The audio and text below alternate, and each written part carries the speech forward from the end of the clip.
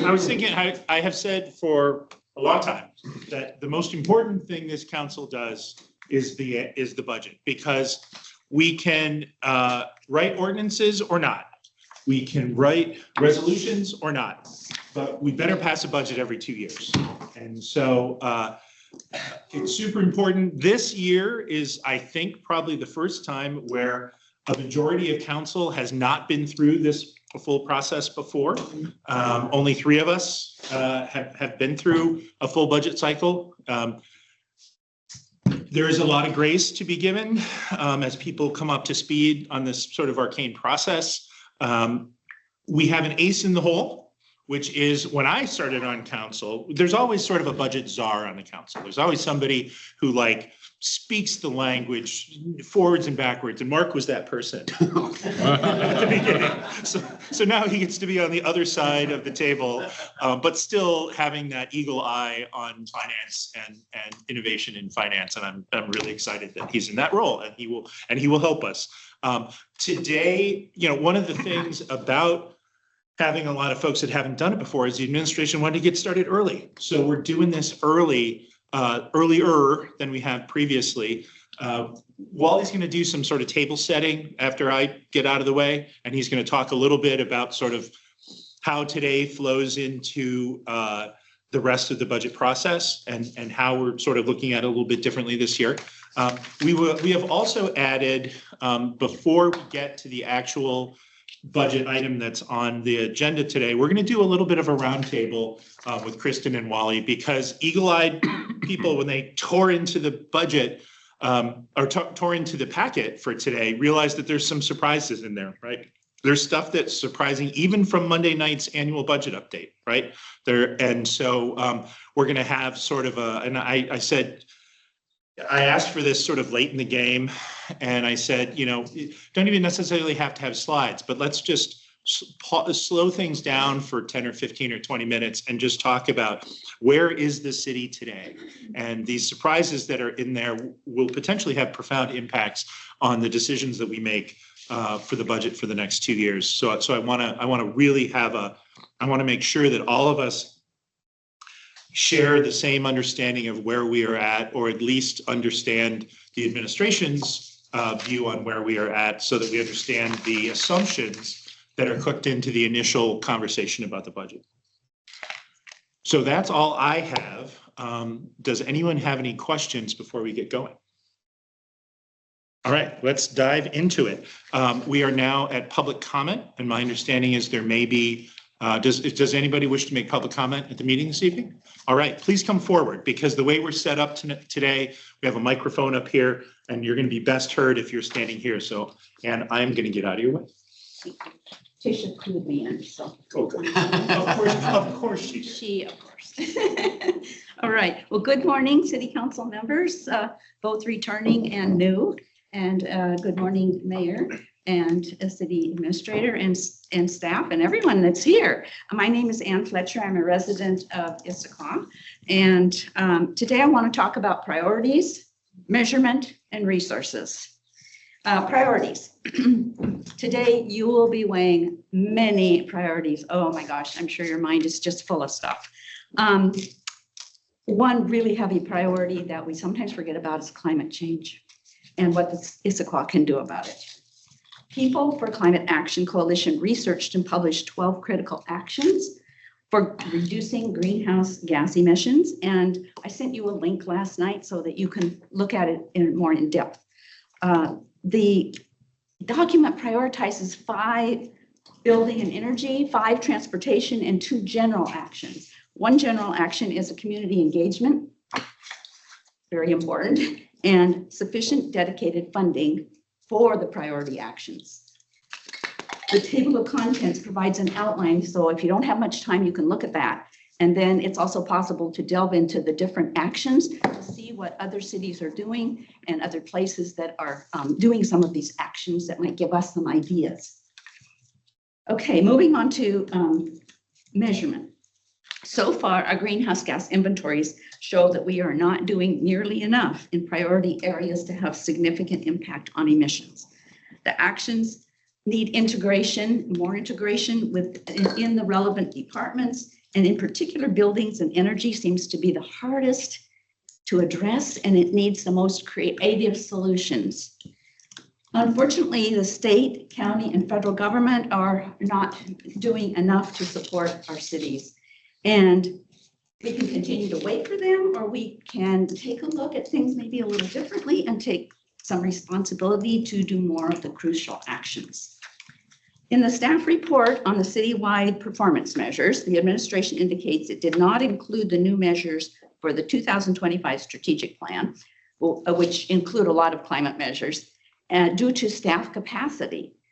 So if climate is a priority, then we should have the budget to measure our performance in order to make the decisions about our organization and resources. So I would request that you please include enough direction and enough staffing to provide timely performance measures. Thirdly, resources. I sympathize with budget deficits. I hate that when it happens to myself, and it's horrible when it happens to a city. But I do not sympathize with status quo thinking. We are creative, we are intelligent, we can do things. And what are the priorities for the funds that we do have? As our city council, you have the authority to approve the plans, make the ordinances, as Tola said, and importantly, to provide the budgetary resources to do what it will take to lower greenhouse gases. I ask that you set aside preconceived ideas about our local capacity and the federal, county, state context that you think limits us, and think about what we might do differently to show leadership, partnership with our community. We are here ready to work on this with you and make stronger progress on challenging issue of climate change. So today, please keep in mind climate priorities, measurement, and resources. Thank you. And I'll ask if there's anyone else in the public who wishes to speak at this time. Then with that, audience comments are closed, and we can move on to COMO 267. Oh, sorry, no, we're gonna. I'm going to do a little bit of introduction. Good morning, everybody. I've got a slide, Tisha, that I'd like to put up. As Council President March said, this is a new team working on a budget. And I'd like to talk a little bit this morning about budgeting as a sport, because it really is a sport. It really takes a team to go through the process, and we have a different team. And so our hope today from the administration is to help this team be ready for the budget process. And it's really a season. And this slide is from MRC, and it kind of talks about the different parts of the season. And so I'd like you first to think that we are in the pre-budget, or using a sports analogy, we are in the preseason. So this is a preseason game today that we're having. We have had in the past only one preseason game, and the administration proposed to council leadership this year that we have two preseason games, because in order for the team to be ready for the season, which will start when the mayor presents his budget in September, there's work to be done. And so that first purple box that says pre-budget spring summer, what MRSC recommends is that the council host a council retreat, that they have a staff budget objectives discussion, which we've had and you'll hear about through some of Kristen's presentations, that we organize community priority forums. So that may be something that you want to do. We update capital facilities plans, which we're in the process of doing, and that we review and update financial policies, which is something that you'll see in the second preseason game in July. Notice that's a preseason game that got moved from Saturday morning to Monday night. That's right. We're going to be on television. The bright lights and all. Yes. Okay. Budget night in America.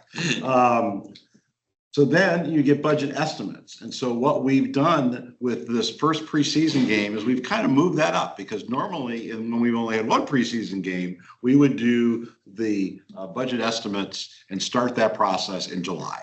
And so what we've done today is we're giving you some of those earlier preseason estimates, but a lot of times with preseason, you're still working kinks out. And so we're going to walk through today some assumptions that we're making. We're going to get feedback from you as the team. And so when we come back for your second preseason game in July, we'll have better numbers with that.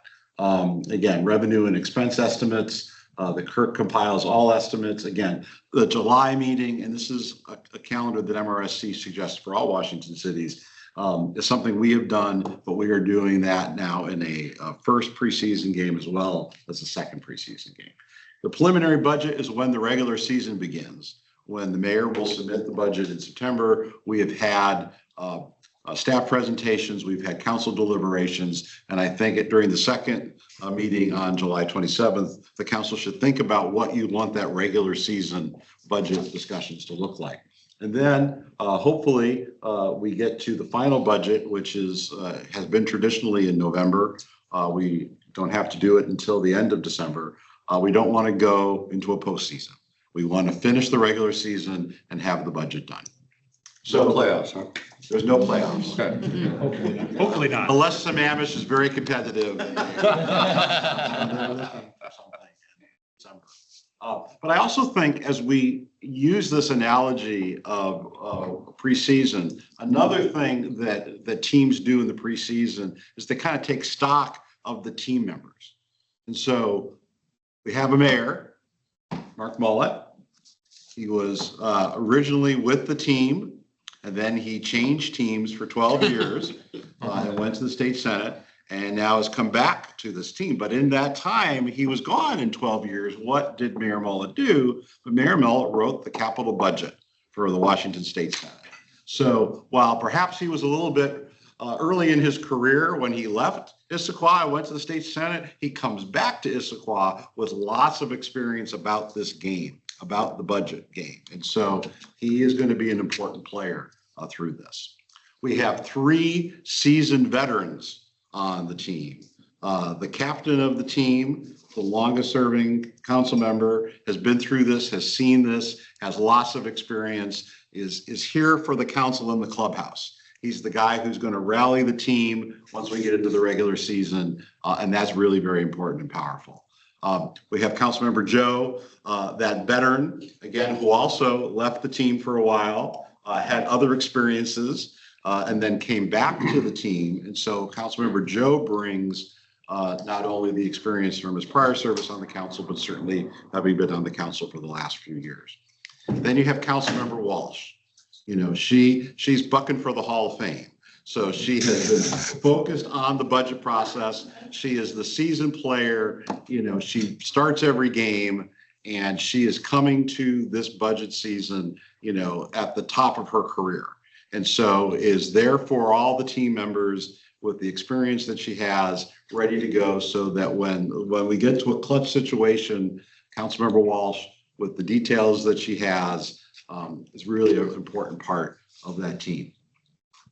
Councilmember Nichols got elected to the team this year. You know, he comes from a completely different realm of budget. He asked for the budget in a spreadsheet, ladies and gentlemen. And so that skill, bringing that to the team, is so very important. And then you have 2 council members who got called up. So for those of you who aren't baseball people, you know, boards and commissions aren't quite the minor leagues, but got called up and are now part of the team. So they have experience, have been playing the game, have those skills and abilities that they learned in the minors, and they are now here part of that team. So Issaquah is used to having an all-star team doing the budget. It has an all-star team this year, but it's a different team. And so these 2 preseason meetings are really meant to help get that team together, for you all to appreciate the skills and experiences that you each bring to the table. And sometimes in preseason, it's always not smooth. And there will probably be times today where there's questions and we have to work things out. But again, we've got 2 preseason games. We'll be ready and we'll be more prepared for July when we meet. And one of those call-ups manages family finances for people for a living. That's right. I mean, That's very different. everybody brings those skills. But then you look at the support that the team has. You have Kristen, who came here from, several all-star seasons with another team, joined the team last year mid-season. And so this is her first season as your finance director. And so she brings those skills and abilities, but she's got to tailor them now and wants very much to tailor them to the needs of the team. And so she's here with Michael, our new budget manager. He's the rookie in the crowd. He's a rookie to this team, has played for other teams in Arizona, other parts of the country, but he supports that team. And then you see everyone else that's here. Jillian Straub, who has been here for a number of years. We have with us Lee, who's still in the minor leagues, but is looking to come up to the majors here pretty soon. Jeff Watling, a seasoned veteran. Andrea Leonard, a seasoned veteran. Who did I miss? Tisha Geezer, will be elected to the Hall of Fame immediately upon retirement. So it's a really, really strong team. So I hope as we go into today that you think of it in these terms, that we've got 2 preseason games. We will be ready. So when the mayor presents his budget in September, we're ready to go. So let me talk a little bit about what we have on the agenda today. You're first going to hear from Jillian Straub about the Citywide Workplan. We've had work plans in various shapes and sizes over the last several years. This work plan is different. It's based on the mayor's goals versus based on the strategic plan. So one of the pieces of feedback from you today is, how does that feel? One of the things that the administration feels is that the work plans have been a little clunky, trying to take actual current year work and compare it to a strategic plan that's meant to be much more long-term. And so one of the questions for the council is, how do you want to track current work?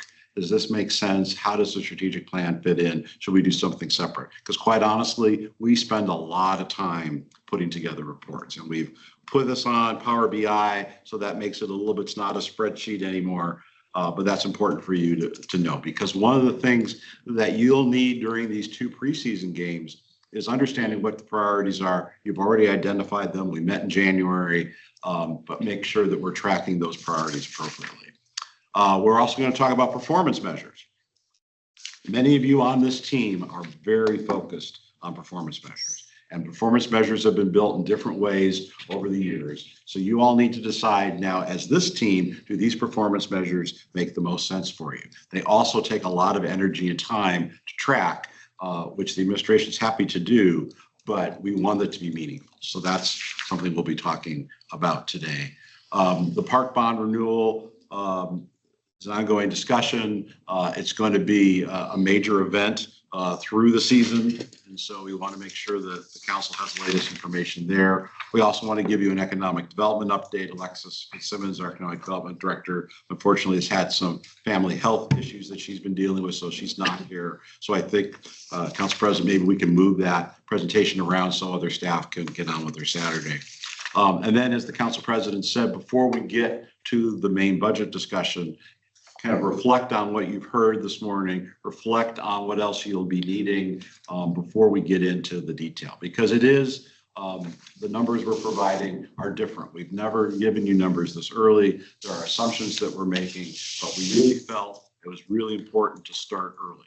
And so again, that you have these 2 preseason meetings, that by the time the budget comes out in September, you're ready to go. You have a good working relationship about how you want to process information, how you want to make decisions. And I think that will make the process stronger, because again, we want to win. And what's winning in this scenario? Winning is making sure that you, as the elected body, that the mayor, make sure that the resources we're spending meet community needs and do it in a way that is responsible. That is winning. And so all of this is about building a team that can win and deliver a budget that meets your needs as the elected officials of this community, as well as meets the needs of the community. So I apologize that we didn't do this sort of level setting earlier. I hope my few comments this morning kind of help characterize what we're going to be doing in a little bit better way. Thank you, Willie. Does anybody have any questions before we dive in? Well, I'll just give kind of an analogy of how I viewed in the capital budget role was I would meet with all 29 members of the Senate Democratic Caucus in the interim and in January when session started. And I would just ask them, like, what are your priority projects in your district? Explain them to me, get a sense of that. I would also go to Republican districts to understand their priority projects. And to me, it was helpful. And I think to Wally's point, the sooner you know those priorities, the sooner you can kind of try to fit those pieces into the puzzle. My hardest challenge as a capital budget chair was when somebody came to me the first week of April and said, here's the thing I need to have done. And I'm like, well, crap. We're like 90% of the way through this process. And it's really, really hard at that point to get stuff in. So I think I'm really hoping that we kind of get a sense from the council on what some of these priorities are. And it isn't like every time you met with someone and they said, this is my priority project, didn't mean you could deliver that project in its full scope, but it still helped you do it. And sometimes it just meant you could start down some of those paths at that point, even if it wasn't all the way to completion. But I do agree with Wally, the sooner that information is out, and I hope people, this isn't like a poker game where it's advantageous to keep your cards close and then lay them over in the very final turn if the river gets revealed. It's like, no, we want to see your 2 cards right away. And that way it's easier for us to manage the process. Yeah. All right. No bluffing then. Thanks, Mr. Mayor. Appreciate those comments. So I think we're ready to turn to COM 0267, the work plan. As the city administrator mentioned, Gillian Straub, our management analyst.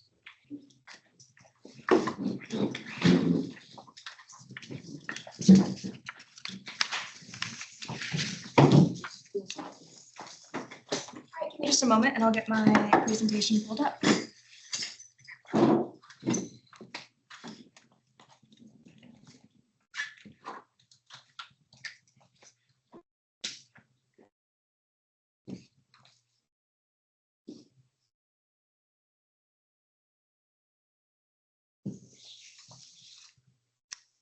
Hey, Tisha.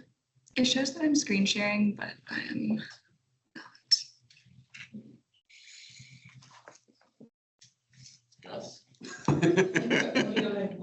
Okay. Maybe one more, Yeah, let me one try more again. attempt. No and problem. then I'll- By the way, my IT error earlier in the week when I couldn't get things to work is I plugged my personal laptop into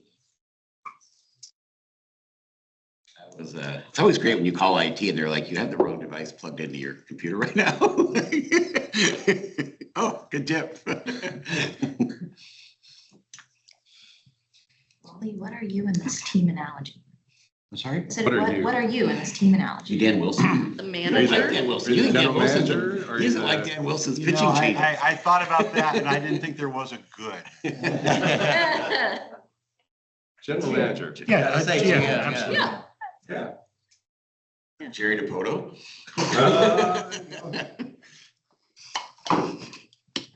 You could be John Snyder. He's had a John better, Schneider, yeah. he's had a better run in the general manager role than our fellow baseball. All right. Thank you. Good morning. My name is Jillian Straub. I'm a management analyst in the executive department, and I'm here to talk with you all today about citywide work plan reporting. So today we're going to talk about the new method that Wally mentioned for citywide work plan reporting, the 2026 projects that we're reporting on, and we'll be receiving your feedback on the projects included and if this new method works.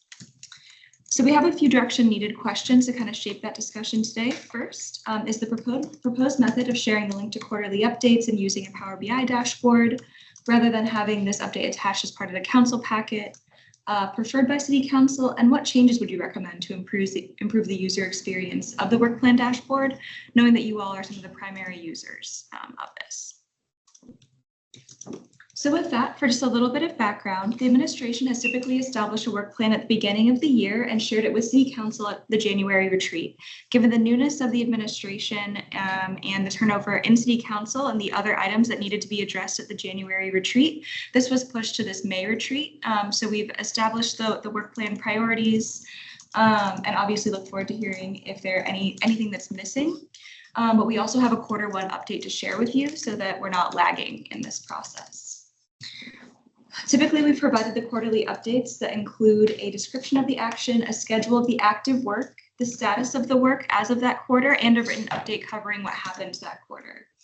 In the previous way that we presented it, which was a Word doc attached to your city council packet, the citywide work plan item was at least 20 pages, if not more, and there wasn't an easy way to quickly find information about the projects that you were interested in.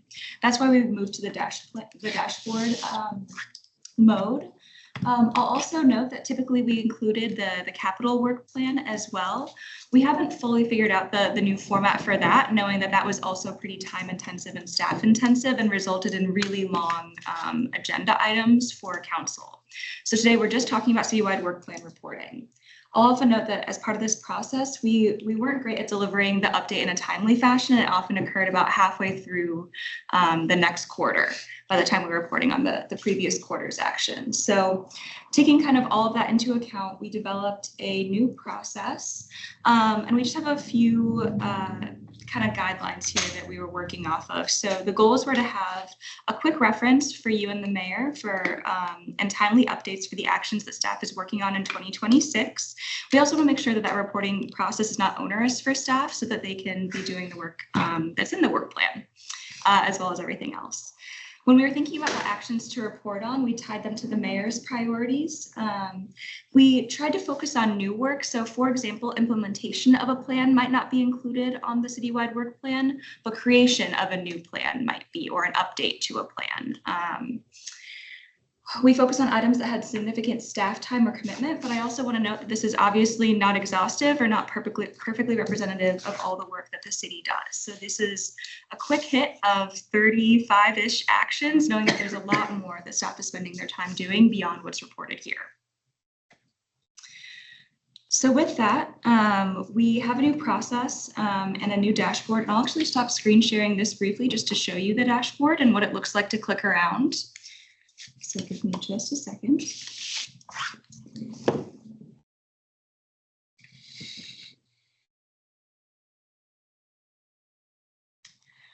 Okay, so this is, if you were on the city quarterly updates page of the city's website, you could click into this work plan dashboard, and I'll make it just a little bit smaller so we can see it clearly. So here on this landing page, you have the 5 main priority areas in the first 5 boxes left to right. And then you also have an other actions bucket for things like the 27-28 budget that don't neatly fit into one of the 5 other categories, but are still obviously important, both because of the staff time and because of the council touch points that we anticipate with that kind of work. From here, you also have a quick look at the work plan progress. So as you get into the actions, you can see whether or not they are on track or if they're facing challenges. So I'll go ahead and quickly click into getting around town safely and easily.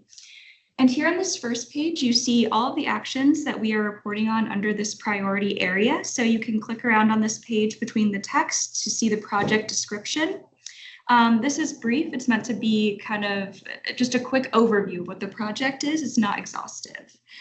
And then if you wanted to get a little bit more information, you would click on the icon, and then that would have the Q1 status update. And Safe Issaquah Light Rail probably has updates from yesterday, so perhaps this wasn't the best choice to show you, but it just shows you a little bit of the update provided earlier this month. It shows you the action status.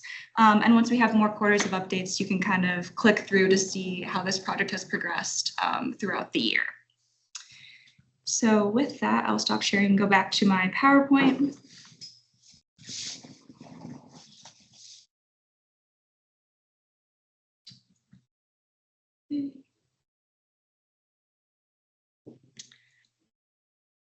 So that's my overview of the dashboard. Following your feedback today, we're going to continue to refine the dashboard. There are some changes we know we want to make around including some more links to information so that people have kind of a one-stop shop for some of these projects. And we intend on providing the Q2 update in mid-July. So with that, here are the direction questions for today, and I'm happy to answer any clarifying questions as well.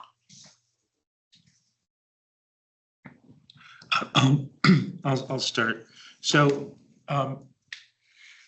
this was a conversation about the dashboard. Just a few minutes ago, we heard that we're going to be focusing going forward more on a we're going to try to tie things to a work plan, not necessarily not try to do effectivity of everything to the strategic plan. But this seems to me very much about the strategic plan and not about, I mean, I have in my notes that this is about the citywide work plan.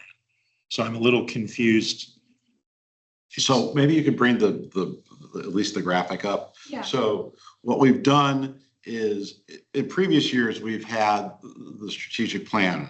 And so we've had updates in each category and we've kind of shoehorned in projects based on those categories. What we've decided to do instead is take the mayor's 5 goals for the year and then put the projects in under that, because those are the things we're actually working on. Many of them come from the strategic plan, but this is, I think, a little bit easier for us to present and hopefully a little bit easier for the council to understand.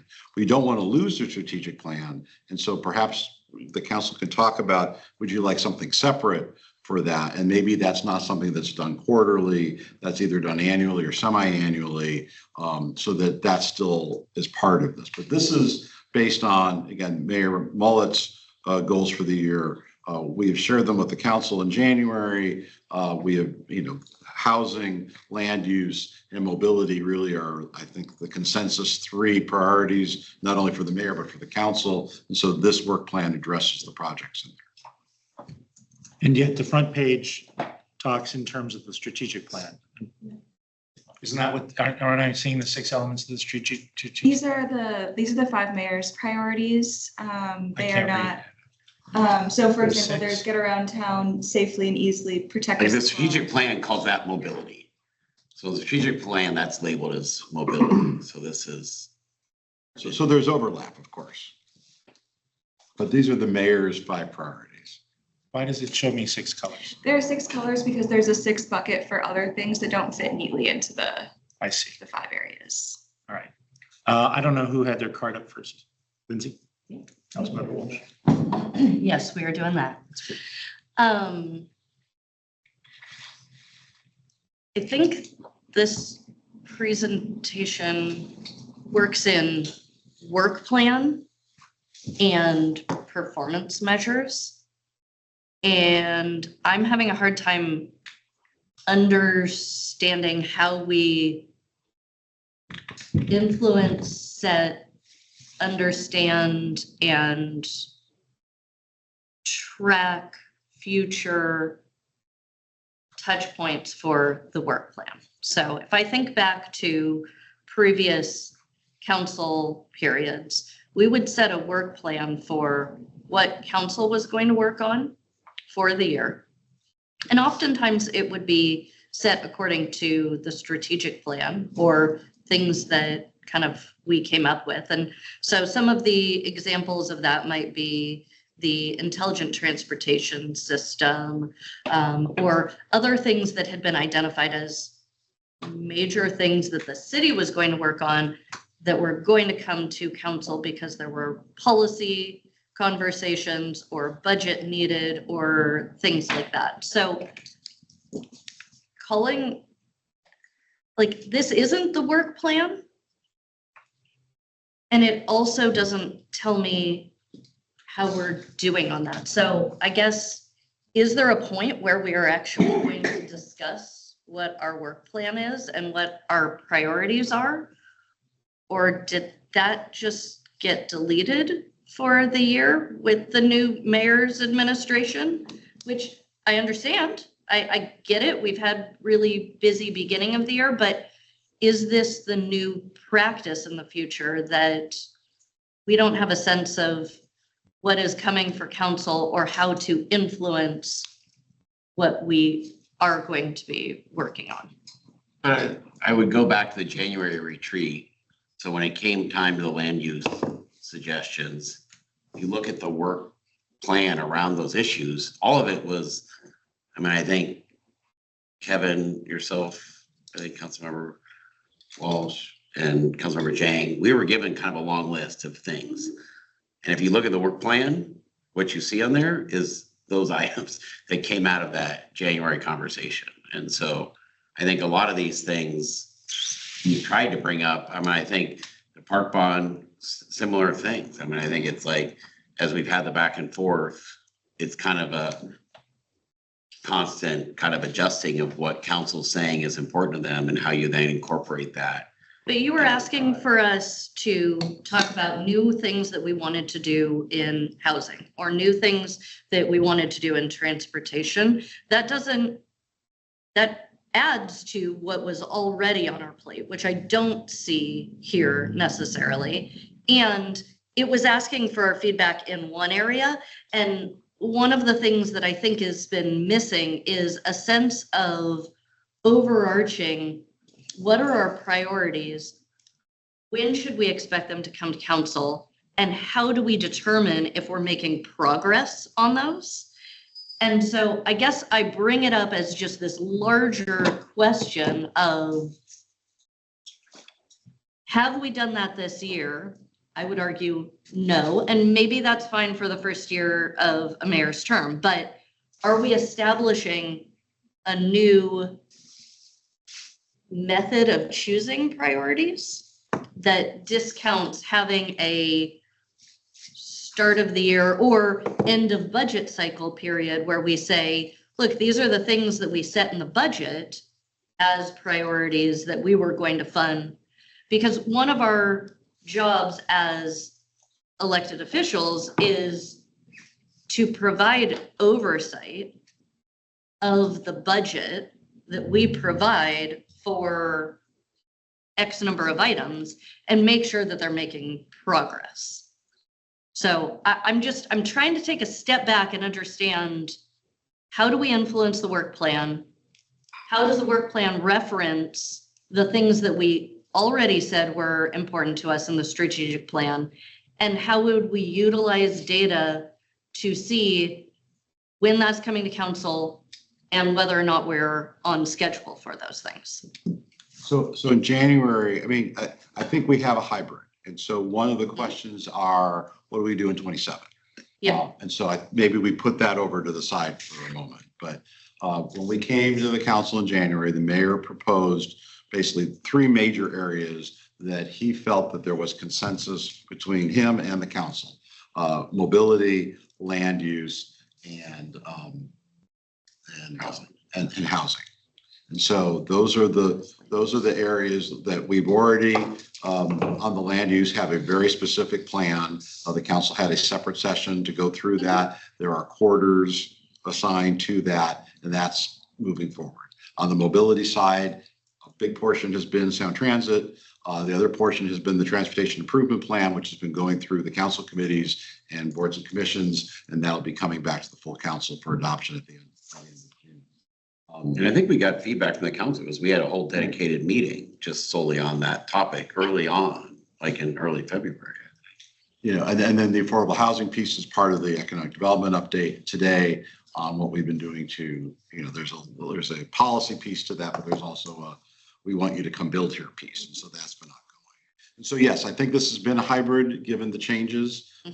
We are proposing that this is a methodology to report on that. You know, we can put more detail here on timing and next touches if that would be helpful. And then I think the council has to decide at the conclusion of the budget season, what would you like a work plan to look like for 27 and beyond? Okay, so what I'm hearing is we're not establishing a new process necessarily for 27, and the administration is willing to come back and kind of set that process. What we're looking at is the work plan that, and I will agree, there's been a lot of council feedback and everything into all of these pieces. So the measurement of that work plan in 26, and we can have then feedback on what other pieces can fit into that, both in topics and I mean, data. if we're missing any topics, because again, I think as you heard from Jillian, the previous work plans over the last few years have not really focused on the core issues that the council was focused. It was more a compendium of pretty much everything. And what the administration is asking is we don't go back to that we would have something that looks like that perhaps. Maybe it continues to be around the strategic plan goals, but it really focuses on current year work. And if we need to do something separate that's longer term for the strategic plan, we're happy to do that. And we can talk about that maybe at another meeting. And I think like in the get around town safely or mobility, whatever you want to call the title. Like, we'd be honest, like when it came to like, what are we doing with Metroflex? Like, we're being pretty transparent. We haven't figured out, like, we're like, okay, we just added the Highlands. Like basically the administration's take was, we need 6 months of data to see if ridership changes after the Highlands. And so we basically said, that's on pause.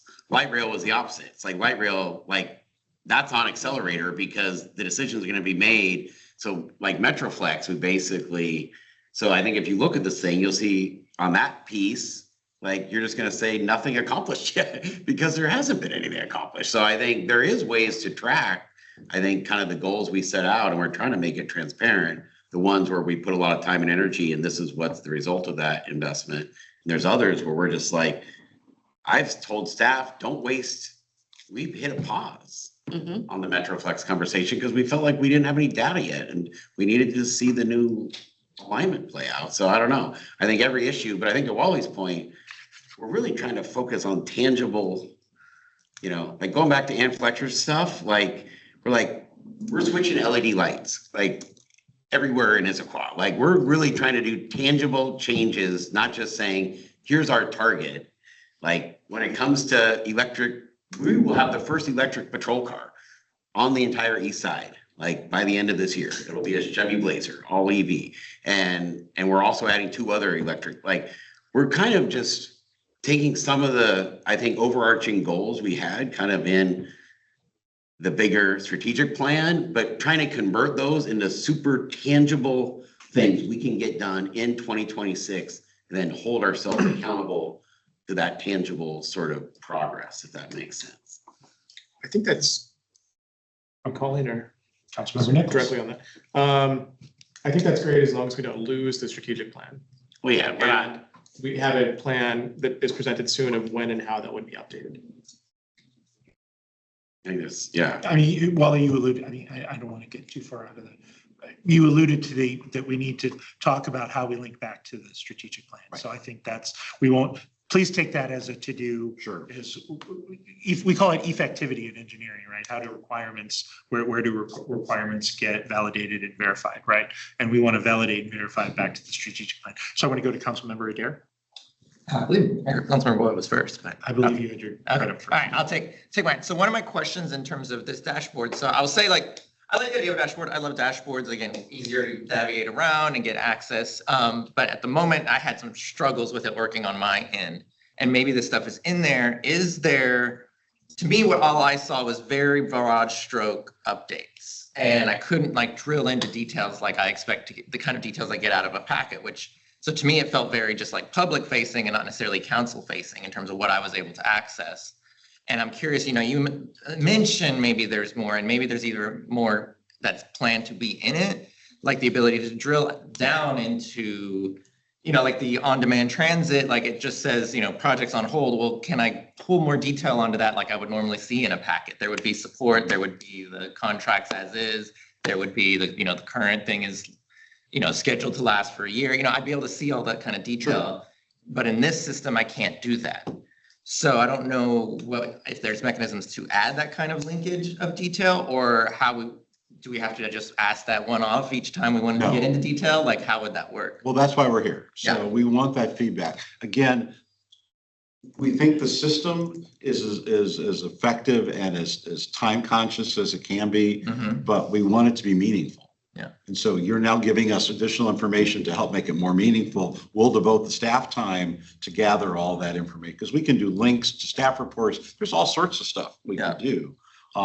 But we didn't want to do that without this conversation first. And I think Jillian highlighted the balancing act, right? Because our ultimate goal is tangible results, the things we're having staff do. And so it's this balancing act of how much time are we asking staff to shift away from converting to LED lights to updating the plan about how many lights we've actually converted every single week. Like that's the just give a really specific granular example of the balance we're trying to figure out. And guidance from this group, I think it's helpful because every time we can put in more information, as Wally said, but then this group has to acknowledge, like, there is a trade-off with that because you're diverting staff resources from executing the plan and so the guidance we get from this group is going to be really helpful on finding that right balance.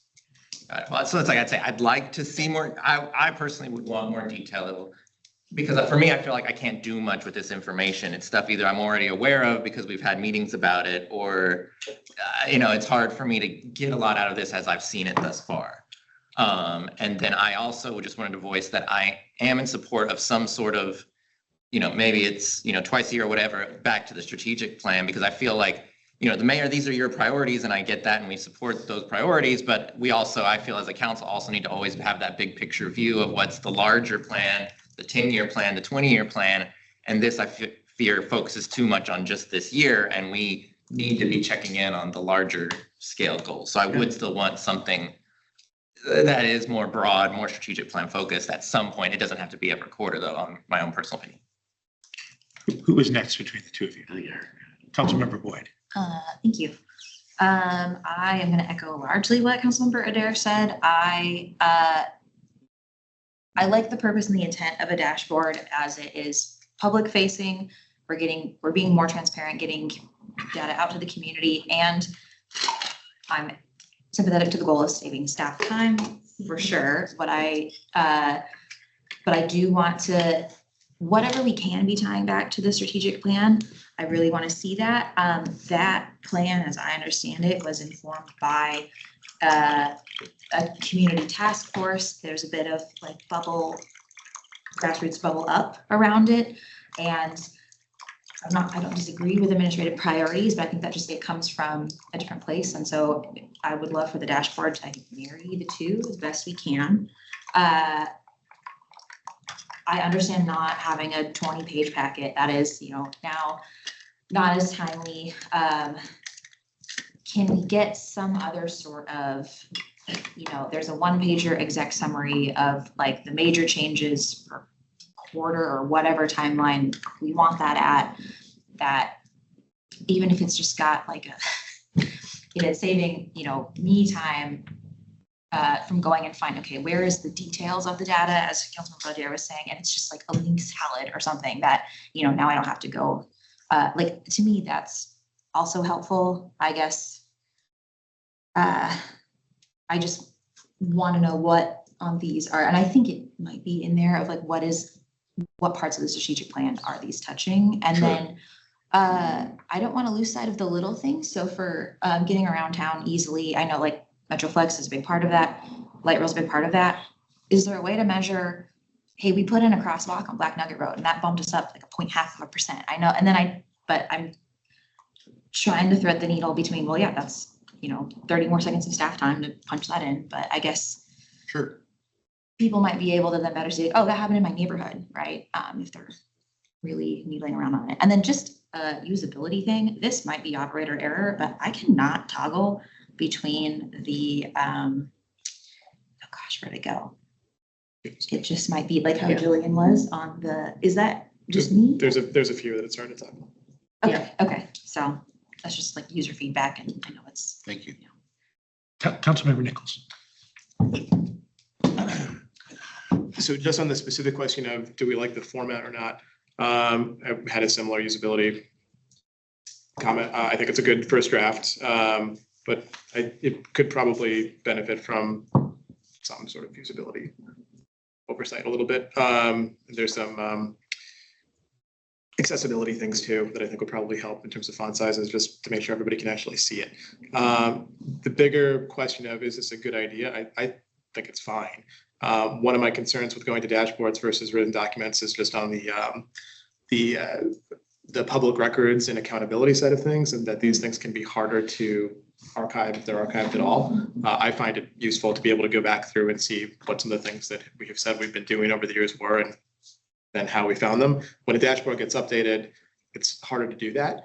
I think a reasonable compromise might be, I don't think this needs a 20-page doc, but I think there's probably some sort of planning document that exists somewhere for this dashboard that has these things laid out. I'm guessing that it's not just reviewed. It's probably, if that a Word doc or some spreadsheet, I don't know.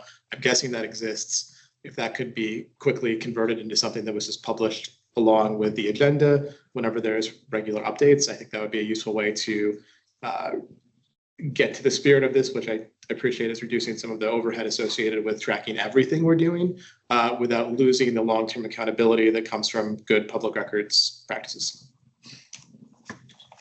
Your main thing is it's nice to have something written down tangible at the start. So you have something you can go back to say, here is the original 12 things or whatever.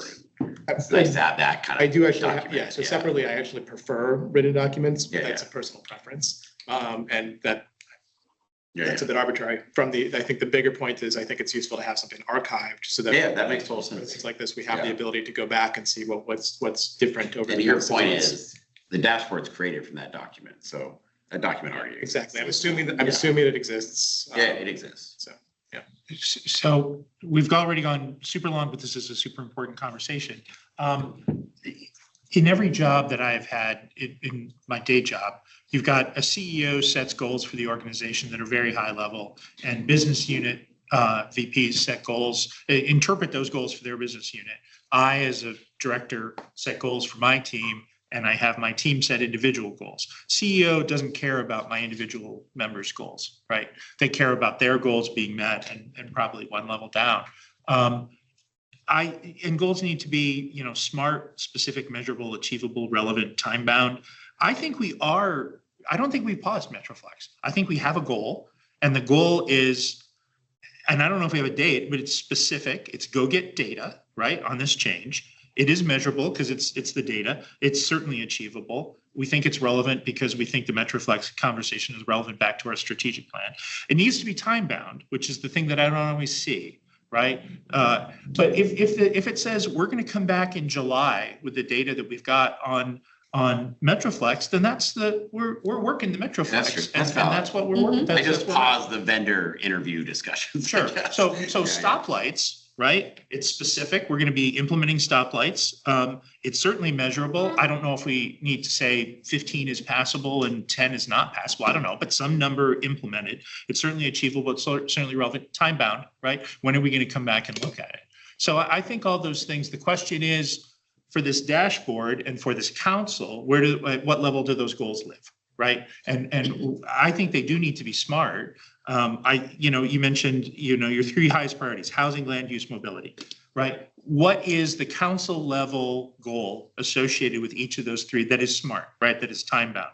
When do we come back on land use? What does that look like? And if I somehow forget where we're at from the last time we met on the subject, I can go someplace and look it up and go, oh yeah, that's right. From a council standpoint, here's where we're at. I think every executive and manager and individual should know what their goals are, because at the end of the year, you want to say, I did a great job, right? I knocked it out of the park. You should give me a huge raise, right? The only way to do that is if you've had a set of goals that you've been executing to over the course of the year. I don't know how that exactly maps to this particular dashboard.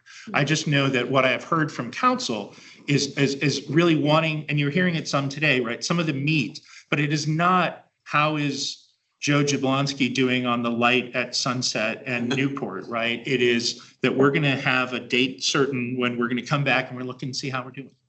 And I think if we can do that at a high level, and really those three big areas, right? Housing, land use, mobility. I personally would add public safety, but in those three, knowing, and if somebody in the public says, how are you doing with land use, right? I want to have the answer off the tip of my tongue from a council standpoint, not from the 200 some odd individuals in your organization.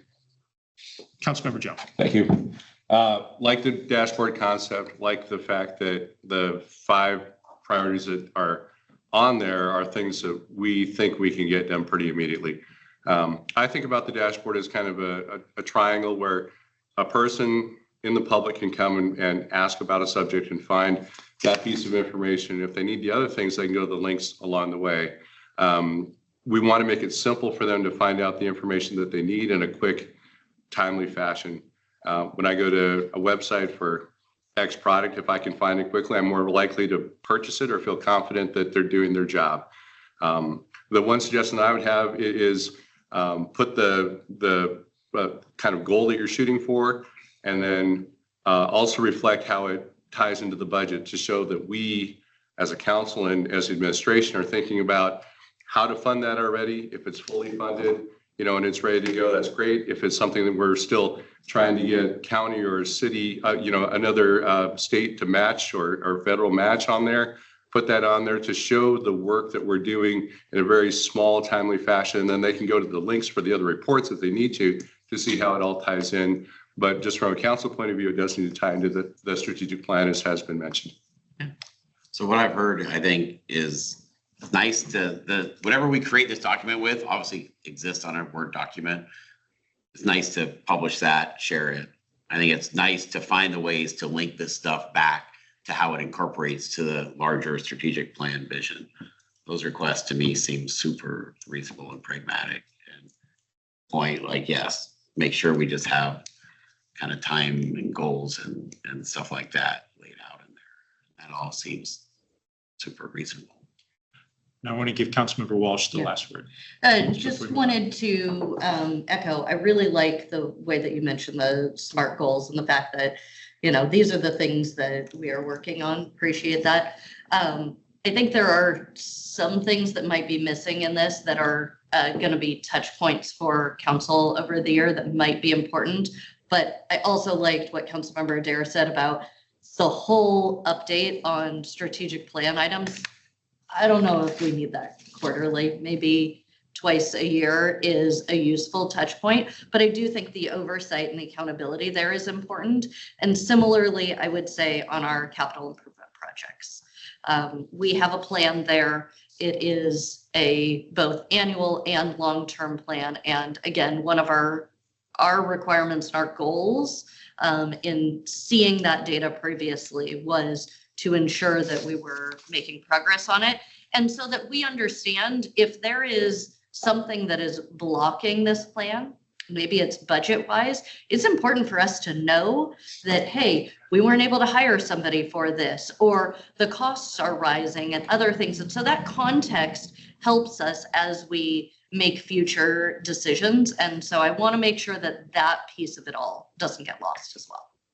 And we can replicate the CIP plan. I think that if we could do it less than quarterly, maybe 3 times a year, because I think Twice. okay. I mean, I'm not, so Yeah. we'll Sample your head. Yeah, I'll Yeah. We want to save the time. I appreciate the idea of, people who are working on the plan are not working on installing the light. So if we do the strategic plan and the CIP twice a year, does that make sense?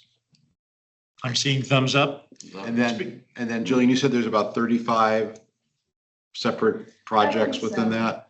So if there's anything else you want, please let us know. Otherwise, we will do a deep dive, because it's easy to do a deep dive into 35, knowing that we're only going to have to do strategic plan and CIP twice a year. You've freed up staff time in order to do that. So we can do that. And we'll come back at your second preseason meeting in July with an update. Councilmember Boyd. I'm sorry, Lindsay was supposed to have the last word, but I think this might go into other actions, but I have it on my budget feedback when we get to there too. I just don't want to also lose, I don't want to call it the little things, but because they're very important, but maintaining arts, human services, there's these big pillars, and I just want to make sure those also don't get lost. Those are in the strategic plan in various ways. Yeah. So I think that's one way that can tie back, but I just, would leave this conversation feeling kind of churn if they're not lost. But that's a valid point. This is our challenge is you're almost narrowing down to your favorite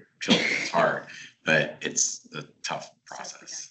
And every time we say those are top 3 priorities, I think parks is a pretty big priority for me. And I look at Jeff and I'm like, man, I feel really bad every time. Right. Housing, land use, and mobility. No, parks are also important. Housing and land use, sir. When our budgets fire, we never talk about it.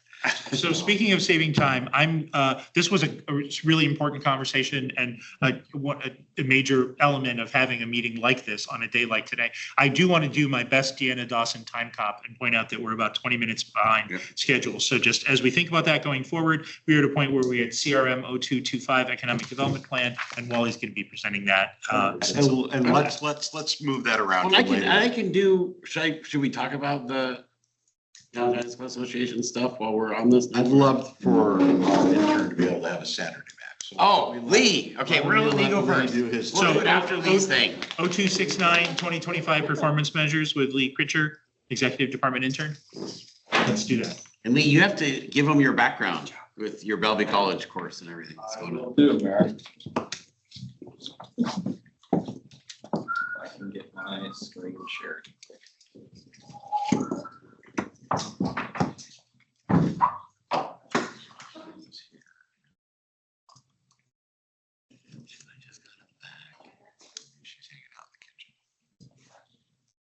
There are snacks back there. It's a good place to hang out.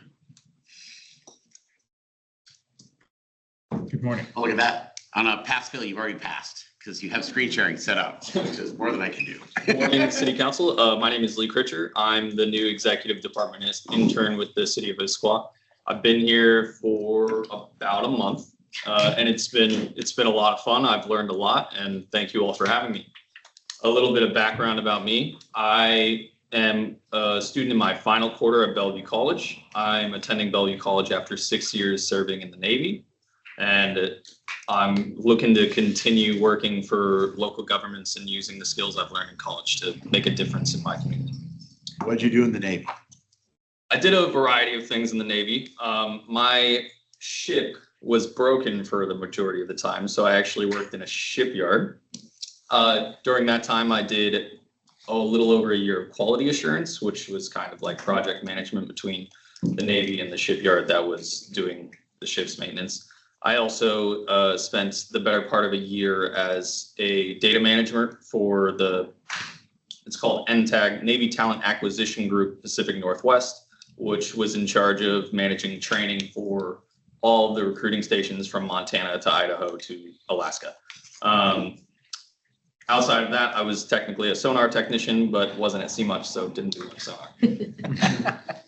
And with that, I'm looking forward to speaking with you all about Issaquah's citywide 2025 performance measures. And now you work for an organization that is not shipwrecked. We are highly functional. It's a great change.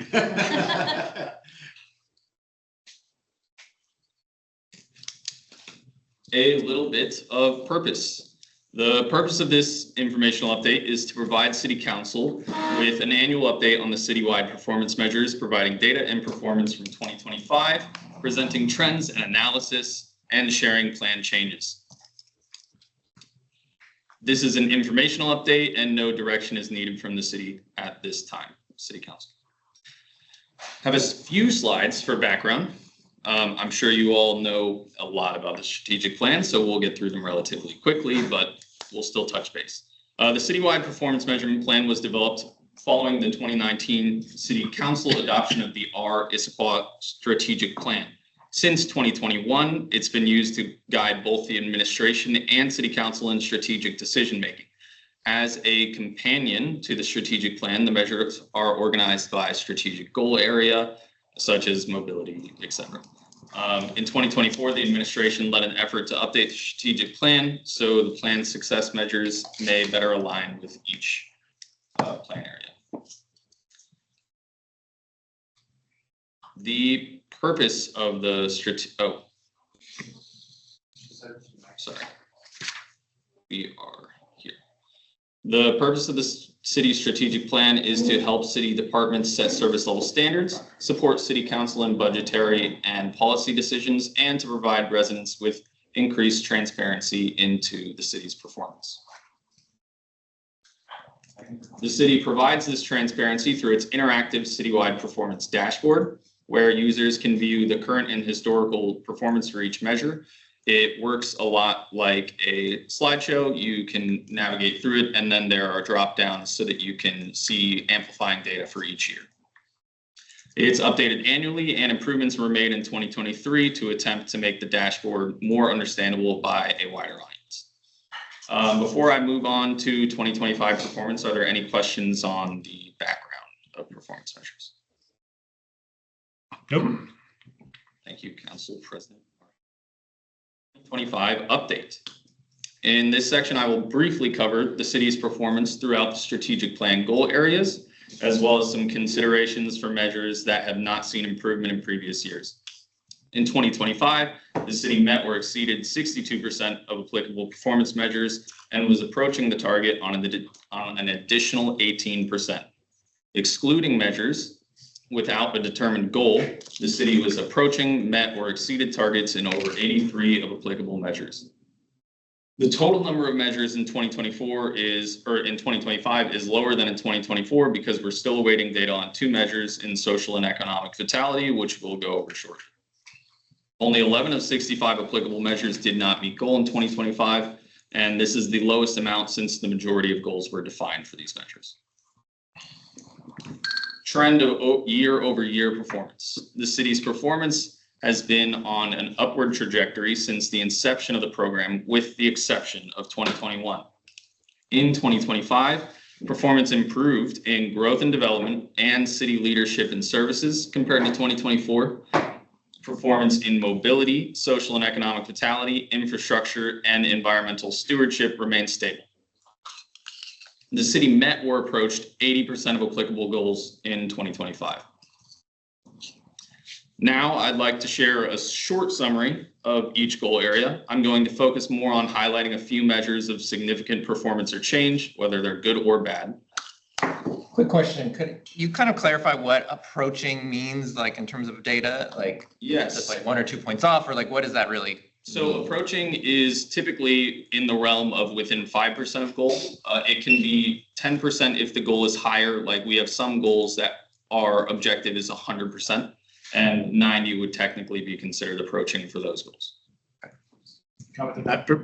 So I had asked for a spreadsheet on what the numbers were. It's in your email, but it might have been lost because we did get a fair number of emails in the last couple of days. So that's from Lee yesterday at 9:30 in the morning. Okay, great. Thank you. Thank you, Councilmember Nichols.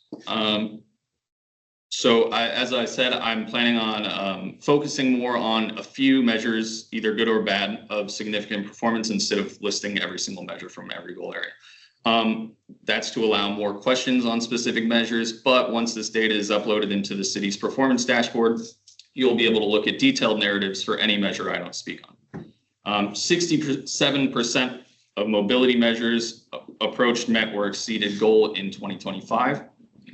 Some of those measures of note that were met are average public transit boardings increased for the 5th consecutive year, an 8.2% increase from 2024. Linear feet of sidewalks constructed totaled over double its goal of 500 linear feet. Approaching targets included commute mode share, which saw a decrease in the amount of people working from home over the past few years. So driving alone increased throughout the year, which stopped the city from meeting its goal. However, it's important to note that that change comes from almost entirely a shift from working from home to back in the office, and most or all other transportation methods were at least stable or rose within the year. Targets that were not met. Linear feet of bicycle facility constructed annually. The city did not meet its annual target for 2025, but the proposed transportation improvement plan includes numerous projects that will enhance and build bicycle facilities in the coming years. Another goal that was not met was resident perception of mobility within Issaquah. Satisfaction overall lowered in 2025, but on the upside, public transit met its goal with a satisfaction raised by 8.4%. And the city is exploring how the application of GIS data analytics platforms can shed more light on the trends within commute mode share in the coming years. Targets to be determined. For this target, the city is working with GIS vendors that would be able to provide the relevant data. We're currently looking at 2 vendors. One is Placer AI, which provides data on where people go in the city, and the other is Searchlight, a vendor focused primarily on transportation data. So before you move on, I think for anything that's a target not met or a target TBD, we should have somewhere a master doc that says, what's our plan to get there? It doesn't have to be, and thus we will be fully compliant by the end of the year, but just what's our plan? Yeah. So Yeah, linear feet of bicycle facility constructed annually. I mean, if we execute the capital plan this year as designed, we think we will be there. We think we will mostly be there, whatever. Yeah. Sure. Thank you, Council President Please, Marks. please continue. Oh, 500 feet, and we didn't achieve that. you can keep going. For growth and development, 80% of measures approached, met, or exceeded targets in 2025. For targets met, first permit review time. In 2025, all categories met their goal for the first time since 2018. It's important to note that there were no preliminary plat first reviews in 2025, but this is still a big win for the city and for the permit center. The city also met its goal in total number of permits issued, reaching the highest total since 2021. Targets not met include new affordable housing units created. No new affordable housing units were created in 2025. While the city does have an annual goal of a year-over-year increase, affordable housing units often become available in spurts, which means some years will show either only a few or no new units, and other years will see a cluster. Over the past 5 years, the city has added 41 new affordable housing units. Targets not applicable, total housing units by type. This provides insights on the overall housing landscape within the city, but it does not have an annual goal since it's dependent upon several factors.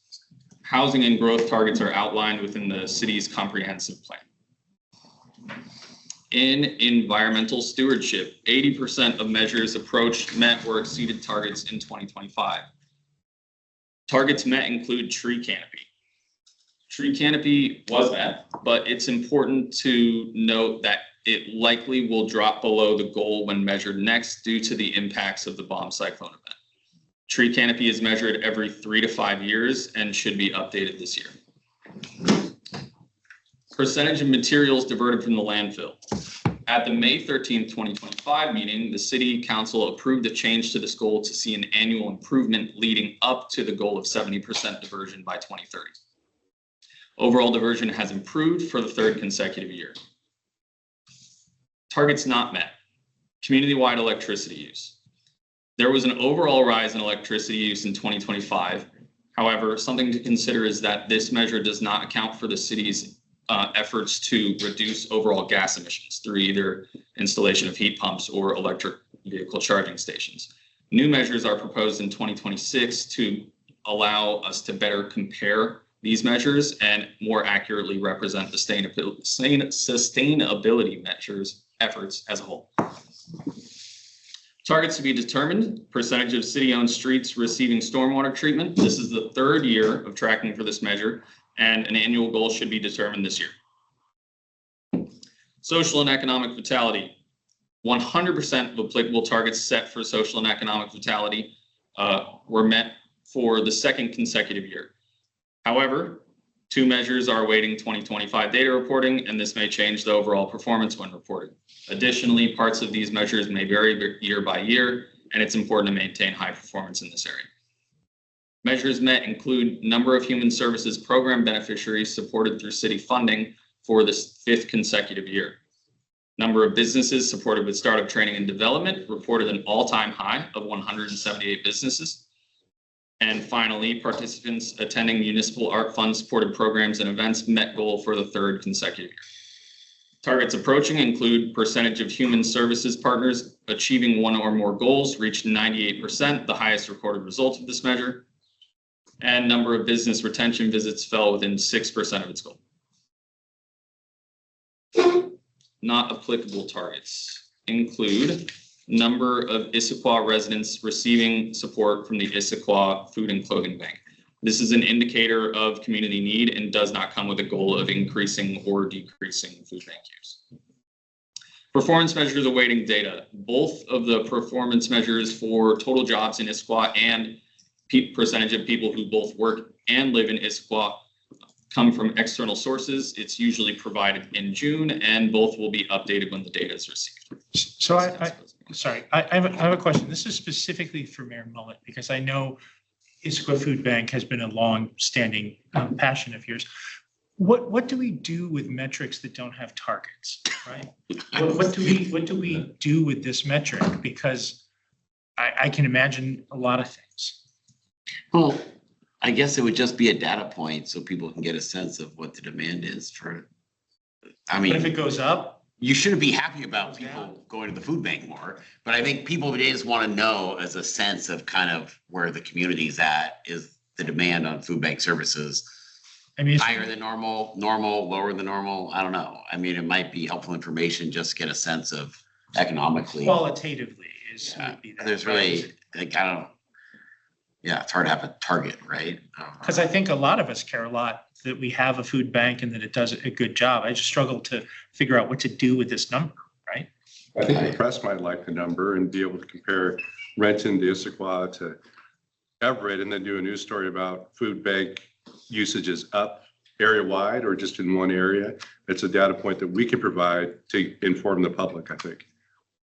Thank you. Councilmember Wood. I think it can also shape our policy thinking as we're building our budget, where this is an indicator of use. That means that more people's budgets are impacted and they are now going to food bank. And so what is our city role in responding to that? How do we alleviate that?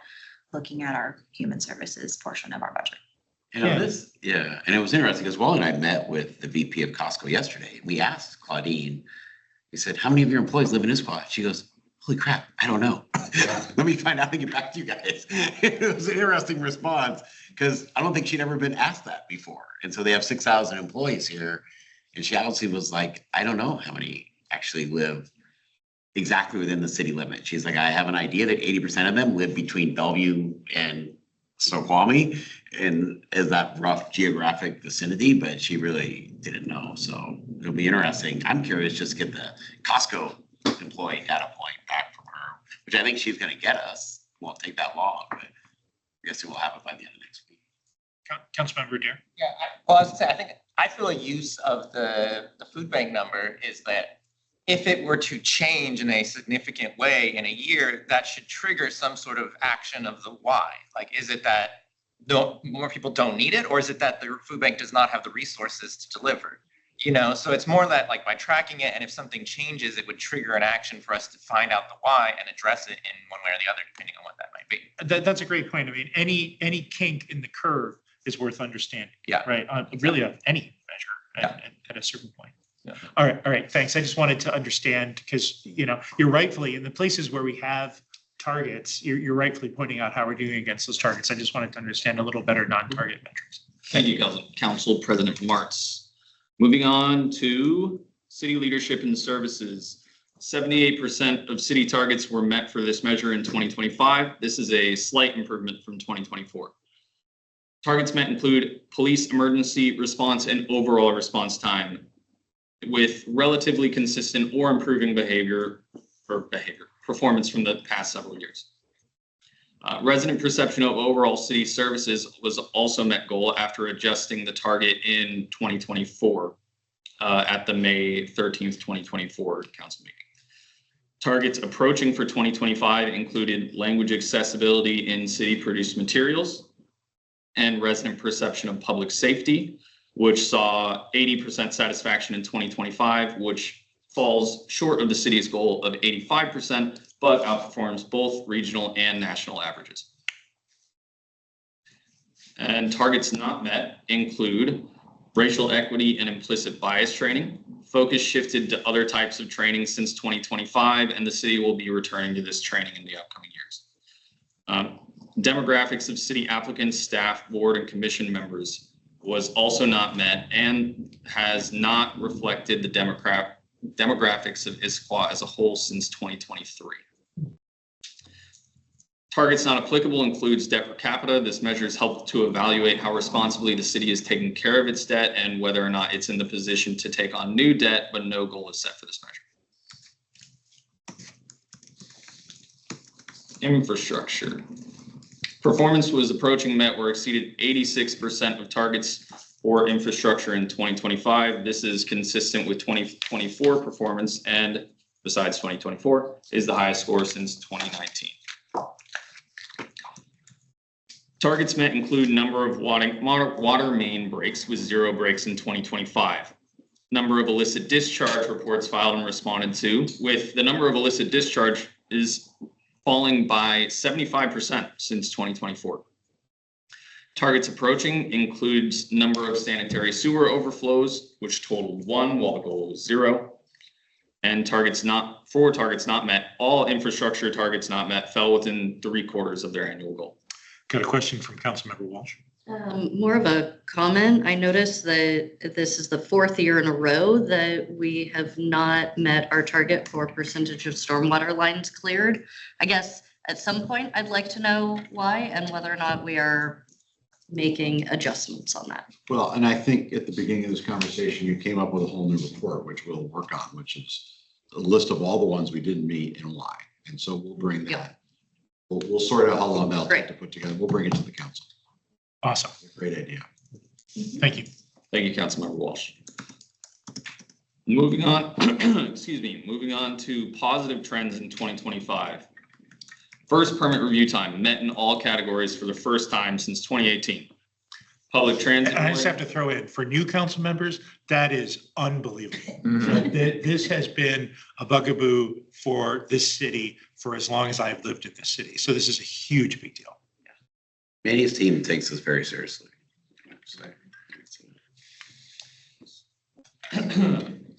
Public transit boardings, rising trend continues for the fifth. Sorry, question from Councilmember Nichols. Quick one on that one.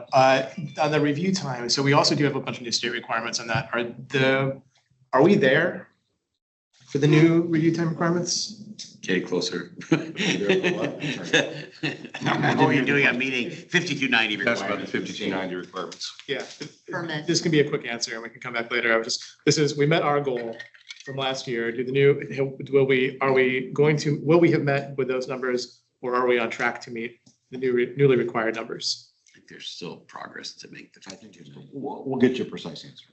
Okay, great. Thank you, Councilmember Nichols. And landfill diversion overall trend continued for the 4th, including 2024, consecutive year for 2022, excuse me. New measure focus areas in 2026. There are new measures to be implemented in 2026. Well, let me back up. In late 2024, the City Council approved the adoption of an updated ADJOURNMENT strategic plan. And the plan proposed new measures to close the gap between what is currently measured and what would help the public and City Council make more informed decisions about investments. These are some broad examples of what some performance areas that these measures aim to target or improve. These are not measures themselves. If you'd like to see a complete list of new performance measures, they can be found in attachment A, grouped by strategic plan goal area. Councilmember Nichols has a question. So I wanted to pick on the mobility one in particular and see if what our proposal is going to get better on this. So I really appreciate the spreadsheet that you sent out. I love a good spreadsheet. And looking at mobility in particular, this is a good example where, as Council President Martz has pointed out, having SMART goals would be we don't quite have them right now. Our goal for mobility is simply reduction, or one of our big goals for commute mode share is this reducing of driving alone percentage. Having a goal like that, and then having all of our related goals derived from that, meaning, so for example, we don't have a specific goal for van pulling or biking or walking. They all just tie into this very car-centric goal. The only time we have, picking on biking as an example, we don't have a goal on increasing the mode share of biking. And this is now the 12th year where bike mode share has been decreasing in Issaquah. We have some goals around, for example, increasing the number of linear feet of bicycle feet. We have a specific number for linear feet of bicycle facilities. It's 500. We constructed 0 in the past, I guess, 2 to 3 years. So we didn't meet that. But my point is going to be when we're constructing these goals, if they all come back to cars, we're going to miss potentially better ways to improve even bikeability. As an example in that one, bikeability within a city is not simply about the number of feet of stuff you build. It's also about the traffic light situation, the quality of the intersections, the number of bike stalls themselves. I don't want to do a deep dive on that right now. That's not my point. But the point is having goals that tie into something that's unrelated in some ways will potentially lead us astray in seeing better fixes that we could actually afford to do that would improve the reality of those mode shares for the people that are using them. That's a great point, Councilmember Nichols. Councilmember Walsh. I think I want to double down on that in either it sounds like there may be some areas where we need to rethink the top to bottom on this in order to achieve our goals. But I'll also point out what Mayor Mullet was talking about with the LED lights and things like that. There may be things that we don't necessarily track, but that help us achieve our goals. And so trying to figure out which one of these things should be on a performance dashboard and measurement versus which ones, like, are we only doing the things that we can measure, or, you know, so I don't know where my thoughts go there, but I think there's a mix of all of that as we really think about how do we achieve the goals. So maybe we let Lee, you're almost done, right? I am. Okay, maybe we get. Yeah. Council President, we can let Lee finish and then we can double back to Councilmember Walsh. We'll come back to a high level conversation about where to go from here. Timing and next steps. During my remaining time with the city, I will be working with data department stewards to determine the feasibility of new measures, compare performance measures from other cities, and request clarification as needed from the administration and city council on recommended new measures. A plan for reporting these new measures will be sent to city council in the second half of 2026. The administration will provide council a note when the performance dashboard is updated in the coming weeks. And finally, the administration will return to city council in the spring of 2027 with its annual update on 2026 performance. Now I'll take any more questions, or if there's any specific recommendations for new measures or concerns for previous ones, I'd be happy to take them down. Thank you. Councilmember Joe. Thank you. Lee, thank you for your service to our country. I appreciate it. Thank you, Councilmember. People say it all the time, and I know that you put a lot of different things on the sideline to go serve. We appreciate that. During your time in the Navy, you were in sonar, and you had a way of tracking enemy subs or surface vehicles, or whatever you want to call it, all the time. Is there anything out there that allows us to track bicycle traffic, as Councilmember Nichols has stated, that could give us more information or better information on some of these measures that we're trying to look after? That's a great question, Councilmember. One of the new proposed measures in 2026 now is percentage of identified bike, pedestrian, and vehicle network goals closed annually. I don't know that that can necessarily help you track bicycles, but it may help improve usage of bicycles. As far as tracking, I was involved in, I was present for a showcase for Placer AI, one of the GIS data analytics platforms that the city is looking to work with. And they, using cell phone data, are able to track people's locations. And this could give us a much better idea of how many people are using bikes within the city, and more importantly, what the city is doing, whether what the city is doing is having a real meaningful impact on the number of people riding bikes in the city. Okay, thanks. Councilmember Adair. Yeah, a couple measures I'd been thinking about were, one was, we have the traffic related collisions, but do we have that broken down by like collisions with pedestrians or collisions with bicycles in terms of the safety of pedestrian, people walking and biking in the city? That is an interesting question. I did look at, I believe it was City of Kirkland, it does have data that specifically shows the mode of transportation that resulted in, I don't believe it was fatal, but I believe it was serious injury collisions.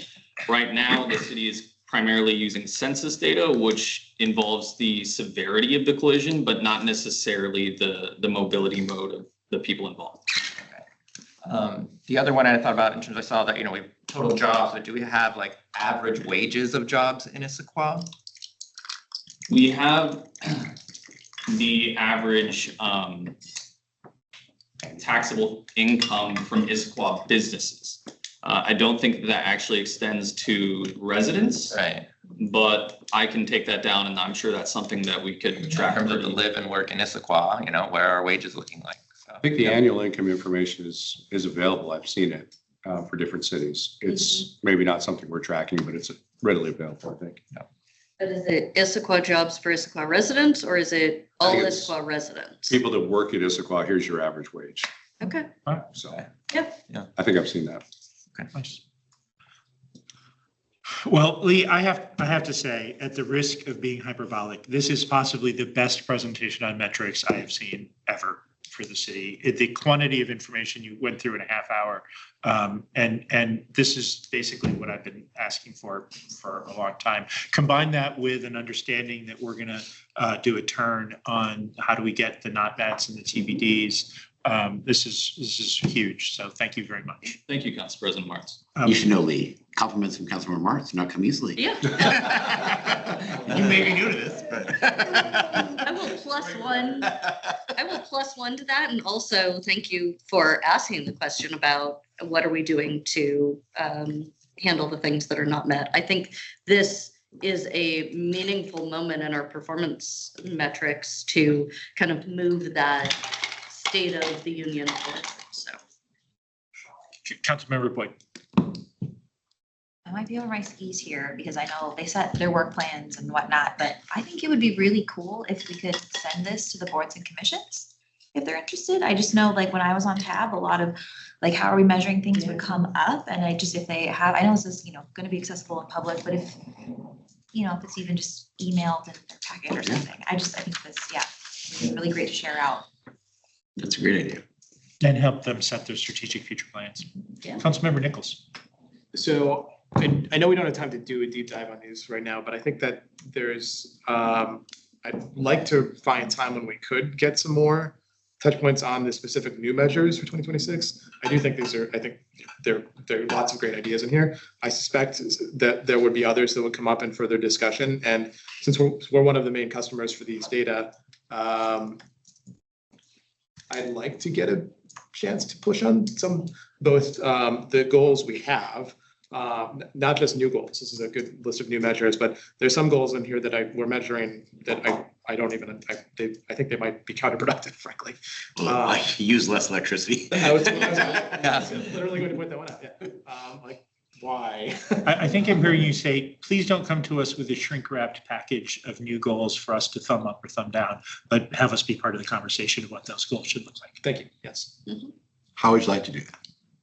Like to send it to a standing committee, a cow? I think a cow. I think these are big enough that all 7 of us should invest time in them. Great. And I'm seeing head nods to that. Great. So services. No. Bad. Do an ad hoc committee. Councilmember Walsh. I was just going to say, I also want us to make sure that we are willing to let go of measures that are not serving us well. So I will add that in because I don't want every year to be add more measurements, add more measurements, add more measurements. So. Yeah. And we wholeheartedly agree. Yes. I mean, you are our primary audience. You're not the only audience, but you're our primary audience of all this. If it's not useful to you, then why are we doing it?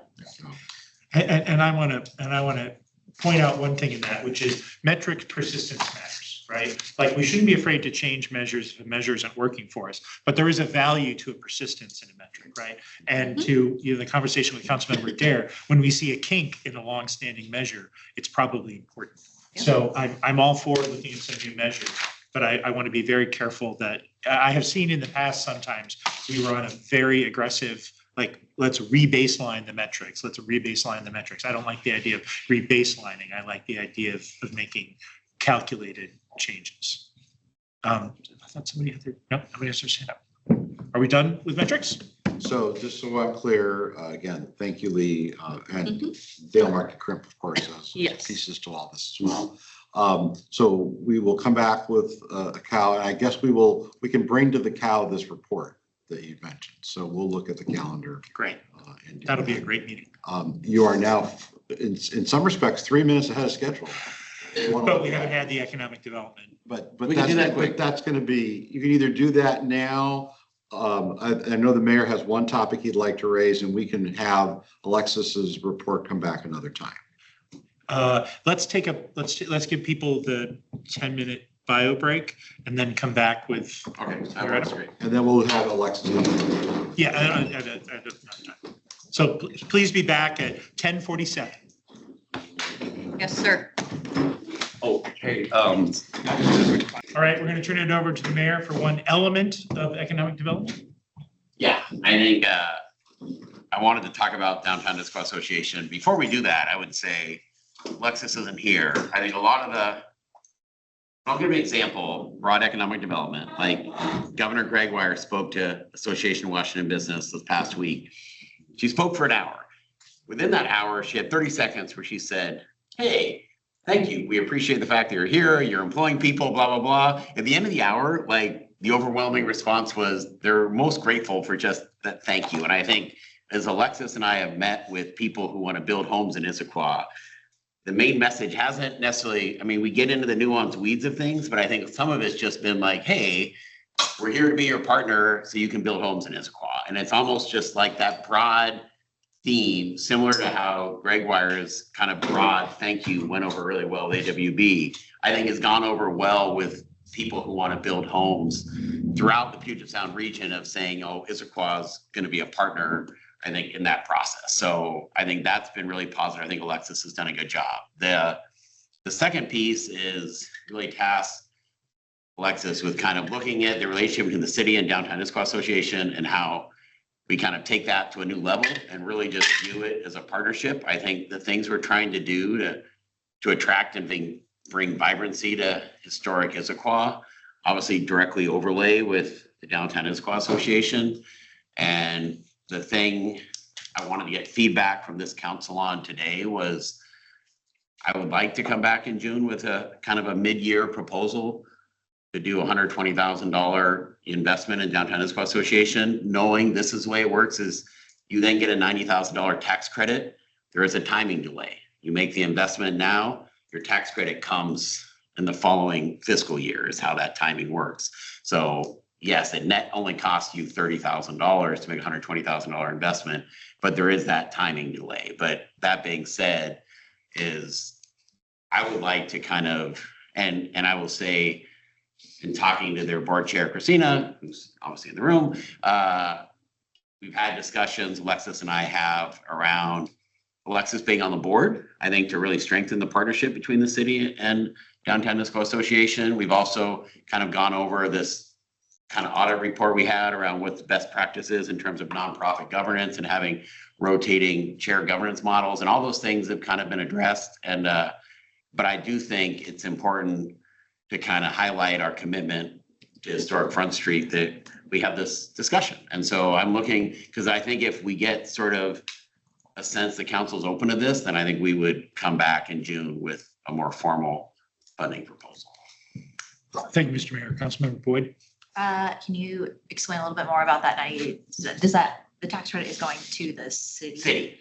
What are the parameters of its use? It has to then put back into economic development, or? It has to go to an accredited Main Street program, and Downtown Issaquah Association is an accredited Main Street program. And the exact nuances of how that works is they're allowed to get up to $213,000 of businesses and local organizations and then donate up. You can get a 4-to-1 match, but up to that $213,000 limit. And so this proposal would basically put them really close to that limit. So, let's say they've, raised $90,000-ish from other people in the community. This would make sure we're not leaving any of the potential 4-to-1 match dollars on the table for 2026. Councilmember Joe. Oh, thank you.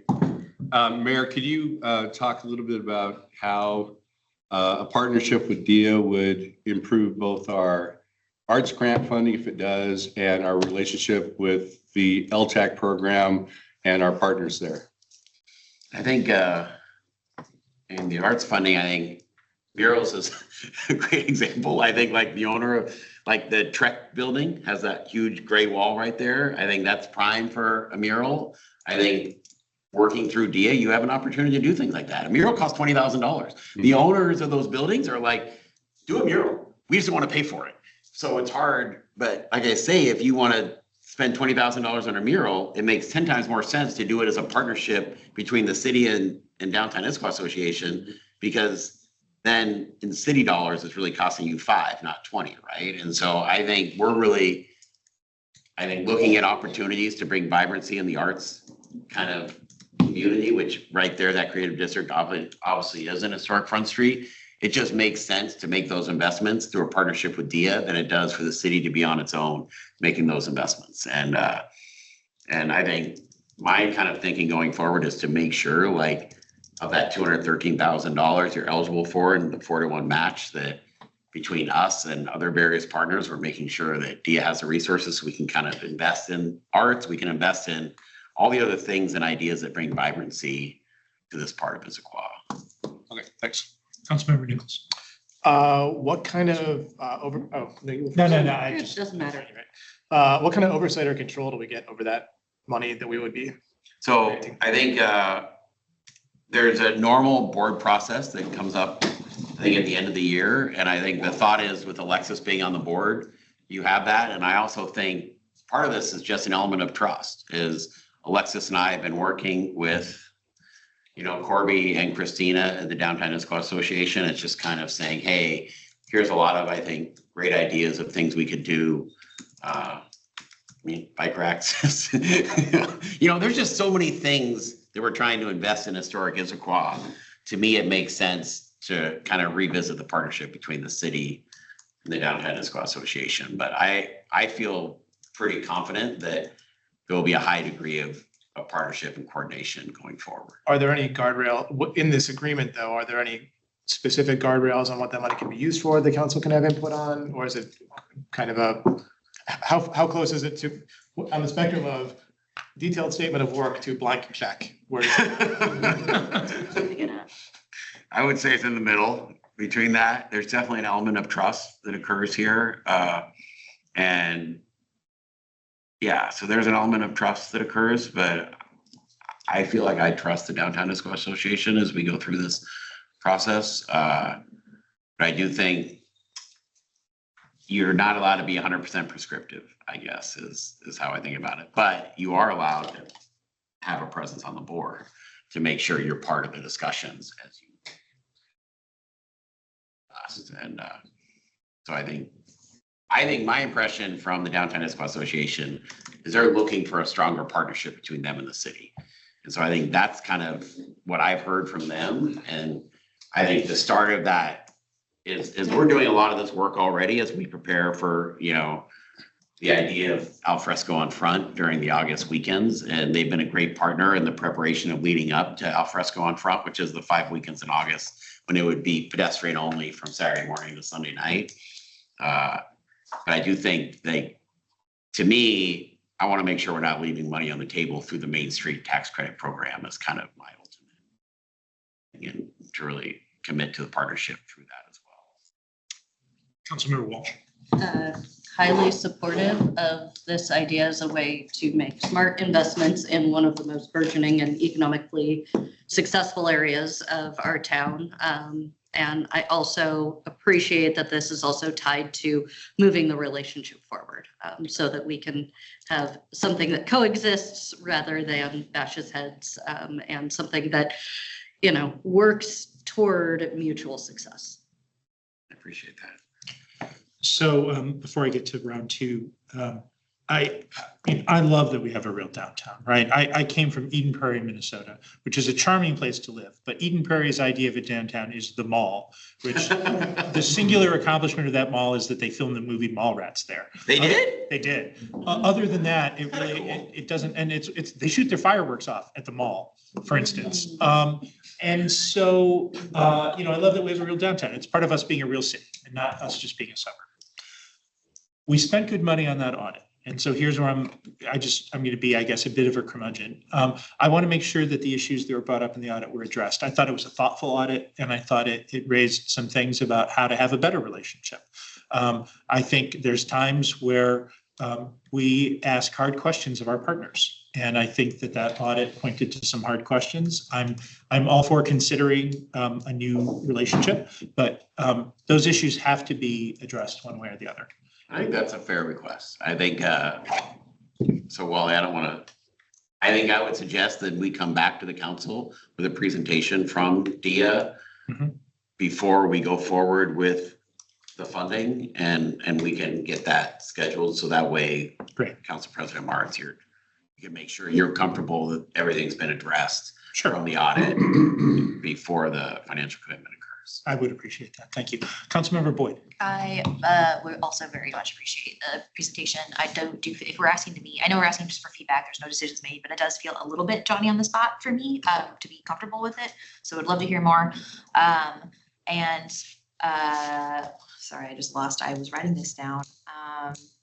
Is there, okay, trying to, again, thread the needle between, moving fast, not losing this opportunity of money that is potentially on the table, but also tying things back to existing boards, commissions, resident input. I know like the DIA board, they are going to be weighing in on what they would want to do with this. Those are folks that are in Issaquah. If there's a way to have the relevant boards, I think Councilmember Joe was kind of getting at this with LTAC, arts, some mix of both. I don't want to be, economic vitality. This is very conceptual in my brain. I don't know what one is the best one or all of it. That just seems. I think all three of those would be relevant. Yeah. Recognizing that's city staff work, et cetera, but, and not as this is our feedback, you will do this now, DIA. I just as we strongly encourage and recommend, these are what we would like to prioritize, recognizing that you are the fiduciary steward of money, it sounds like. So that's my input on Yeah, that's super valid. All right, I'm not seeing any table cards. Are you looking for any other feedback? I think This is I what just you're got looking it. for? So we will come back with a presentation to the full council by DIA before there's a formal vote on doing the Awesome. $120,000 of funding. Thank you. And with that, we are only 9 minutes behind schedule. We have clawed our way back. We will then turn things over. We'll turn things over to Director Watling from the Parks Department on potential park bond renewal. All right. Thank you all, and I will try and expedite this switch and get going. Stick with our trend. All right, well, thank you. Back again. I think the purpose of today's conversation is to really further, here we go again. Great. Just continue this discussion on this potential opportunity for a park bond renewal going to Issaquah voters in November. Provide the opportunity for Services, Safety and Parks Committee members to share some of their feedback and thoughts fresh off of the meeting and conversation we had on Tuesday night. Direction we're requesting and really seeking is, are we getting closer to consensus around council support for the recommendation from administration to move forward with park bond renewal this November at the 8 cents per 1,000 assessed valuation. That 8 cents value would demonstrate or is demonstrative of an actual renewal. We're not asking necessarily voters for additional funding. Second, does council support the package of projects that we've identified for that 8 cent bond renewal? And then lastly, a lot of conversation we had with Services, Safety and Parks had to do with community engagement. Does council support the idea of us hosting a public open house, a community meeting that first week in June to gather additional public feedback as we continue to try and move this forward? As you'll see with timeline, this does have a shot clock. And so we're really, again, trying to have some real focused conversation with you. This is now our third conversation. I've really appreciated the dialogue we've had. This is a big deal.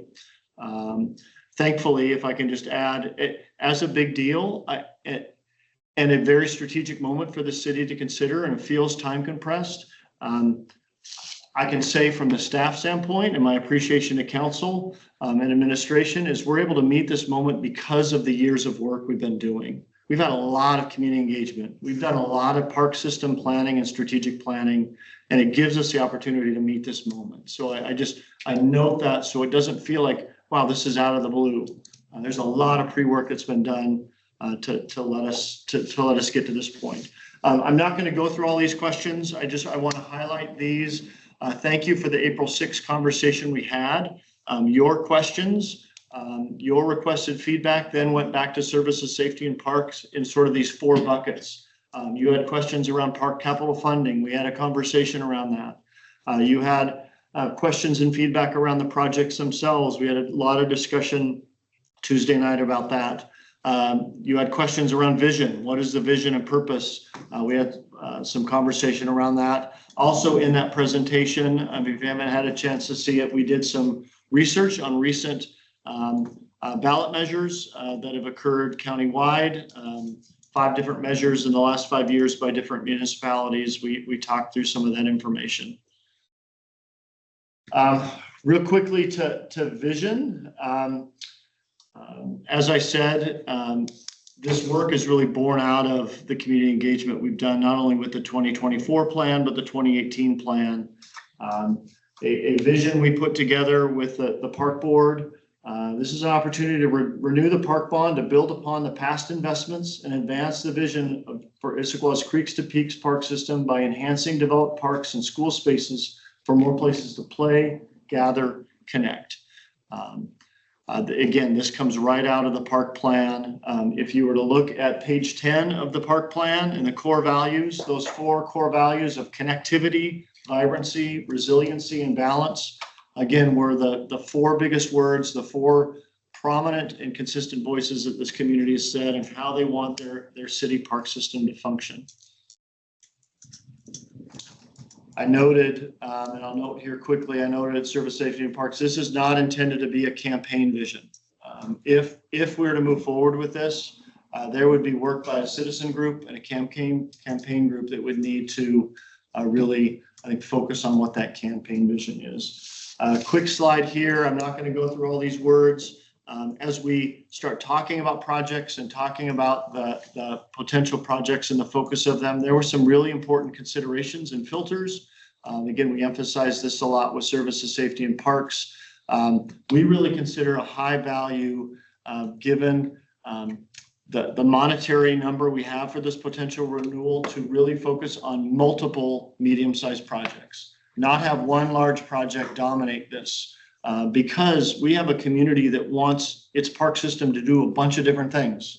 And each household wants the park system to do something different than other households. So we really think diversifying investments helps us meet multiple needs. We think things like if there's a high level of site complexity or project complexity, that could be problematic when we think of taking something to voters. None of these projects are fully designed. None of these projects are fully permitted. That's not a bad thing, and that's not rare for bond measures. It's just important for us to note that we're still going to need to go through a design process, a community engagement process. We want projects that don't have a high level of complexity. We also don't want to have projects that have a high level of controversy or community concern. Public engagement does a really good job of building consensus, but if we're asking voters to approve on something before we've done the community engagement, we just want to be really careful and cognizant of that. City of Kirkland did a levy measure recently that failed. It had an aquatics community center that I think, as I've talked with my peers there, wasn't fully vetted. And so it had a high degree of community concern, and that didn't have a chance to be vetted in public engagement. Unfortunately, it was vetted in a campaign. And then thinking about geographic diversity, really, really important to us as well. To the recommended package itself, we've seen these numbers. I'll go through these really, really quick. The rate we're proposing is at 8 cents per 1,000 AV. That represents on $1 million home an $80 a year investment.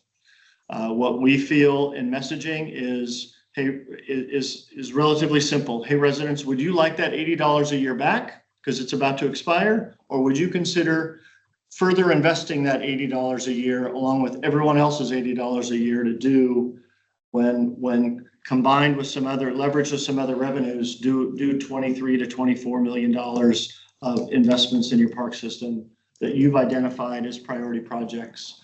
The package of projects, again, we feel are super balanced. Confluence Park is an amazing place and an amazing park that continues to have opportunity to be further invested on. That northeast corner where Eck House is does not feel like a finished portion of that park. And this project would really do that. Can you speak to that?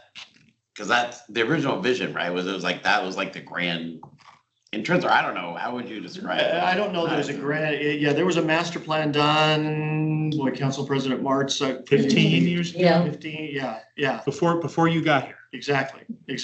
But that master plan really talked about all four corners of that park being important gateways. And so that's a gateway that hasn't been done yet. That master plan also identified a really prominent phase, a third phase for that park, which could still happen, but that phase is on our current facilities and park maintenance shop. That's not going to be done as part of a bond measure. But boy, as part of this bond measure, we could do that northeast corner and really help move the needle on Confluence Park. Trailhead projects at Ramos Trailhead that really interesting. These three trail projects would touch all three of our Alps. Ramos Trailhead is our gateway to West Tiger Mountain.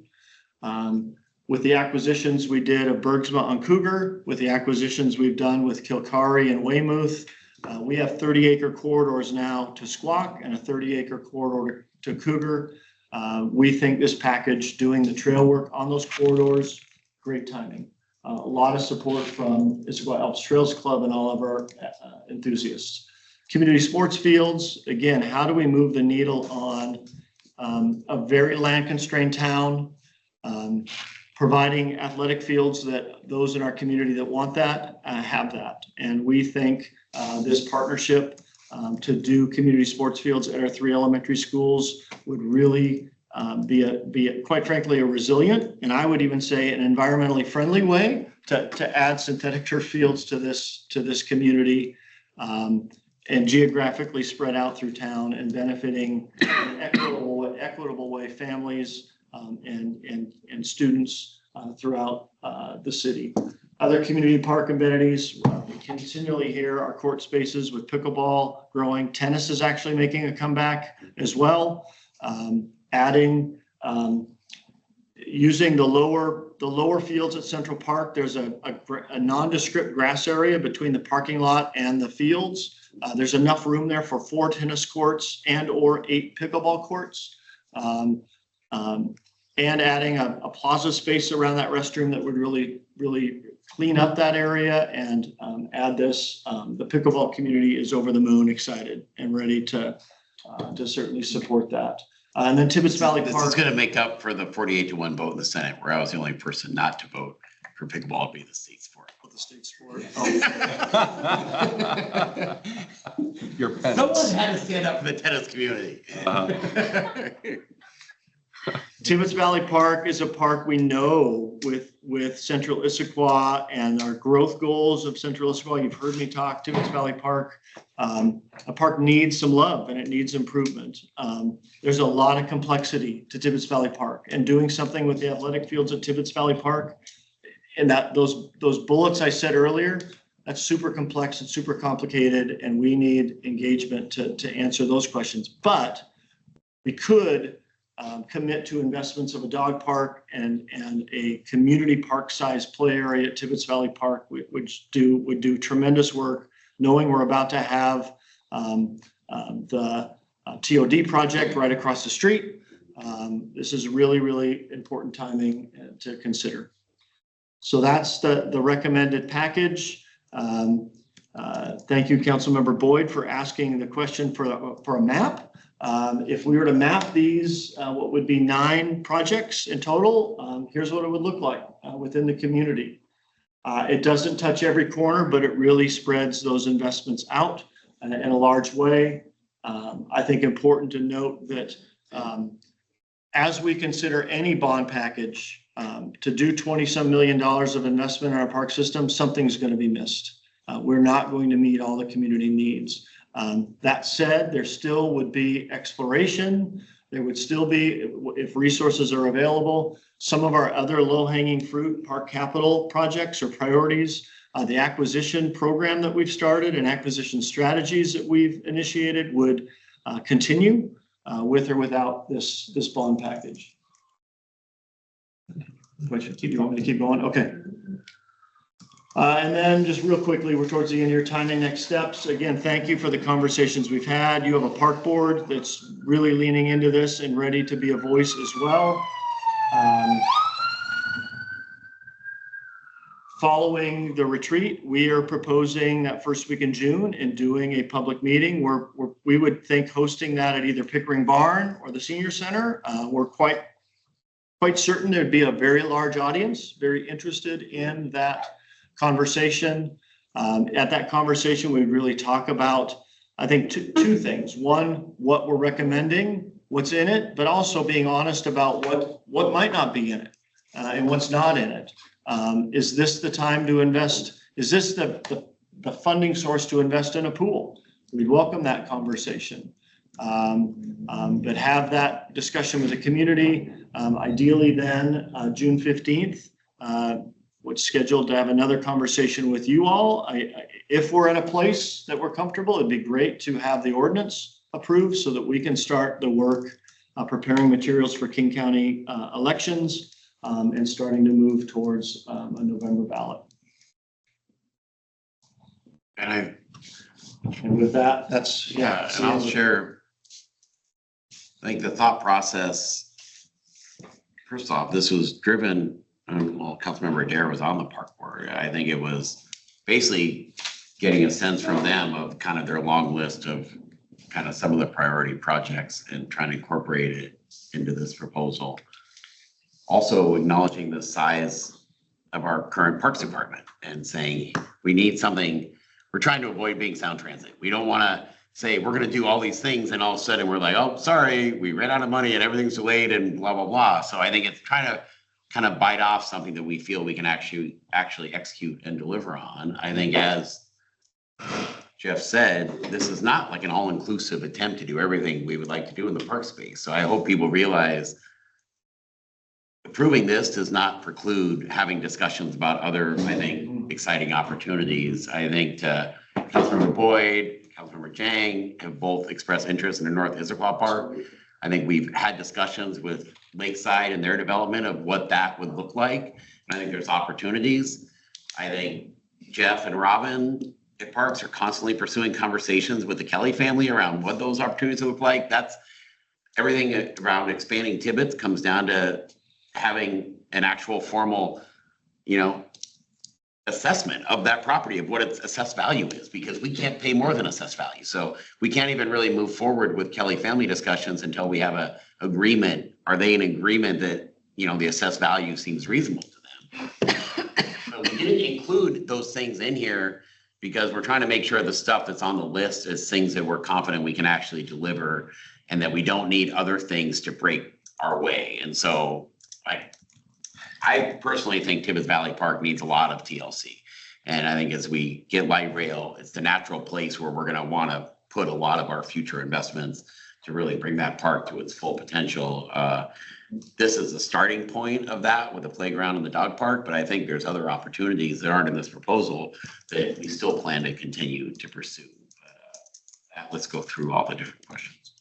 All right. So first off, Director Watling, how great that we are not discussing, but what about Hillside Park? I just want to mention, doesn't it feel good that you don't have to hear the Hillside Park? For reference for the new people, that was definitely If you go see the movie this summer, what's the one about Odysseus and his 10-year journey, the Odyssey? The Odyssey. We had a 10-year quest to do that park. After, as a city, we resolve a park bond, we should get a refresher on the master plan for Confluence Park. The centerpiece of that is the actual confluence of the East Fork and the South Fork, right? And that's the problem because it's right next to the shop. and none of the vision for how that works. But it's been a long time since we've had that conversation. I may disagree. I may disagree with you a little bit. I continue to believe Confluent should be the centerpiece of our park system because it can also trails. It has trail access that Tibbetts doesn't. I think Tibbetts is great, and we should do more with Tibbetts and all that. But it's no shock to anybody that I continue to believe that the vision for Confluence is amazing, and it's incredibly expensive. So after the bond, right? You said that. I would like to politely revisit that master plan. And then the big question that I have for you, Director Watling, is you mentioned Services and Safety and Park on Tuesday. Assume for a second I haven't had a chance to go watch the Services and Safety Parks meeting. They had two things when we came out of full council that were of particular concern they wanted to talk about. Is the 8 cents the right size, right? And then the second is coming up with a composition of what we chose off of the parks plan and wanting to understand that better. And can either the chair or you give a status for those of us who haven't had a chance to watch the meeting? Yeah, that was gonna be my comment, is kind of to address that aspect. And I don't know if it's possible to send. One thing that was included was alternate options for the rate, as well as a few ideas in terms of the plan, which was not in this, although we did support like that coming to this conversation because there was not a consensus to say this is the rate, these are the projects for sure. There was still a desire to keep that conversation going. So I don't know if it's possible to send that rate of the comparative, because you also have the list of the different recent elections and park, things that happened and what those rates were to compare to. So the committee did still want that discussion to continue, and there was not a consensus on saying this is the rate, we should stick with 8 cents and we should stick with these projects. And I'm assuming that the alternate would be to be larger, not smaller. Correct, yeah, we proposed, obviously it could be anything, but then there was having it either be 12 or 16 cents was the kind of two alternative options that were, listed. And so, yeah, so the consensus out of there was to keep that discussion open and or to see if there is public input on those items so that we are delivering what the public wants out of this bond, which I think maybe perhaps the town hall is intended to maybe address that, or I'm not sure about that because the town hall was new for information on mine, so yes. Yeah, multiple things there. Yes, at Services, Safety and Parks, we did talk about a couple scenarios. I think most prominent of those scenarios was if there was interest in including something like a pool expansion or the pool expansion, that is a doubling of this levy rate. That is going from an 8 cent renewal and just asking voters to renew to, hey, we want you to renew and tack on another amount. Can you, Director Watling, on that question, and I don't want to get ahead of other questions people have, for newer council members, we spent time and treasure talking to the public about funding sources for a pool. Can you talk a little bit about that? Because I think probably most people here weren't there when we did extensive conversations with. Sure. So coming out of the pandemic, about 2022, 2023, as the district was preparing its first bonds to add a 4th high school, as park staff, we quickly raised our hand and said, hey, we need to be thinking about the pool. If there's a 4th high school, that already prescribed pool is going to be an issue and a problem. And so getting creative, getting innovative, we said, hey, rather than waiting for that, when we're going to build that brand new shiny pool for $60 million, it's probably not going to happen. Do we consider, is it pragmatic to expand the pool on its current site? And so we launched a feasibility study. That feasibility study basically came back and said, yeah, it's doable. We could add another 8 lanes up on that Julius Boehm campus. We then, with that feasibility study, reached out to the school district. We recognized in that funding package, we as the city shouldn't bear that cost alone. How do we partner with the school district to have them put some skin in the game in terms of that capital investment? And how do we reach out to the county, who back in the 60s and 70s built a bunch of regional pools in a forward thrust initiative. And just because 20 years ago they decided pools are now magically a local service, here cities, you get to do it. We don't think that's necessarily right. And so we think the county should have some funding into that. So obviously, fast forward now, school bond didn't pass, school district funding didn't come. That pool expansion remains a priority. But as a priority, I think it still needs some massaging in terms of what the funding package of that looks like. I'm going to let the mayor speak here, but I think to speed that up and feel like this funding is the time and the moment to do that. There's a complexity, kind of those bullet points. There's a complexity to the pool expansion. Doesn't mean it's incredibly important, but there could be some complexity and concern. Before we go to the mayor, maybe I was thinking of it earlier. We did a poll out there, both for the city of Issaquah and for a larger patch, to basically on the interest and appetite in the community for a pool. And the issue, I think you were here for that. I mean, it was a while ago, but it wasn't that long ago. And the result of that polling was that folks in Issaquah were very much in favor and would support doing a pool. The issue was when we asked in a larger patch, which was the people who would actually be using the pool and that we would hope, I mean, it's roughly coterminous with the school district size, the support was softer. So that was the issue, right? Here in the city proper, there's a lot of support for a pool, but it would be hard structurally to run a funding mechanism for, and I realize we're potentially getting off from the bond, but I think it's important to understand this conversation, the last time it occurred with data, right, was that the issue was that our city would support it, but that wasn't enough. We would really need a bigger patch, and the support in that bigger patch was soft. Yeah, I don't recall that survey that could have It's predated. possible that I'm thinking it was a few years ago and that it was actually before you got here. I don't recall it either. Yeah. All right, me neither. well, it's out there. The date, I would bet I remember this well. I may have the dates wrong, but that was the conclusion, right? Is how do you fund it? Because it's not a big enough patch is what we concluded at the time. The city was not a big enough patch and we weren't confident that we could sell it to the patch of folks who would actually use it. There's a funding complexity. I would agree. Well, I think the challenge we've had is, I mean, the two big things like elephants in the room is the Confluence Park example. To move our main facility, you're in that $50 million plus price tag. So you have to find land and do everything else. I think the pool, you're also in that $50 million plus price tag. And so like Jeff said, I don't think those are both good ideas. I just think we're at this timing point now where we need to get something to King County in terms of a ballot measure. And going back to the January discussion when we very first, it was actually our fourth sort of discussion on this topic because it did come up in January as well. I think the council expressed interest in maybe doing a little bit more. And I would say that was what prompted the 8 cents. To be honest, the 8 cents is what we approved in 2006. The 1% property cap naturally sort of slowly erodes that to the point where it got down to a nickel.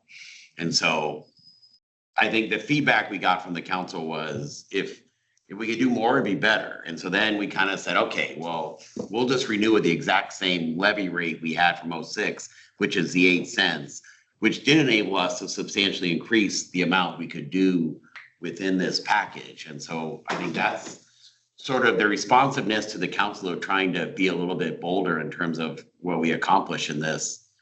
We thought we were reflecting from going from the nickel to the 8. I know it came up, can we come back with what this 12 and 16 cents look like? And our challenge from, getting that kind of guidance on Wednesday morning to now is it's really hard to come up with anything thoughtful in terms of community building and input of what that would look like. And so I think we find ourselves based on the timing of saying, we think the park bond renewal thing is a community driven list. Nothing precludes us from going out and doing more investments in parks. I think the administration is open to it. And I think we can have that conversation of what it looks like. I do think the odds of us getting public support go up dramatically if we execute on what we're proposing here. And so I think our recommendation is to go forward with the 8 cent proposal knowing if we execute on it, we kind of build trust in the community of other things we could do. And knowing that we have opportunities at both Tibbetts and North Issaquah that we are going to pursue aggressively, completely, separate from this park bond renewal package. And I think we have, I don't know, that's kind of our sense of how we're thinking about it and approaching it. But I know there's a lot of things up here. So Council President Martz, you can decide the order. Well, I think Councilmember Boyd was next. Thank you. Where to even start? The North Issaquah comes up so many times, and I feel like I'm still going to be beating my drum for North Issaquah. Sincerely appreciate the discussions that we've had, Director Watling, and so I'm hearing that, like, yes, we will turn our attention to this. It might not be a part of the bond. We're on a tight timeline for that, so I'm still deciding my ultimate feelings about just, do I, and I'm new, so do I trust? I guess I would love to have more discussions of and this is what we're gonna do, like measurable things, timeline to meet that, parallel, concurrent with the parks bond that maybe doesn't address that, just because it comes up so many times in the strategic plan. I'm just pulling a quote out of there. North Issaquah appears to be an area of priority due to the existence of high density residential developments with limited access to parks and open spaces. I just talked to my neighbors very briefly, as best as I could before this, knowing it would come up. Of their big thing is walkability. I live on Black Nugget Road. My walk route, if I just need to go clear my head, is next to a 4 or 5, if you count the turn lane road. It's not particularly enjoyable, but it does the job to just go touch grass. And so, yeah, I guess I think just need to get that out there. And it's going to be, I'm going to keep, clanging on pots and pans about it. And if the parks bond isn't the way to address that, I'll figure out how to be at peace with it. But I'm hearing that it will be a focus. I think I just need more of the how. And I think it's 100% a focus. I think I personally drove and parked at the stormwater ponds. They're there, and was like, and we looked at that, and it just doesn't. No, sure. There wasn't a great opportunity to create anything like, the stormwater pond by Laudro has a nice trail around it. There was no way to replicate what you have by the stormwater pond by Laudro at the stormwater ponds there. Because there's still some homes in the middle of like that parcel as well, which are privately owned, which I think the conversation with Lakeside is really the land they own on Issaquah Falls City Road. On the south side, you have all that wooded territory. Within that, because it's very steep, there's actually some waterfalls. And I know none of us knew that existed either. And I think the conversation with Lakeside is, I think they're open to the idea of like donating the land, but not having like necessarily to be the one who puts in all the bridges and all the other things. So I think they're saying, if you guys are open to building the trail network, similar to what I think Jeff has proposed on both Bergsma and Kilkari here, because those are both like $1.8 million trail projects, because you have bridges going over streams, et cetera. I think they're very open to that conversation. And then you have a walking trail, but the challenge is if that is still a steep, it's like the walking trail sort of by the Bellevue College site in the Highlands, which is kind of a steep trail that goes through the woods. And so, but that being said, I think there's an opportunity there. And there's also a part space we have by Swedish, on the other side of Swedish. There is kind of a parcel there that. More in Issaquah Highlands, but yeah, future neighborhood park. And it's been hard to find in North Issaquah. the geography's tough. The geography of it. And so, but those are the best opportunity is definitely this Lakeside partnership right now. But at this point, all those conversations started from yourself and Councilmember Jang raising, what about North Issaquah? And so we're really in the early stages of what our opportunities are with those parcels. is how I think about it. And not to be, not to in any way throw any cold water on it, but just understand, if you do better than 10 years, you've done better than Hillside Park. That's my next, I guess, if I can have a follow-up, is just what with like the, like, we're in talks with Lakeside of like, what am I gonna, like, I'm gonna be a grandma when there's a park in my neighborhood, like, what does that mean? No, I think you're, I Sorry, don't know, that's I don't know not- how quick you plan on having children. I but, know, that's a. I think the Lakeside conversation is more like the 2 to 5 year window. I think is a sure. Yeah. Okay, thank you. So your kids would have to procreate very quickly. And onward to Councilmember Wall. Yep, I'm moving on. So my direction on this area, I want to echo what Mayor Mullet said about Sand Transit and making sure that we're not committing to projects that we can't accomplish with the limited funds. And toward that idea, I want to push on the concept of should we really be committing park impact fees along with park bond stuff and saying that we're going to be able to accomplish this much when the park bond money is only going to accomplish this much? And toward that idea of complex projects and things that have historical nature, I get concerned that we haven't done accurate estimates over a lot of things, including Eck House. And so I would rather us commit to less and get it accomplished than have to come back to council and say, look, we promised the voters that we're going to get these 8 projects or whatever done. And it turns out they're going to cost $2 or $3 million more than the grants that we're assuming we're going to get, and the park impact fees and the park bonds. This is a lot to commit and not have certainty on it. So that would be my first concern. My second concern is, obviously we've heard from the school community that they very much value elementary sports fields. First of all, someone needs to take every single one of those emails and send it to the school board so that they recognize that they are not meeting the needs of their community. And I want to make sure that as we are committing to putting dollars on that, yes, the school district is committing to land on it.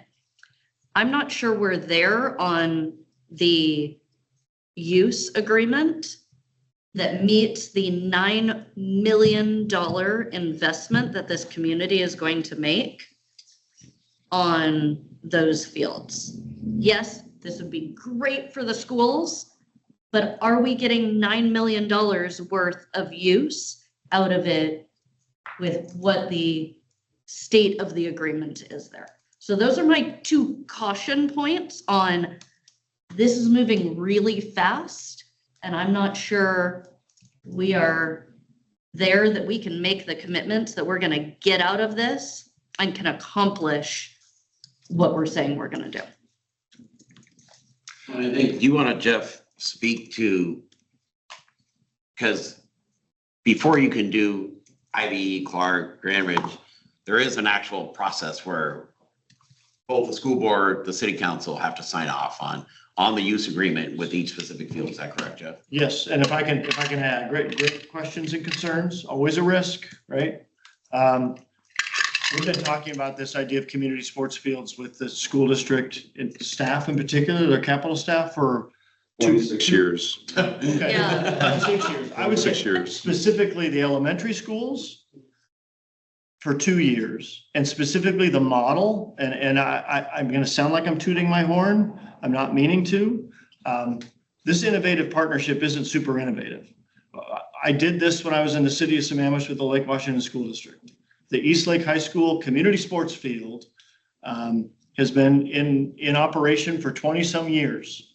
The city of Sammamish has gotten their investment tenfold out of that. This premise and what I've talked to the district about in terms of the elementary school fields is that same model that says, hey, you provide the land, we, the city, provide the funding, we become the scheduler, we maintain it, and the community gets to use it as if it's a park. So these elementary school fields would function as a neighborhood park field. It would look no different than Central Park.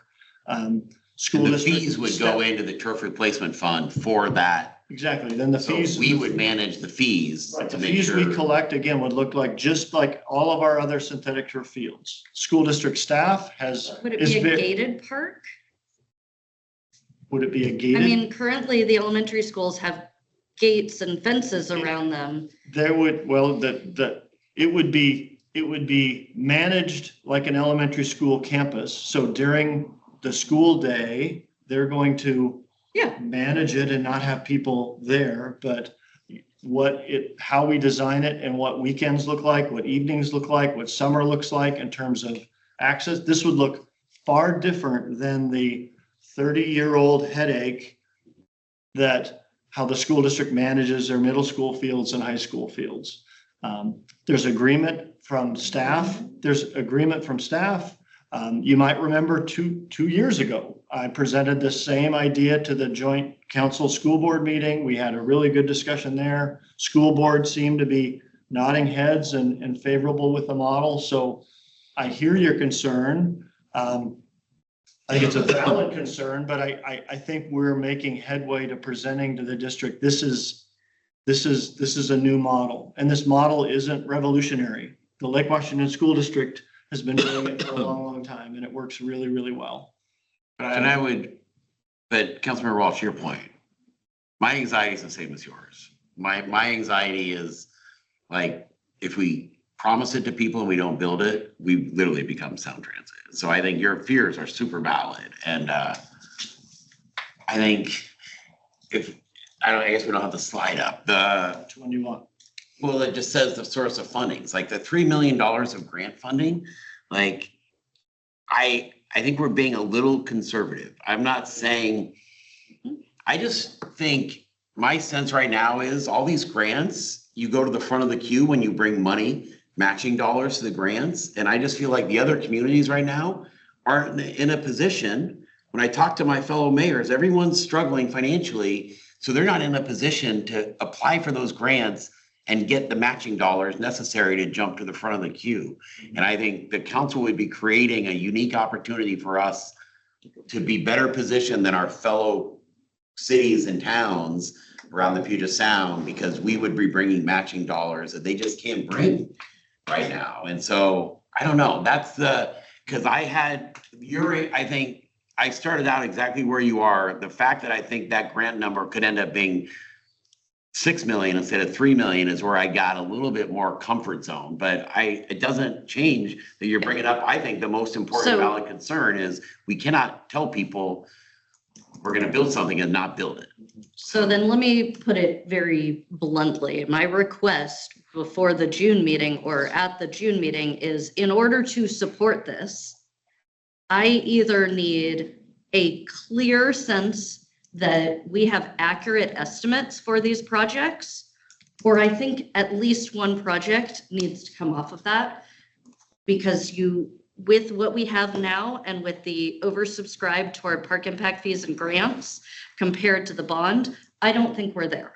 So that's my first ask there. My second ask is, if we are committing to doing $9 million worth of sports fields at elementary schools, and we don't yet have the agreement in place, how do we make that commitment to the community? And what's going to happen if the school board doesn't put forth an agreement that we think is worth our $9 million? How do we, at that June meeting, make that vote and say, yes, we're hunky-dory with this, when there are so many uncertainties out there? So those are my asks, because I'm not there yet. And I just want to make that very clear to the administration that I love the projects. I love the ideas of moving forward. This is just moving very fast to be able to say we can accomplish these things. Appreciate that. Before I move to Councilmember Nichols, just a bit of housekeeping. I just want to point out that Deputy Council President Jang has joined us. And hypothetically, I'm going to be able to see if she that she should be able to raise her hand so she can participate in this conversation as well. With that, I'll move to Councilmember Nichols. Okay, I have These are going to be a little more just disjointed than I wanted them to be because a couple things have come up. I think the easiest question first, on North Issaquah, is it fair to say that we could, as a hypothetical, is there something specific enough in North Issaquah that has been, that anyone, including you, are aware of, that could be traded off into this package at the moment? Or does it in any situation require more? Unfortunately not. It's a complex area. We don't have any land acquisition lined up and ready, so it'd be really hard to say there's something there. All right, that was the easy one. But it doesn't mean we're not gonna try No. outside of this package. I'm not debating that. Okay, I'm okay. saying as a hypothetical, we could Yeah. debate that. Given the timeline that's involved, I think it's reasonable to not include that at the moment. Though I feel the pain that the ability to touch grass requires crossing a strode seems unfortunate. Okay. Secondly, on the pool and other expanded options. So one of the reasons that I suggested in our SSP meeting a couple of days ago that we include other options on the table was to see, in part because of the speed that this was moving, if various community groups would come out and support it, and that might be one of the communities that might. Since then, I think we've all seen in our emails that a community that appears to support a significant part of this bond has emerged. So my concerns about that are drastically reduced. So that said, I do think it would, with the pool in particular, if we don't fund things, they're not a priority, I think, almost by definition, right? So I don't think we should say that it's a priority unless we have some plan to at least establish funding at some point. I can get to, this might not be the right point to do that, but I would like to see how we can specifically engage pool users, have a plan for engaging them, and see if they'll come forward and organize to the extent that a community group would need to do so to pass something like this in the future. I think that's a multi-year effort probably to get that level of momentum growing, but beginning that conversation perhaps at the same time when we're otherwise having conversations on a parks bond, because we'll have people in the room there that will have overlapping interests. We can be honest about them if the council decides not to go forward with a larger package at the moment, that this is why, but there's an opportunity. Folks, get out there and organize if this is something you want to see, because realistically, I don't see this being put on an Issaquah School District bond anytime in the near future. So if Issaquah residents want it, I think we have to pay for this ourselves, perhaps in partnership with King County if we can find matching grant funds, et cetera. But I think that's probably the reality that will have to be sold at some point. So my request is to have that be a specific part of discussion when we're having these topics, saying that depending on what council votes on, this was not in the current package, but we recognize that this is a long-standing need of the community, it's a treasured location, has many uses. Somebody's got to come up and step up and figure out how to motivate the community to get behind it. And that can only be us to so much of an extent. So I'd like to see that idea teased. So to be clear, on the other options that were presented, I appreciate the thought that went into those. I would support an 8 cent the administration's proposal before I mess up the math on it. The other topics that came up, I also agree with Councilmember Walsh that I do not want to overpromise either. And I don't want to do that in a couple areas. One is just the sheer number of things that are there. I think it would be good to look at some of these things. And when we're putting together the language for the bond, be careful about in some places, writing this in a way that we have a little bit more flexibility in case we have unexpected cost overruns. Let's say we start digging up one of these turfs and we find something we got to deal with to remediate, like that could happen, right? And then that could eat up a lot of money very, very quickly. So I'd like us to be conservative in our language, in the sense that the language is what we're truly promising to the voters. And that might be around, so for example, specifically what we were promising Tibbetts, for example. I don't want to go into the details right now, but there's a couple places where I think we should be careful about where specifically we promise things. On the schools, I have the opposite sentiment, that we should be very specific about what we're going to promise there. I'm also concerned about the relative position of the cart and the horse at the moment. I think they might be side by side to some extent. In that we have clearly that community has been activated, which is great. But it's not fully within council's control to just go and build a school there, right? So I think it would be, hopefully we can communicate that to the public, to also try to get the public to be stating their interest in this topic to our colleagues at the school district, so that they also understand that this is something that would be greatly loved and that would be supported. And that we should get a school use agreement in place ASAP. So I think that would be if to the extent we can get some updates on that in whatever form is appropriate, I think that would be very useful, because I think we can also try to make that go through. This probably isn't the right form to go through that, but discussion of that agreement and the details of it, I think would be useful at some point, so that we can know where else we can perhaps provide some guidance. Both great points by both you and Councilmember Walsh. Coincidentally, we're hoping and planning, as we work with school district staff, to have the joint use agreement to you on June 15th, the same evening we'd be talking bond. So. When I think that I definitely, some school board members have said to me that they would publicly endorse and do everything they can to push for this park bond rate. Like some of the school board members are just, I think, really ecstatic about this opportunity. Even Harlan, who sometimes isn't as ecstatic, is 100% ecstatic and all in on this opportunity.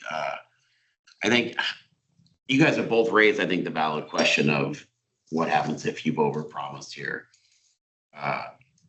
I wasn't going to say it today. This is in the back of my head. Is we currently have 1.7 million of cash flow that goes to pay debt right now.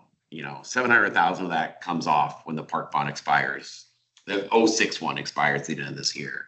There is another tranche of debt that does come off in 2029. And so in the back of my head, if for some reason we were off by $2 or $3 million, like you guys are saying, there is an opportunity to do councilmatic debt when our current councilmatic 29 debts roll off. I'm not saying we commit to doing that. I'm just saying in the back of my head, where I was going is, rather than cut a project that we told people we plan to do, is I would probably come back to the council saying, when these bonds roll off, when the debt service we have rolling off in 2029 does roll off, if we're over budget on something somewhere else, we could have, that is in our back pocket of something we could consider to make sure we keep the promises. And but like I said, it's a nuance, it's a little complicated, but it is in the back of my own head to make sure we don't end up in the world of sound transit. Yeah, and I think we can do both. In that, certainly, Mr. Mayor, I trust your ability to try to think through this, the finances of this in a conservative way that will not get us into trouble. I think we can also be careful about the specifics of the wording that we use to not falsely set expectations, but then to also be deliberate in the wording that we use, where we are going to be making very specific promises, particularly to communities that are coming out and will likely be some of the best supporters of this. Yeah. So I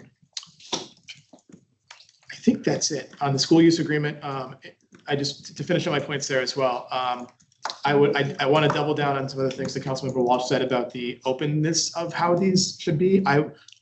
You don't want a $75 card? I don't want a $75 card. Yeah. For those of you who aren't aware, so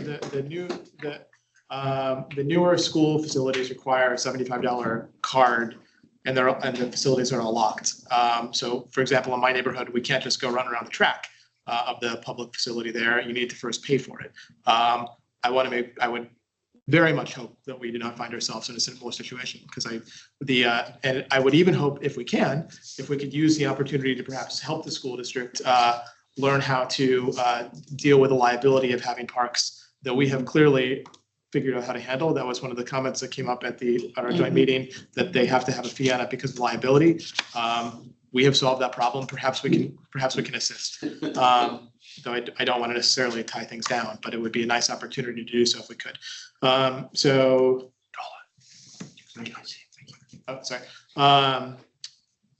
I think that's it.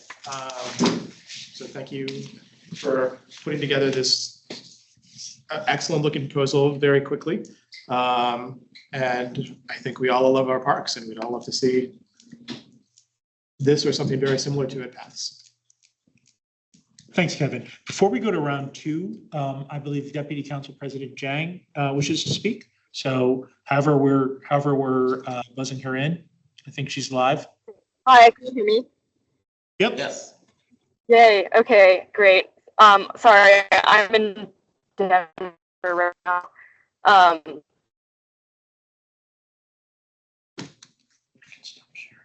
Uh-oh. We're not hearing you We heard you for a second. for a brief shining moment. Oh, can you hear me? Yes, now you're back. Intermittently, Oh. please try again. Sorry, maybe, okay. Yeah, I was gonna say, I mean, this is like the most emails we've gotten about anything, and they're all positive, which is great. That doesn't happen. So I think the package that we've put together is very good and compelling. I guess I'm curious about, what is the status of the joint use agreement with the school board? What's the timeline that we expect it to be sent? And, is there something that we've proposed to the school board, or, like, what's the, Yeah, the agreement is in its final draft. It's being reviewed by both legal groups. As I just said earlier, we have it set to come to you for adoption on June 15th. What we've said at the staff level is we want to make sure this agreement, when it goes to council for adoption and school board for adoption, it's the same document. And so both groups are ready to adopt it at the same time. So it's right there nearing the end of the finish line. will we be shared the final draft? I mean, I feel like it would be helpful probably for us to see a final draft version so that if there's any changes that we want to make, that can be reflected in the version we get. Yeah. Because I imagine there might be, some concerns that could come up as a result of that. And I don't want to muddle the process and drag it on further than June because of the tight timeline for getting the bond on ballot. Can work with administration on that. Yep. All right. Great, thanks, Jeff. And then with that, I will turn to Councilmember Adair.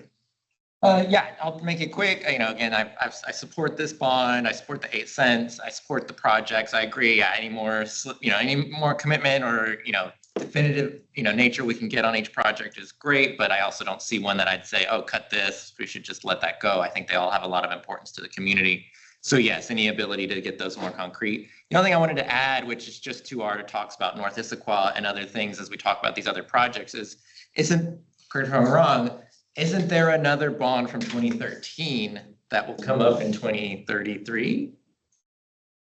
There is a 2013 bond that voters approved that it was a 20-year bond. I'm looking at Kristen as I said this. If it was not refinanced or whatever, that would be expiring. Yes, and in 2033. There's a theoretical nature of we get this bond, we do these projects, and then we have a new batch in 2033 to tackle, and hopefully it's North Issaquah or one of these other larger things. So just as a thought for these other projects, as a way to talk about, if they start getting brought up, talk about them and plan for them. So.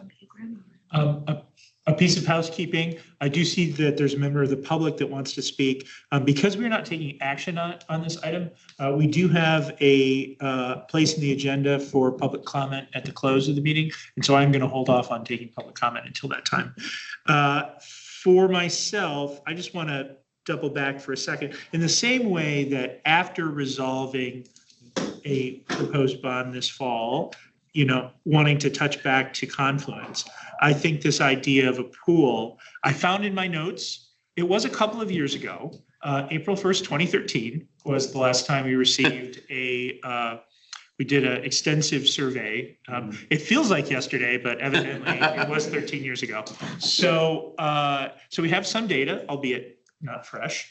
So I mean, and at the time it was about a Parks District, right?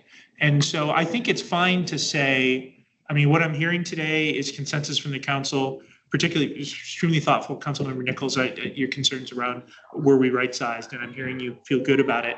I think it's fine to say it would be good at some point in the future to have a conversation about a pool, and that it might be a parks district because it's such a massive investment and would be a regional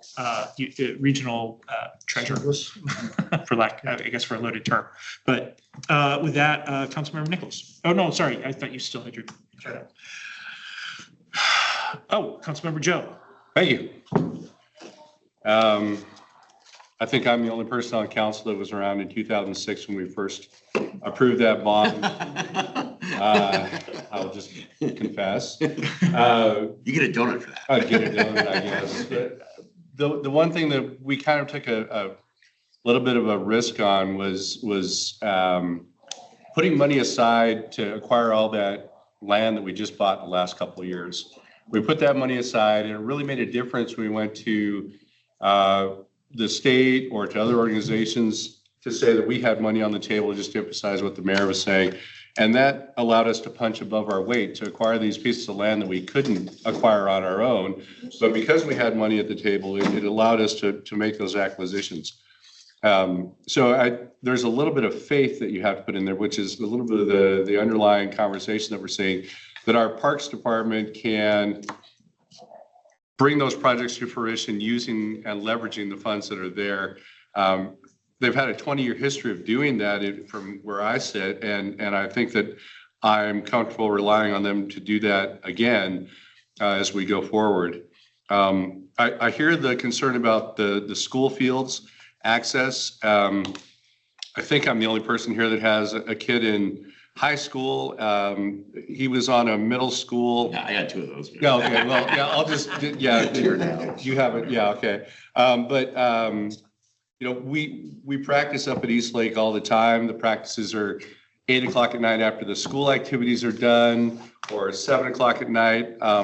There's an access gate that's open because it's managed by the city. They practice till 8 or 9, 10 o'clock at night, and then I go home and collapse. But the fields are accessible. I didn't even know that was a city-run field, just to let you guys know. I thought it was the school that was managing it solely, and it was the high school nice enough to let us in. So if the school agreement mirrors what they're doing already in Sammamish, I'm pretty comfortable with the access and the way that we have shared that field, or the city has the opportunity to share that field along the way, just to speak to that particular point.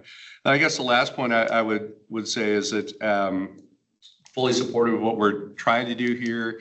I think that our citizens deserve to see us think about the future. I really like what Erica has said about getting a park in North Issaquah.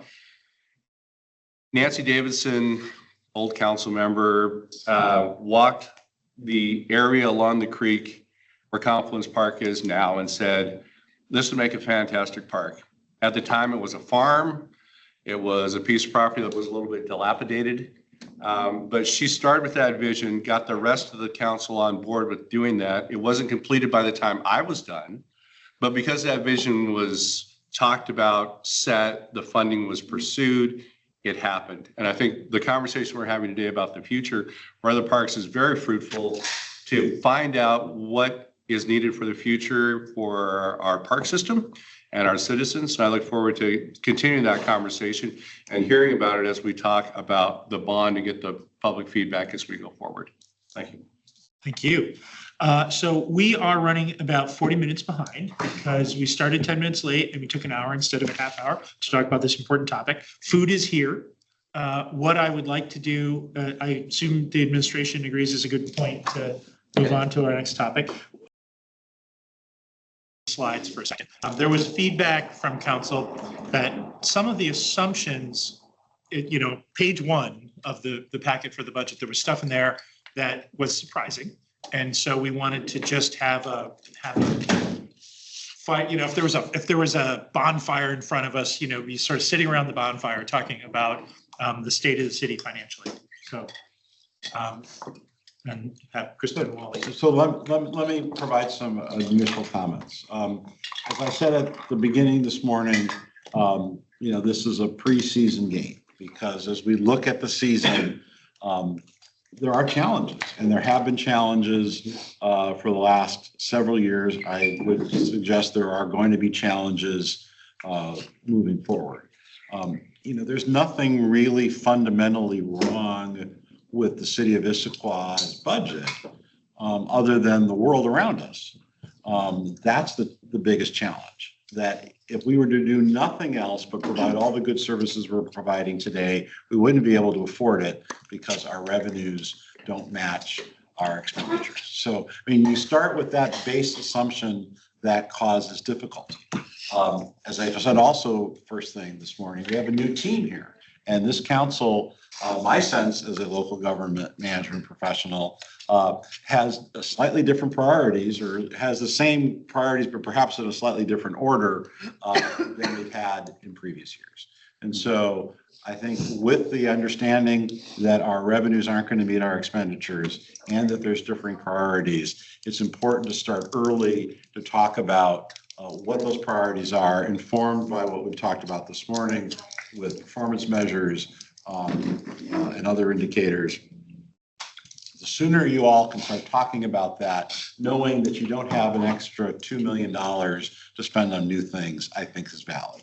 What we tried to do with the presentation, which we'll get to in a little bit, is share with you where we are currently with the departments. So part of what you see is their submittals, which is something we haven't really normally shared. We've usually have gotten past that by the time we see you in July. But we shared that to inform you that that's at least a data point that's out there. We can get into more specifics about where we think existing revenues are and what those changes will be. But I think, your invitation to just kind of talk and to hear from your colleagues and the mayor where your head is on the budget for the next biennium, given those general initial comments. So the idea that we are on an unsustainable path at this moment, was that the message from last Monday night? The message from last Monday night was to kind of wrap up where we were with the year, because then, you talk planning, but then you actually living the budget. And we have to balance the budget to the best of our abilities. We have revenue, reserve balances and so we triage. Every year I've done a municipal budget, been responsible for municipal budget, there's always a triage involved because of what actually happens. Some of your expenses are a little higher, some of your expenses are a little lower, some of your revenues are a little higher, revenues are a little lower. What actually happens sometimes takes some triaging. And so I think what you heard from us the other night was really meant to say, this is how we finished 25 through a triage process. Because, and Andrea, I depend on Andrea for many, many things, but she's texting me during the meeting Monday night saying, we don't talk enough about the cuts we make internally, which we never share with the council because they don't necessarily have, a major impact on a major policy or program, but it's something we trim in order to help bring the budget in on time. And that's, again, maybe something we should talk more about.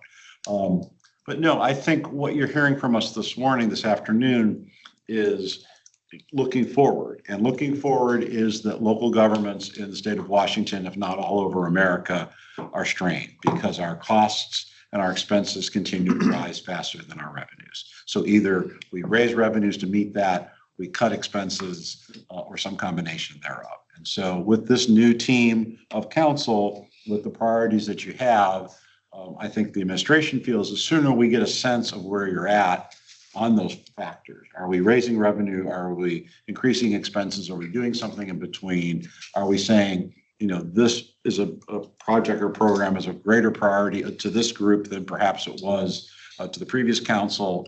This is perhaps a less priority. The sooner we start talking about that, the easier it is for us to begin trying to balance budget. And it will inform the discussion that we have in the second preseason meeting on July 27th, so we can help drill down a little bit with that. All right, I'd like to go to Deputy Council President Chang. Great, thank you, Council President. Sorry, I had to find my unmute button. Can you guys hear me? We got like a handful left. Yes. Yes, we can. Okay, great. Well, first of all, I want to thank Kristen for sending the presentation and the line item budget, which is super helpful and not something we've received before. So it was great to dive into that a bit last night. I would love to see some more specifics on some of our special revenue funds. In particular, you know, the affordable housing sales tax, that's a dedicated fund that has a very, very high fund balance. So, you know, even as our general fund is strained, I want to make sure that the tax revenues we're collecting in other areas are getting put to work in the community. In particular, I think I sent an email being like, what's up with this 700K in this miscellaneous category? So I just want to get a better understanding of that. I'm also really interested in exploring ways that we could potentially do capital investments to reduce operating costs, particularly in public works. So I learned recently that the city of Redmond has developed a dedicated concrete team that does their sidewalk improvements. And I've heard like they can save like 60 to 80% on the cost of sidewalk projects. And, you know, especially as we're looking to do more pavement management to keep up with, you know, the rate of wear and tear on our roads, is there like equipment that we would need to buy? It's, you know, how would that work? And so that we can, you know, bring it in-house and actually potentially save a ton of money and be able to do more with less, because I think that's kind of the theme of what we're doing here. I know this is something that Linwood is exploring as well. So yeah, I guess my question is to the public works team, you know, are there any ways where there's some of these contracts where we could, you know, bring things in-house, get some equipment and be able to execute it for a lot less than what we're paying contractors to do currently, in particular in pavement management, because that's an area where we're trying to do more. Thank you. Mr. Mayor, did you want to have something you want to say? No, okay. No. Okay. Councilmember Walsh. Okay. I really appreciate that we've refocused this conversation a little bit, because I think we were getting a little bit too much into the weeds. I've always very much appreciated that Wally and the city administration have really been focused on making sure that you have early input from the council about what we think are priorities so that we can form a budget around that. The other part of forming a budget and understanding how to ask for needs and things like that is having surety on our data. When I look at budget, one of the most important things for me, and I will lay down a line much like Council President Martz does about the per capita rates, I want to know what the story is we are telling ourselves and telling the public about our financials. I understand the underlying story of, hey, we are in a structural deficit because of the way that we were able to set revenues compared to continued rising expenses. I think that part is clear. But what I don't understand when you put out numbers that say, you know, we're facing a $780,000 deficit in 2026, but it's going to rise to a $5 and $6 million deficit in 27-28. There is no why behind that. There is no story that it's supposed to be telling me. And so that gives me a lot of concerns. So I really want to make sure when we are looking at big picture numbers that if there is a change, much like with the performance metrics, if we see a change, there should be a reason for that. So please tell the story and the why to us. Also, in order to see what the story is, we need trend lines on our data. And so looking at what was shown to us last week compared to today, none of the data is the same. And so we really need to get standardized on, and I particularly care about general fund. I think the way that we budget for the enterprise funds is completely different. But for general fund, providing us clarity of data and standardization on something that is, you know, fund balance in, revenue, expenses, fund balance out, do that with unrestricted versus restricted funds.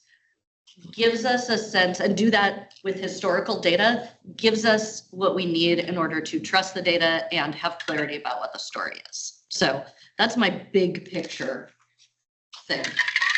My second piece, when I look at what this data was trying to tell us, is we need to have a very clear and public conversation about what our rate assumptions are. When we are doing a model, which is what any budget is, there are assumptions that go into that. And as somebody who's done our budgets recently, I recognize how important those rate assumptions are. We had a budget 3 cycles ago where Councilmember Marks or Council President Marks would consistently say, we are budgeting to spend $5 million on, people, and we end up consistently spending 4.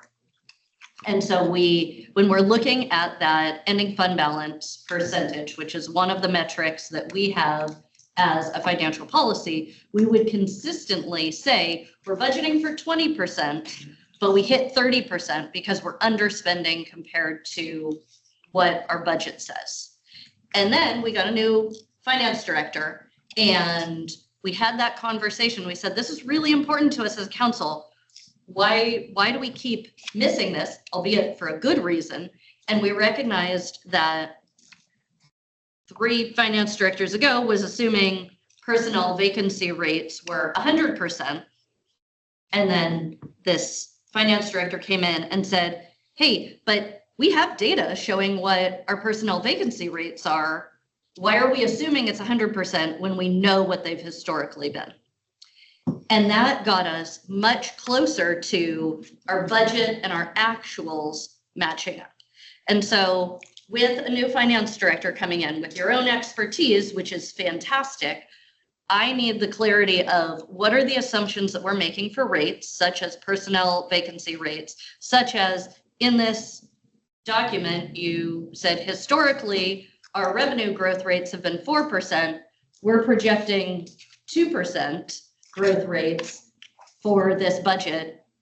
I need to know why. I need to know what's going into that. And then what are the other assumptions that are in that model that we just don't know about? Because right now I'm facing not knowing what the data is, not necessarily having the confidence in it. I have other things that I will speak to on priorities, but I wanted to set that out of where I am when it comes to seeing this budget data and the information that I need in order to have confidence for this next step in July and then September. And let me, if I may, Councilmember March, I did a tremendous disservice to Finance Department asking them to give you such specific numbers so early in the year. And so a lesson learned for me in this process is not to ask them to do that, because it causes you to question judgment. It causes you to have question, where are these numbers coming from? We should have started in a broader sense. But again, I think as we look at the team changing, whatever role I play, whatever you want to call it, I'm trying to read all of you. And so I don't want Kristen or her staff to be pillared as a decision that was mine. And so in the future, if we do these 2 touches, we won't do this so early. In July, it's a little bit different. We have more actuals under our belt. So please don't pillar the Finance Department, pillar me. I'm not hearing you pillar anybody. I think that, I mean, I appreciate seeing this $5.5 million number. There's a universe where this morning's meeting is, we'll start with the 2026 budget and tell me what you want to add and what you want to subtract. I mean, eventually, we could say, like, the way it's going to work in November is, we're going to start you with something that looks like the 2026 budget, and you're going to add stuff and subtract stuff. We're going to get back to 0. That's how it has often existed in the last 17 years. Or there's an austerity budget, right? And if what you're telling us is there's an austerity budget, and when you get to an austerity budget, you're like, Do you cut staff? Do you cut programs? You know, an austerity budget looks very different than a start with today's budget and add and subtract until you get back to something that looks like it, right? So I don't think, I don't think I heard anybody pillaring staff. It was just that if you're telling us it's an austerity budget, let's start with why did, you know, convince us it's an austerity budget, because we're going to take on the pain. If it is an austerity budget, and we have to take on the pain of cutting programs, right? Cut pickleball, cut, you know, whatever, right? Cut squad cars for officers that they get to take home, whatever it is, right? If we understand it and internalize it, we will go accept it. And we will go tell the community we did what we need to do on this budget. But an austerity budget really looks different than a status quo budget. And when I looked at the packet today, I thought they're telling us it's going to be an austerity budget. And I think what I would like to say is that we see wins of that, but we are not prepared to call it that yet. So we want to at least give the council a heads up that we are seeing factors that would indicate that. And again, we've not given you numbers normally this early. We are committed that on July 27th, I think at that point we'll be able to tell you. But as we sit here the first week of May, we're seeing wins. I'm seeing wins, and I want a new team to be prepared for that. And we'll give you more data in July. I wish I could say, you know, smooth sailing, maybe we wouldn't have had this meeting. Maybe we wouldn't have had a budget component. We would have just talked about performance measures. But I'm seeing some wins. Sure. And I'm just saying what I'm hearing from council is help us understand those wins, right? And as we have a conversation this afternoon, you know, I'm more cautious if there's wins of an austerity than I am if everything is hunky-dory. Councilmember Nichols. I'll go big picture. First, I want to just react to that last exchange. Now, I am happy to see these numbers now. I think it would be perhaps the 100% wrong message to see us reacting and think that we should delay those in the future. I think it's totally reasonable and good to be saying that these are not, to put very wide error bounds on these and say, we think it could be anywhere from X to Z. And that would be a bit of additional context, not just say this is the number, but it could be this bad, it could be this good. Those will, of course, always be subject to lots of uncertainty in themselves, but having some idea of that window of uncertainty, I think that would be the tweak that I would suggest in the future if we do earlier numbers, not to withhold them entirely, because they're very valuable at the moment. And I am much happier seeing these now than I would be in June. And I'm happier seeing them in June than I would be in July, et cetera, because the earlier in advance we get these, the sooner we can decide or at least start down a path of sifting through the varieties of paths that are out there. And to that, I think the big picture comments that I have are, if these numbers are even close to real, we do have to, I think any further conversations have to be focused on how we bridge those gaps and start worrying about 2027 budgets in 2026, more so than just accepting that these numbers are something we deal with in the future. I think it will always be better to do that. The other thing that I would like to propose is that we not a priori assume no new revenue sources are available. They're hard. They may require some creativity. They may require asking voters of something. But I have for a while thought that municipal governments will at some point find themselves in the same position that our school districts are, where our school districts are placed in a position where the residents where their taxpayers are provided a level of basic education.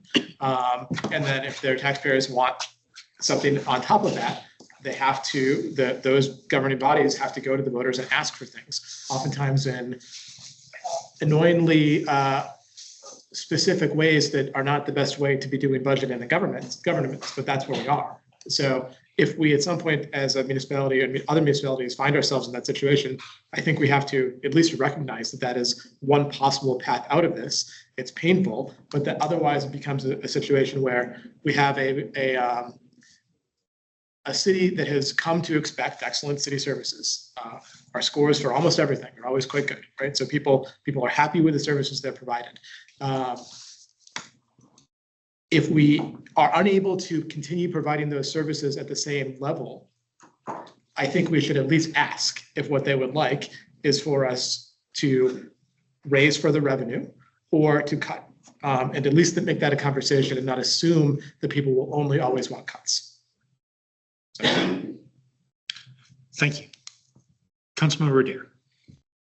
Yeah, I wanted to echo that same comment that I liked seeing the numbers now, even if they're highly, estimated and things like that. I have in my own work, I deal with tax estimates and I try to give those numbers very early and they're very conservative. And I'm always like, this is just where I'm starting from. But it makes the conversation so much easier going forward past that to start at that place. So these are useful to me, and my kind of question to it for this conversation of like the $5 million deficit for 27, it's like, should we think of that as a worst case scenario, as a mid case scenario? Like what is, obviously it's rough, but is that again, if that's the worst case, or is it that it could be 6 million, 7 million? Like where are we in terms of the assumption of that? So that we know where we're going forward before things become more concrete. And we'll get to that. Okay. Councilmember Walsh. Oh, I'm sorry. Councilmember Boyd. This is my first rodeo. I'll put that out there with a budget. As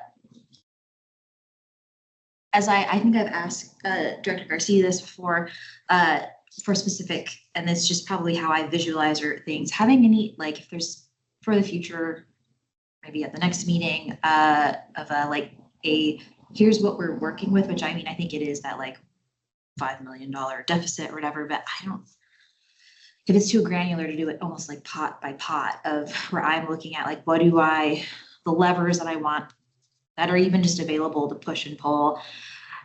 And in my mind, I'm thinking of this similar as Mayor Moult will know this, that sometimes the Senate with capital, you have all right, each district, you got X amount of dollars for your local community project funds. And pros and cons of that, because sometimes people get too married to that particular number, right? When I think that would help me in the future. And so that's feedback I should have given you earlier, probably. I think it's just, I'm just now kind of realizing like how that would be helpful for me, visualizing it, just to know that like, here is the dollar amount that you're working with that you then have to make policy decisions on. Maybe it's in there and maybe I just need to go study it more or look at it more. But the phrase austerity budget is making me nervous. And I know that we just don't quite know where we are yet. And we're not saying that, Okay. just for the record. Okay, yeah, that's. Wins, I'm talking about wins, but I'm not Okay. prepared to put a Okay. label on anything yet. Okay, then I'll We don't know reserve, enough. I'll reserve my comment on that and for when we cross that bridge. This came up, I think on Monday or I'm wondering if we need to do almost a like flexibility cushion. Maybe we have this already for, since we're doing biennial budgets of our like mid, I think it was Councilmember Walsh had brought up, what are we doing? The decisions we're making mid-year that we want to add something, we're responding to hopefully a community need that's addressed. And so do we need to be adding that padding within the biennium? I'm not sure what that looks like. I'll stop there for now. Councilmember. Sorry. Yes. Overarching, since we're still at the overarching. I've mentioned this before. I don't want to lose sight of the little things. I know like the general fund, that's what people look at, but just especially if the wins aren't good. I know oftentimes the first things that are at least on the table to look at for reductions are oftentimes the things that I think make the city beautiful to live in. And so that's going to be in the back of my mind as we're going through the process, at the front of my mind. Now, Councilmember Walsh. Thank you. I think at this time in the budget cycle, it would be really important to hear from council about like, what are the things, the policies that are important with the budget? So I think one of the things I would like to make sure the new council members know about is this ending fund balance for unrestricted funds. the history that we've had there, where we previously were going over by a heck of a lot. And then we right-sized it based on a task force recommendation and spent down some of that fund, but that coincided with some budget data issues. And so now we're facing this ending fund balance, unrestricted ending fund balance, that in the last budget cycle was actually at 10%, where our policy is to keep it at 15 to 20%. And so I think the beginning portion of the memo that talked about the way that the mayor and the administration are looking at this is really important, because I look at that part and I say, I really don't want to stay at a budget in 27-28 that maintains a 12% ending fund balance. I think we should be looking at growing that. If what we are saying coming out of 25-26 is we achieved 12% rather than the 10%, I don't think we should stay at 12% for this next budget. And so one of my priorities then is making sure that we are carving out enough savings so that we are growing our ending fund balance. I would like to have a better understanding and a call out for things that we achieve as one-time funds. Just to get a sense of, like, maybe we decide to put, or one-time or volatile funds, maybe we decide to put REIT aside as something that funds specific areas of, and REIT is real estate excise tax, because we get some really large sales and other years don't. Using that in a different way than maybe we have in the past.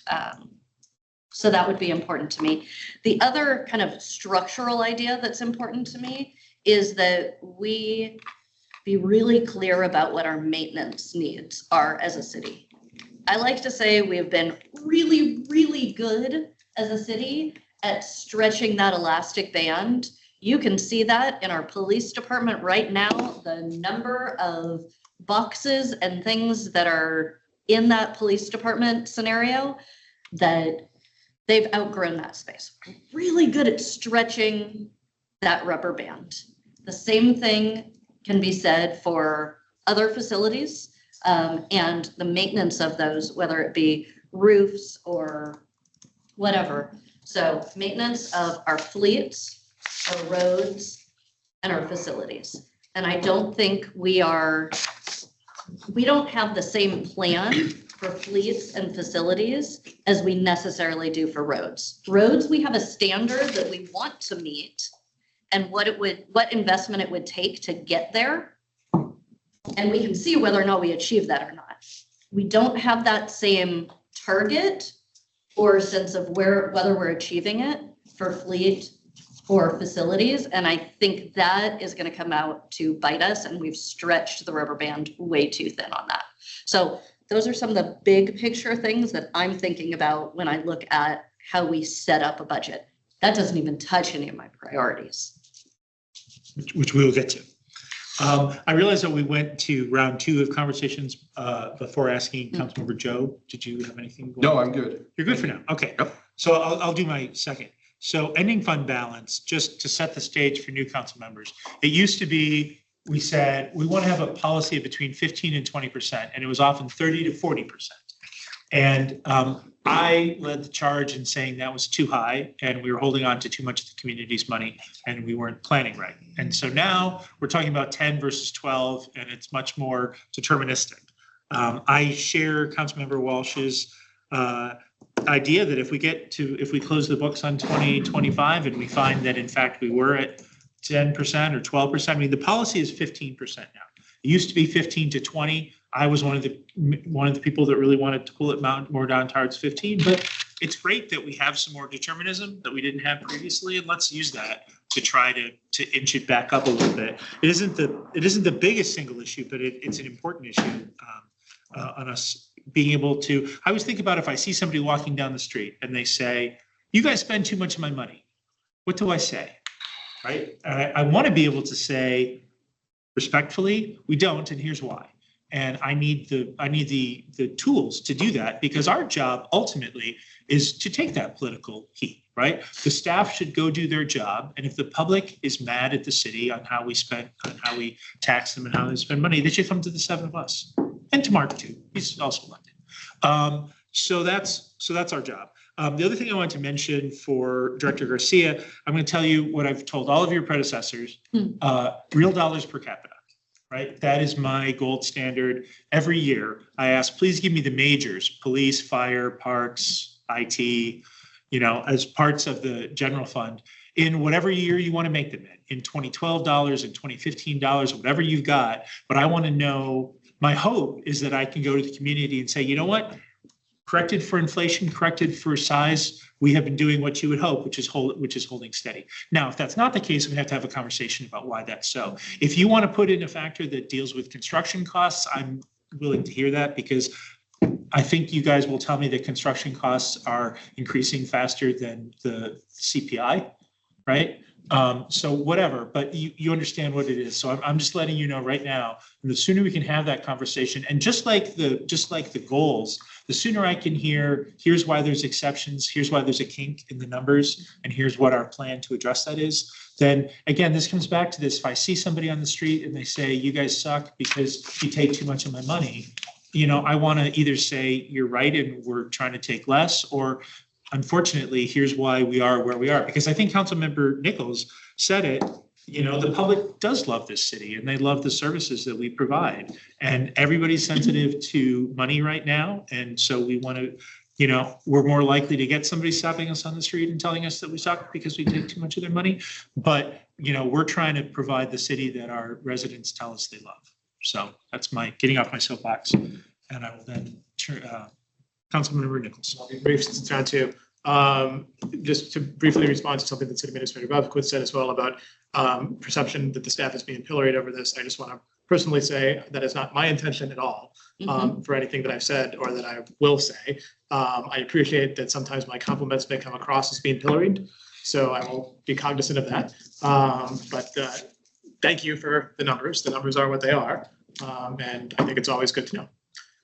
Then last big picture comment.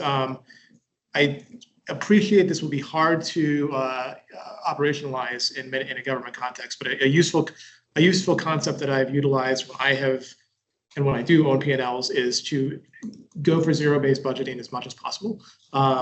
Meaning you start from scratch. Everything that is in there, you're trying to justify. There's a threshold for which that becomes very difficult, but the difference is between taking a previous budget, copying and pasting it, and moving forward. I know we don't do either one of those, but from a philosophical standpoint, especially if we need to be making cuts, that's a concept that is useful to help us understand all of those line items and to be able to dig in when appropriate and understand, is this here because at some point a previous council placed this in there and we don't really know why anymore? Understanding that's going to happen rarely, but is that the case, or is this something that is better subject to open investigation and further prioritization now? I don't see any other cards up. If we are ready to move into the structured COM 0252 portion, I would like to ask right now, we are scheduled to be done at 1:30. I would like to ask for 2 and then try to stick to 2 if we can. Is there anybody who has to leave at 1:30? I thought this was going till 2. I thought this was going till 2. So let's try to hold to 2. The original calendar invite said 2. I think we updated it to 1:30, which was probably a. All right. So Dr. Garcia, the mic is yours. Yes, well, thank you, Councilmember Marks. I want to thank you for kind of taking a pause, letting the council have an opportunity to share some initial feedback. That was very helpful insight for me to kind of understand, kind of where everyone is, what level of information that they want. So I think that will help inform, we're kind of all doing a reset. I'm new, we have a new budget manager, new mayor, some new council. So I think this is a good time to kind of reset, set some expectations going forward. I have better information now for when we do the next development process, maybe how we would start our kickoff meeting or our budget planning. So I appreciate the feedback and thank you for taking the time. And hopefully, as I go through the presentation, some of the questions that I did hear posed on the roundtable hopefully will be answered. And certainly more information will be coming in July that I think will really solidify and give us a better picture where we are. So thank you for kind of taking that pause. Great. You're welcome. Let's see. Is lunch?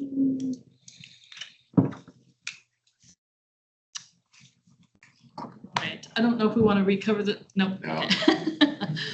All right. So I think we've kind of already talked about, but the purpose of today's presentation is really to discuss and review initial revenue expense projections. We're planning for the budget. We wanted to talk about high-level themes that we're seeing that will help inform council directions. Staff needs that feedback as we go and start developing our budgets. I did want to point out that we are focusing on the general fund operating budget. That tends to be the biggest focus. That's generally where we start to see budget challenges. So it's always good to start having conversations with that. We will be bringing forward capital budgets in July. I will talk later at the end of the presentation about some of the other things that we'll be bringing forward to July. Also want to hear council input on what else you might like to see based on what you're hearing today.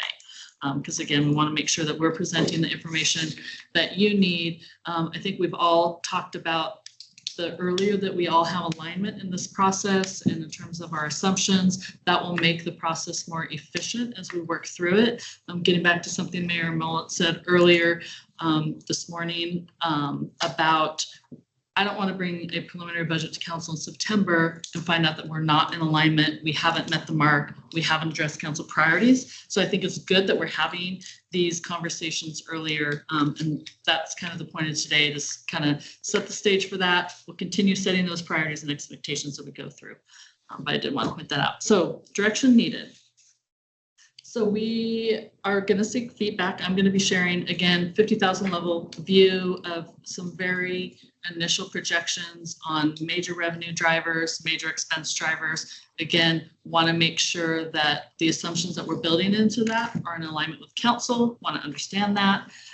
That will help then inform the departments as we take those priorities back to them. That'll help inform the next stage of the budget process. We also want policy direction, getting back to Councilmember Walsh, policy direction on meeting financial targets. On Monday, I presented the final results of 2025. We were at 12% of unrestricted fund balance. We do have a policy target between 15 and 20%. We do have some recommendations that administration will be making, but again, that is policy direction from council, and we would like to understand that earlier in the process, because that will kind of help inform where we need to look at revenue expense projections. Also want input on priorities. If after today, we're going to have some direction from council, we're going to go back to the departments and say this is kind of the basic parameters that we need to start working with as we build the budget. If we are looking like we're in a deficit position by the time we get to our July meeting, it would be helpful to know now kind of where council's priorities are in terms of where we might need to focus that work and fine tuning those budgets. You know, are there areas that are completely off limits? You know, don't look in this area.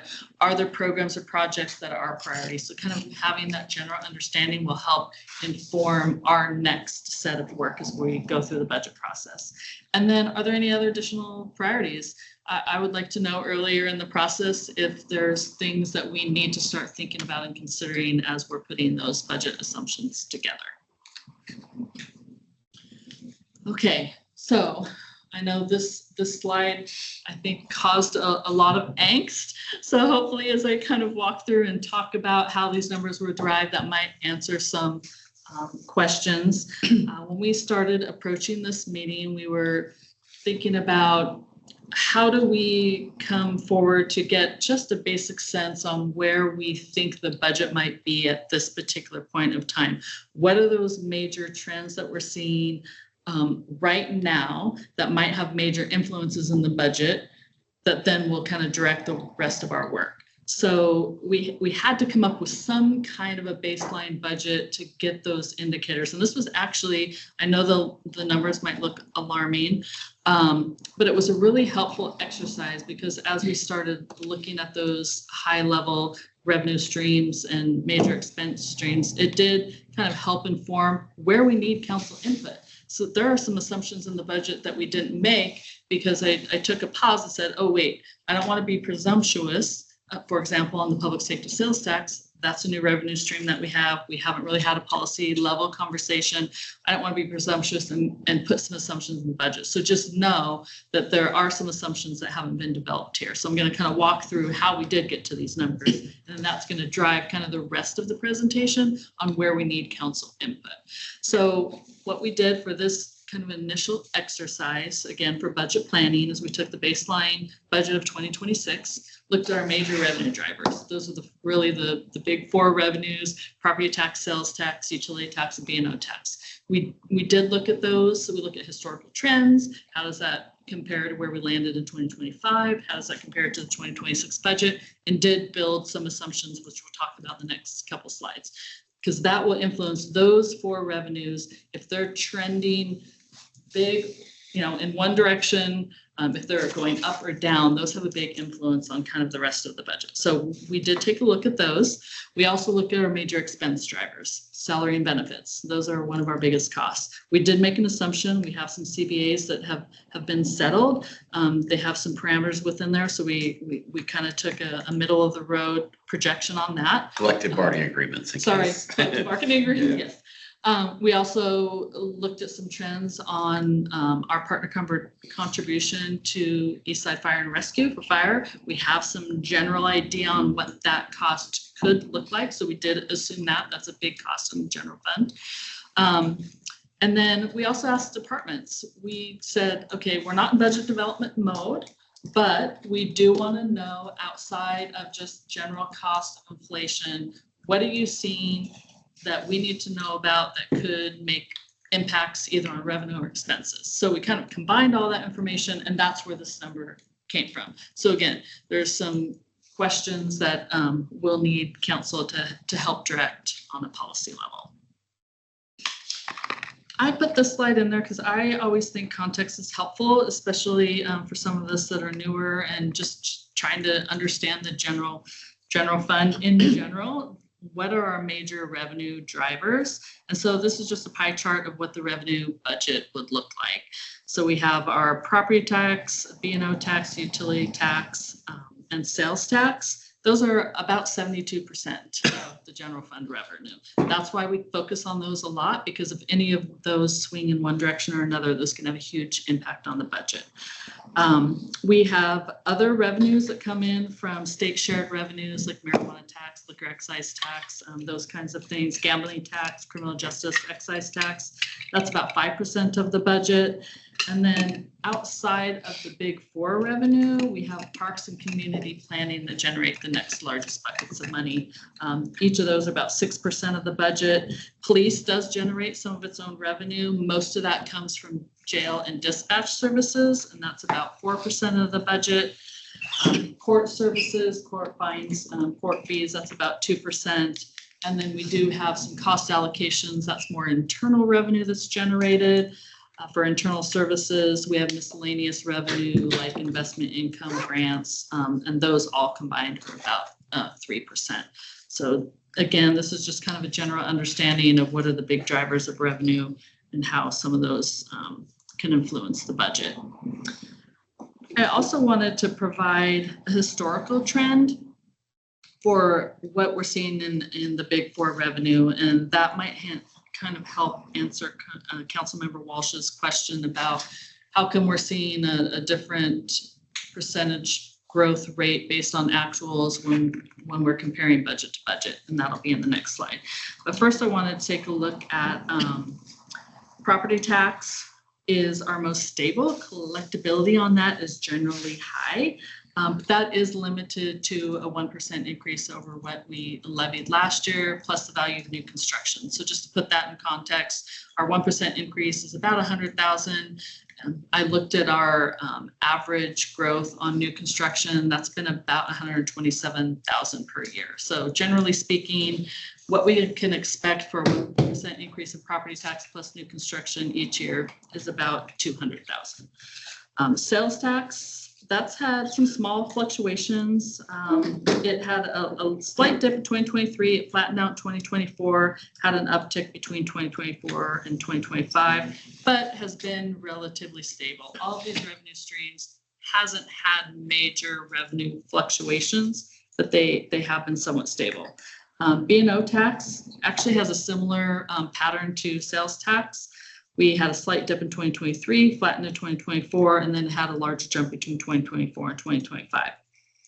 The revenues can vary on that based on a variety of sources. So we can have an increase in business or revenue drive that, like construction activity. So if we have a lot of construction activity, B&O tax can increase. We can have an increase in the number of businesses that also, or a decrease in the number of businesses that can impact that revenue, or a change in taxable goods and services. We did have the state that passed House Bill 5814 that did impact B&O tax. But I think that'll be taken away or at least slightly reduced. So we did have a little bit of an uptick, but that'll probably be taken away in the next couple of years. Or we can have a change in tax rates that can generate new revenue for B&O tax. City has not changed tax rates in many, many years, as far as I could tell. So the growth is coming from other factors, either increase in business or increase in business revenue. Utility tax revenue has had steady growth over the period. It actually has had the largest growth out of all the revenues. That's impacted by changes in population, changes in increases in revenue generated from the services, tax rate increases, or changes in the rate that are on the utility services. So a combination actually of all those factors have contributed to the annual growth between that period. So I put this slide in, again, I wanted to provide a little bit of context as we bring our revenue assumptions forward to council and what I was seeing. As I was performing this exercise and kind of looking at the Big Four revenue, how has it historically been performing? How did we end in 2025? How does that compare to the 2026 budget? I found a couple of things that I wanted to talk about because this is where kind of wanted to make sure we have an alignment with assumptions. So in looking at the actual growth between 21 and 25, all of those revenues combined, they have been trending upward and they're stable. When we look at the combined growth rate, that's about 4% per year. When I started trying to do the budget projections for 2027, there was two things that stood out. One was I looked at where we landed for our utility taxes in 25 and what we were projecting or what we had budgeted in 2026, and we were overestimating on our utility tax revenue. So for example, in 2026, we had budgeted 9.8 million in utility taxes when actuals came in at 7.7 million. So from my perspective, I don't want to base any increases on the 2026 budget. I want to go back to where the actuals were. I want to see what the first quarter revenue data looks like before I apply what my actuals. I point that out because when you look at budget to budget between 26 and 27, that potentially is going to look like a big decrease. But when in actuality, the actual revenues are trending upward, if that makes sense. That's where, when you look at the overall combined growth comparing 26 to 27 budget, the percentage growth is lower because I'm suggesting that we make that adjustment when we come to the next budget. So. And Kristen, I think in that case, you just found where I think we were double counting one of the utility taxes in a prediction of a future budget. It was just a error. Because yeah, I don't know that was an error. I think it was just hard to understand when we increased the tax rate on the utility, what that would really generate. So I don't know. It was just an overestimation. I don't want to say that was an error. But I want to correct that because I want to make sure that we're trying to be at least as realistic as possible when we start developing the budget. Yeah, I have a question. Yes, Councilmember. So, okay. That scares me, and also really good to find that. But when you're showing this here, is the top actuals that you're saying grew at 4%? Correct. But then so that would account for not including the double counting of the utility tax, because that would be in budgets. That was in a budget, not. That was in actuals. budget, yes. Okay, so you're saying our actuals over the last 4 years for our big four revenue grew by 4%, yet we are making assumptions that our 2026, 2027 big four revenues are only going to grow at 2%.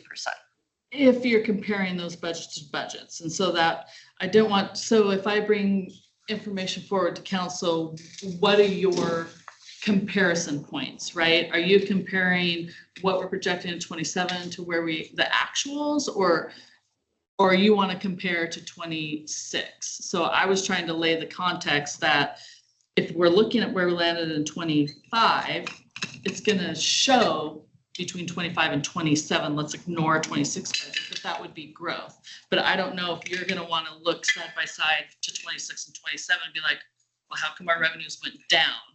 If that makes sense. So yeah, so if I'm looking at a trend line of revenue, I would assume yes, it's important in budgets to go, okay, what did we budget before? What was actuals?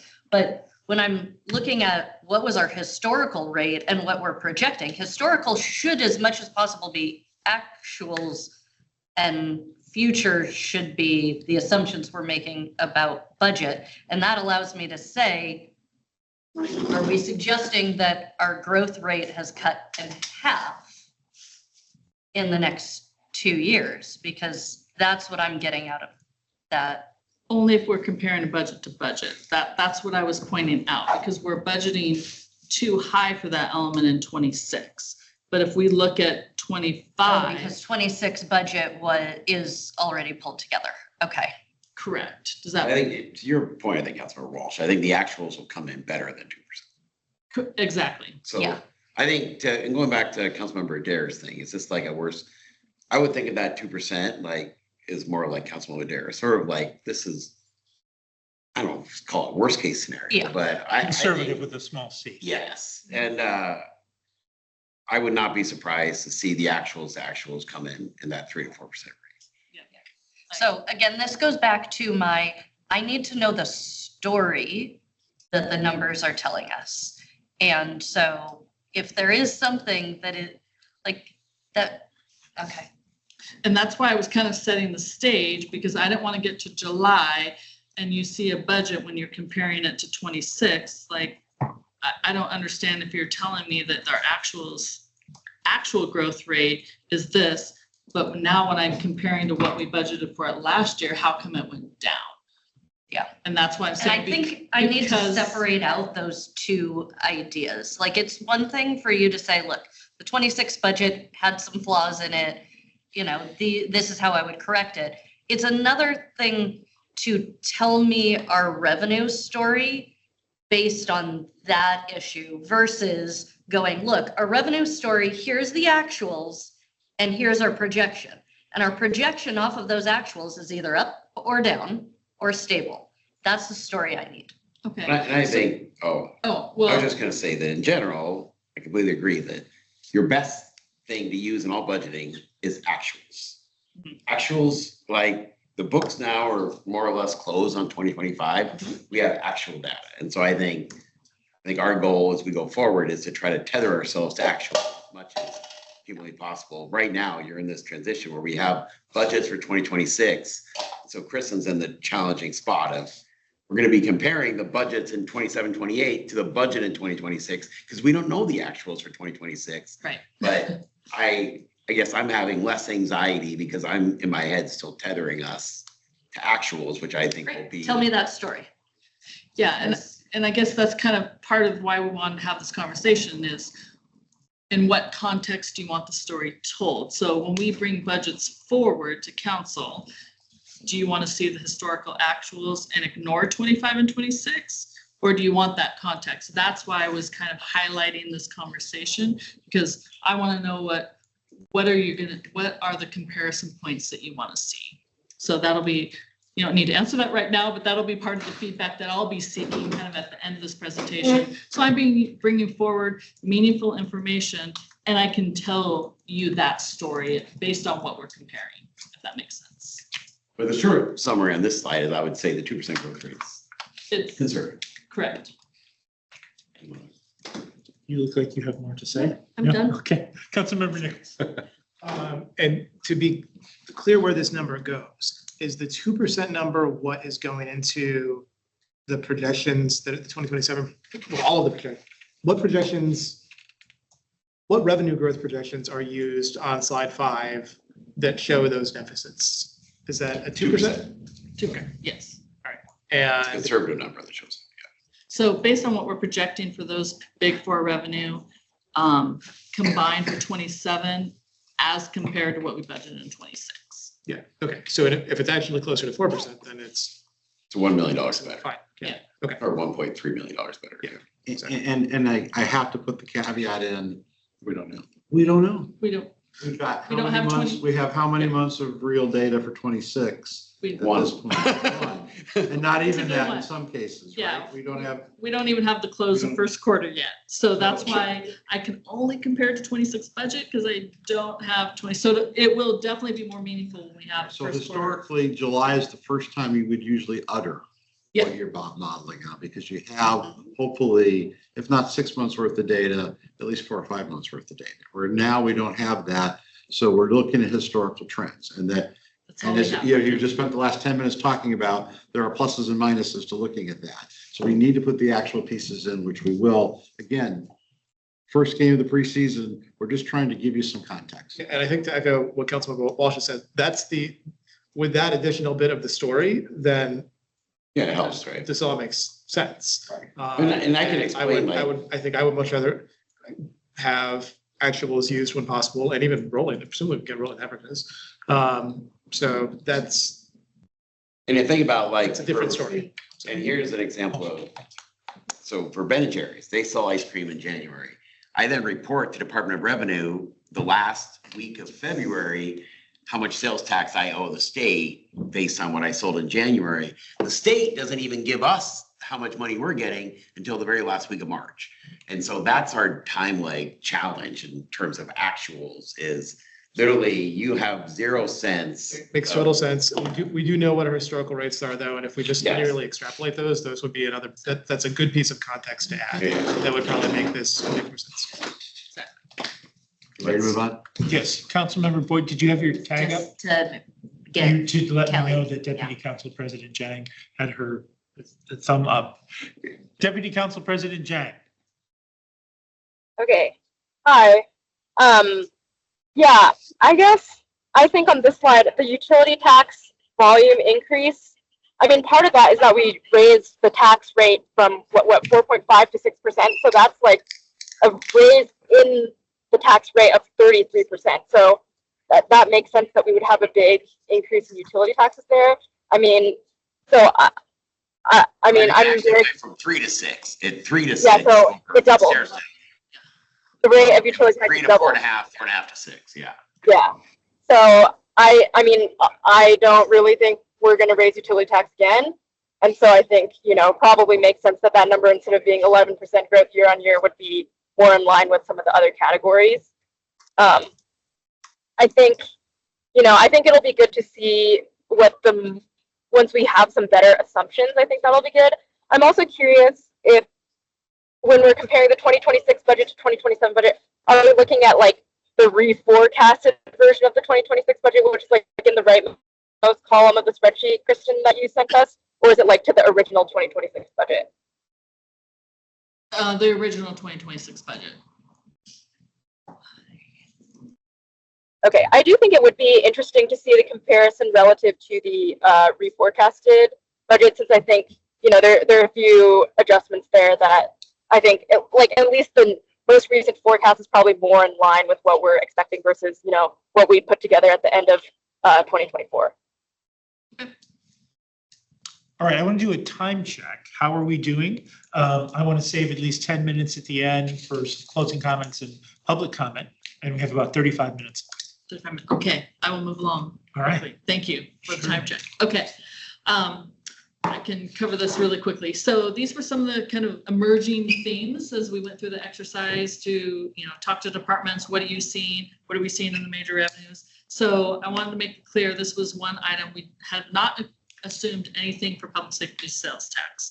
We do have a recommendation that I'll have in some slides from administration, but when we initially adopted that, we had some high-level general ideas, facilities, public defense, maybe some staffing and some capital equipment. But again, I didn't want to be presumptuous and include anything in the budget because council hadn't had the opportunity to provide input. That will be one area that we'll all be seeking input at the end of the presentation. Affordable housing, we did create a new fund. I just wanted to highlight that to council. Any of the numbers that you saw today excluded affordable housing because as of January 1st, we have taken all of that fund balance out, created a new fund. So you will see a new fund when we start looking at all the other city funds. So all the revenues and expenses are now in that fund.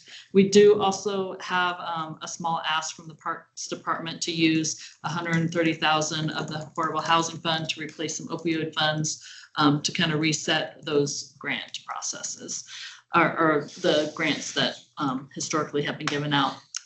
Another item I wanted to point out that did come out of the department input is that, again, if we're comparing 26 budget to 27 budget, not actuals, that we're looking at a building permit revenue reduction, which was pretty sizable. So if we're comparing line item budgets between 26 and 27, I didn't want that to be a surprise if you saw that in July.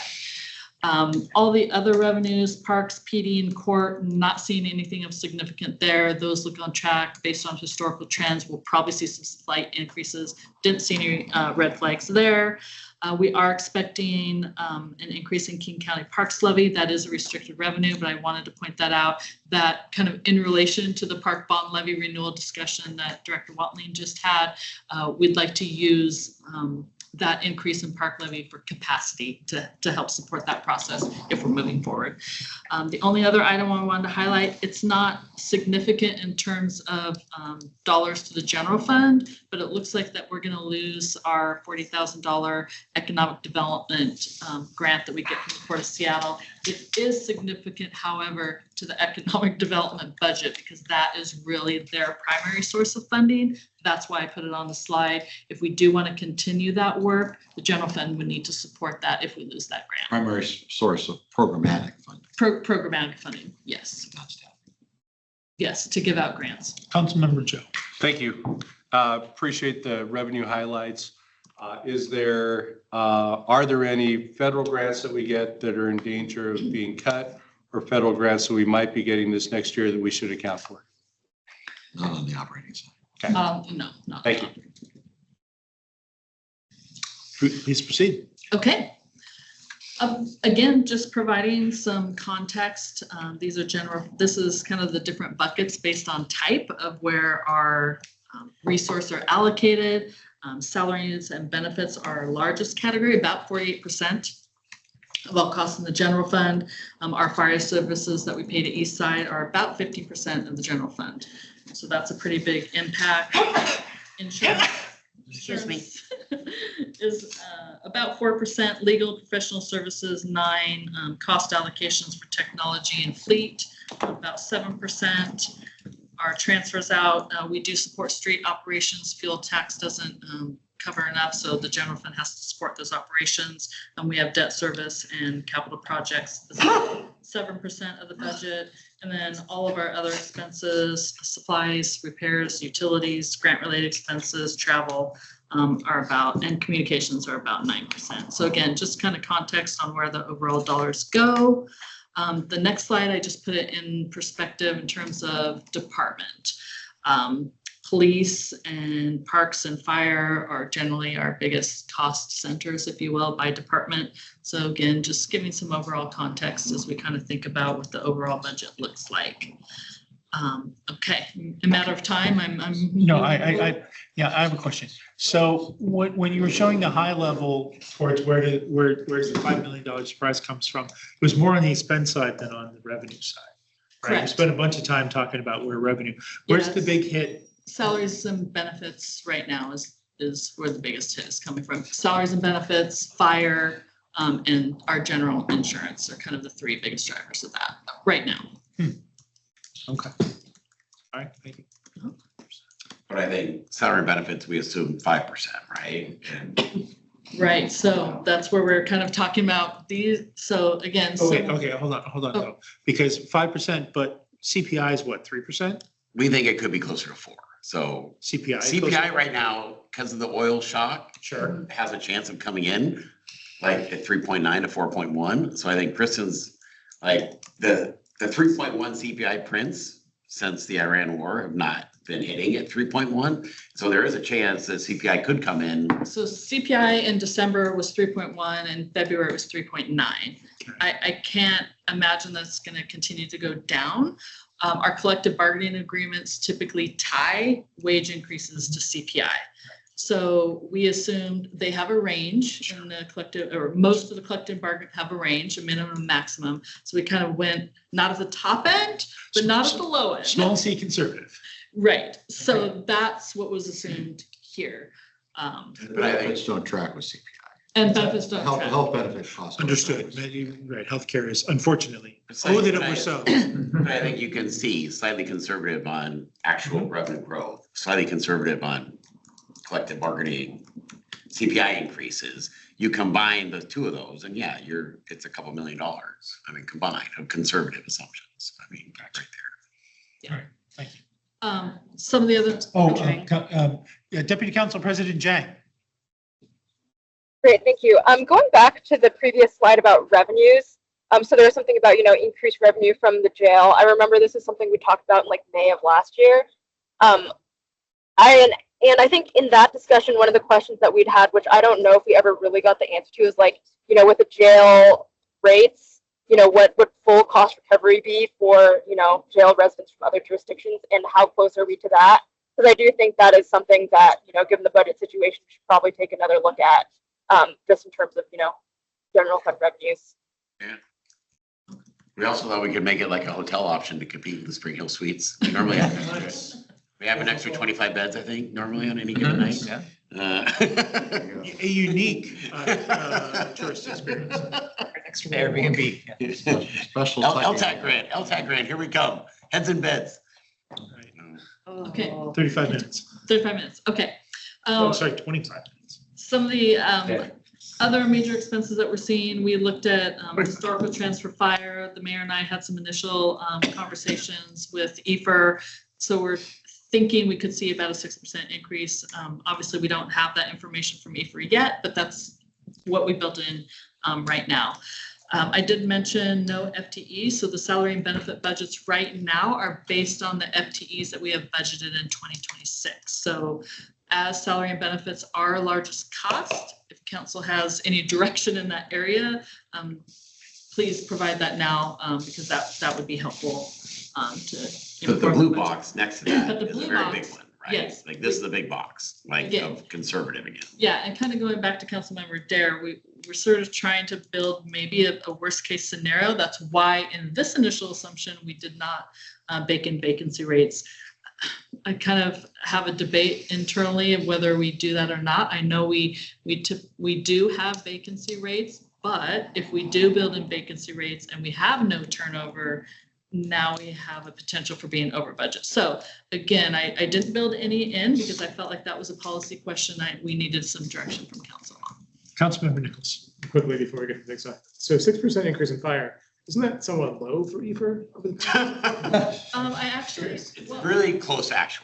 I looked at the it was 7% historical actuals, and there's 3 components to that. There's facilities, fleet, and then there's general, but it was about a 7% on average. Yeah, so it's higher than 6. So. And to be honest, we made that guess before the Iran war, so we were thinking Right. API stuff. Right. We thought would be, because we know the EFR CBA is already done. And so we were kind of going off the 3.1 print when we did that, and now it could be higher. Now we have new information. But I highlight the blue box in the sense that we have 300 FTEs approved. Like that is our budgeted FTE. And as of 48 hours ago, we had 282 people working for the city of Issaquah. So, I mean, there's an 18-person delta. Obviously, this is a 6-figure number. So there's some things there, to Kristen's point, where I think she has to lay out, like, if we were to fill every single open FTE right now, we would have 300 people working for the city of Issaquah. Like, and so obviously we're trying to manage that the best we can from an administration standpoint. So we're not in the situation how to lay people off. And so that's how we've been approaching the first 4 months of the year. But once again, it's another place where there's some conservative assumptions.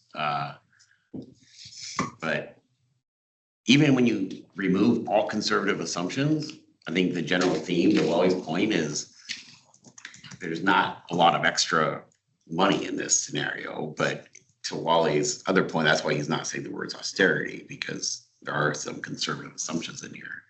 Those are your bookends. Stack up all the bad things, stack up all the potentially good things. And we said that. It's a normal budget.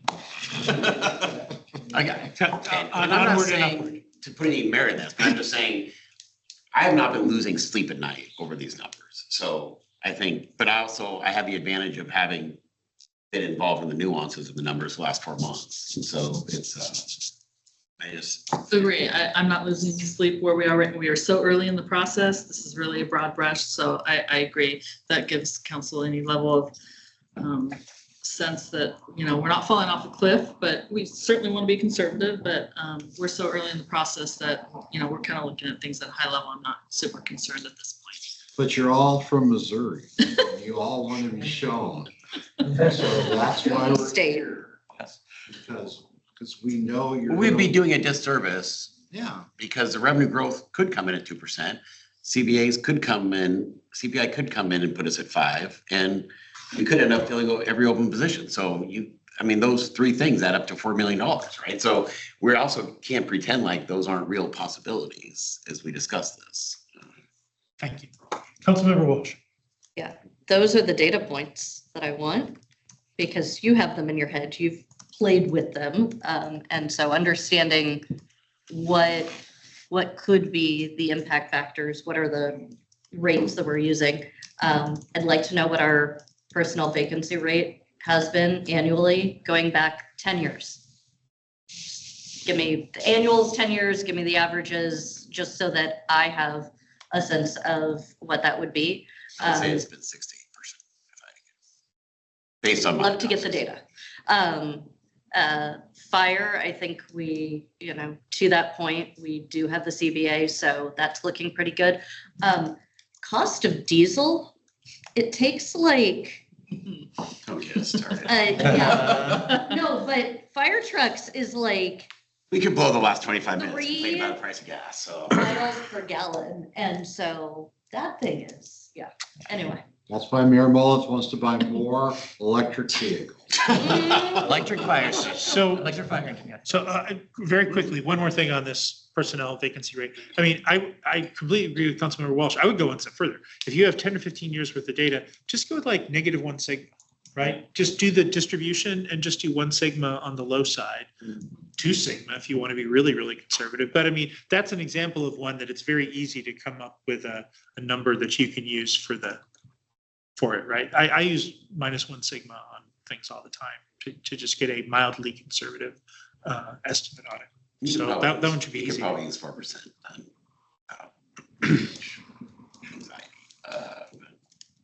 And Councilmember Boyd.